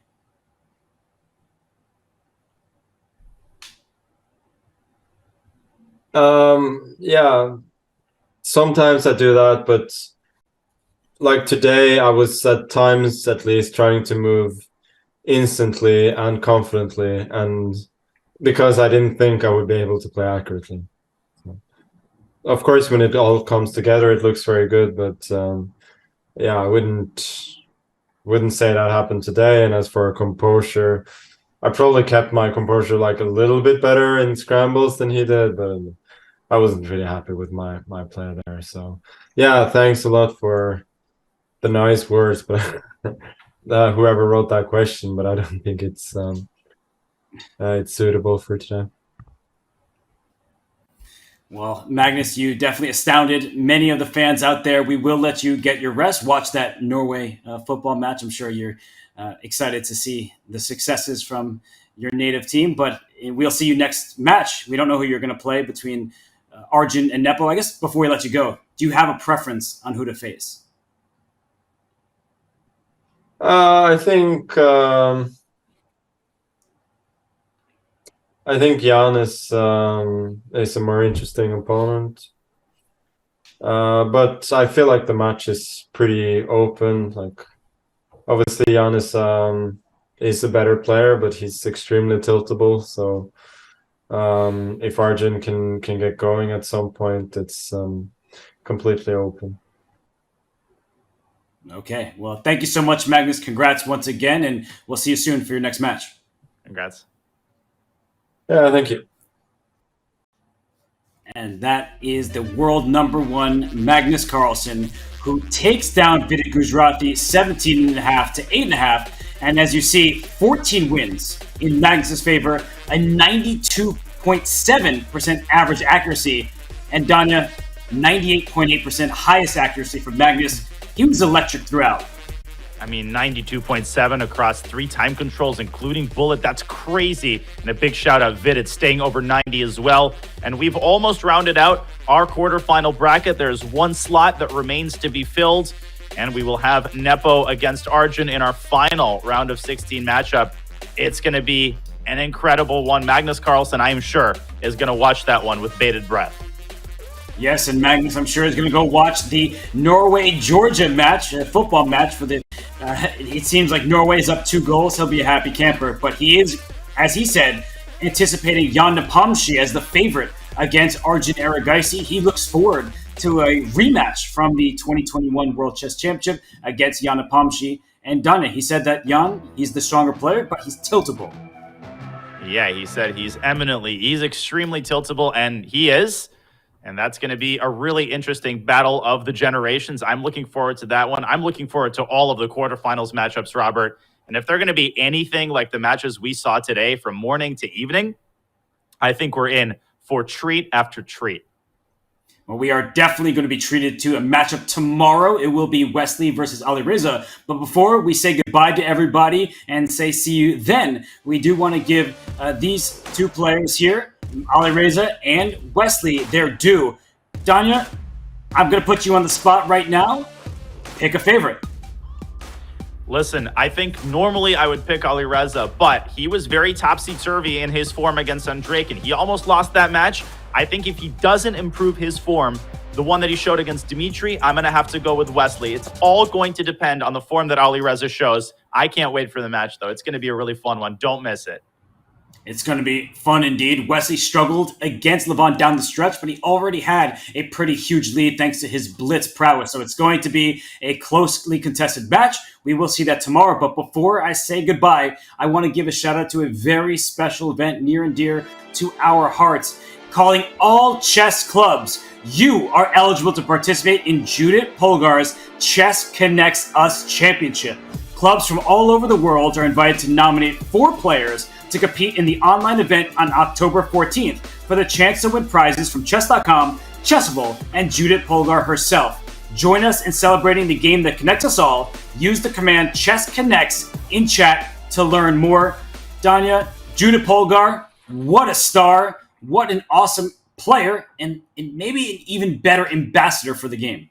Absolutely. Love Judith. Obviously, her incredible playing career, her commentating career, and now her career, as you put it, as a chess ambassador. Great time to be alive. We've got so many really wholesome figures carrying forward chess on so many different levels, spreading it to so many different people. And it really, really reinforces the idea that this is the golden age of chess, not least because we've got the SCC to watch. These are the golden few months of chess, and tomorrow the festivities continue. They do indeed. So get a night's rest, enjoy yourself, but tomorrow we'll be back for another day, another match in the Speed Chess Championship presented by Coinbase. Thanks so much to Coinbase for sponsoring this event. Thanks to all of you for being here with us. Danya, thanks, and I'll see you tomorrow. See you then, everybody. It's Wesley versus Alireza.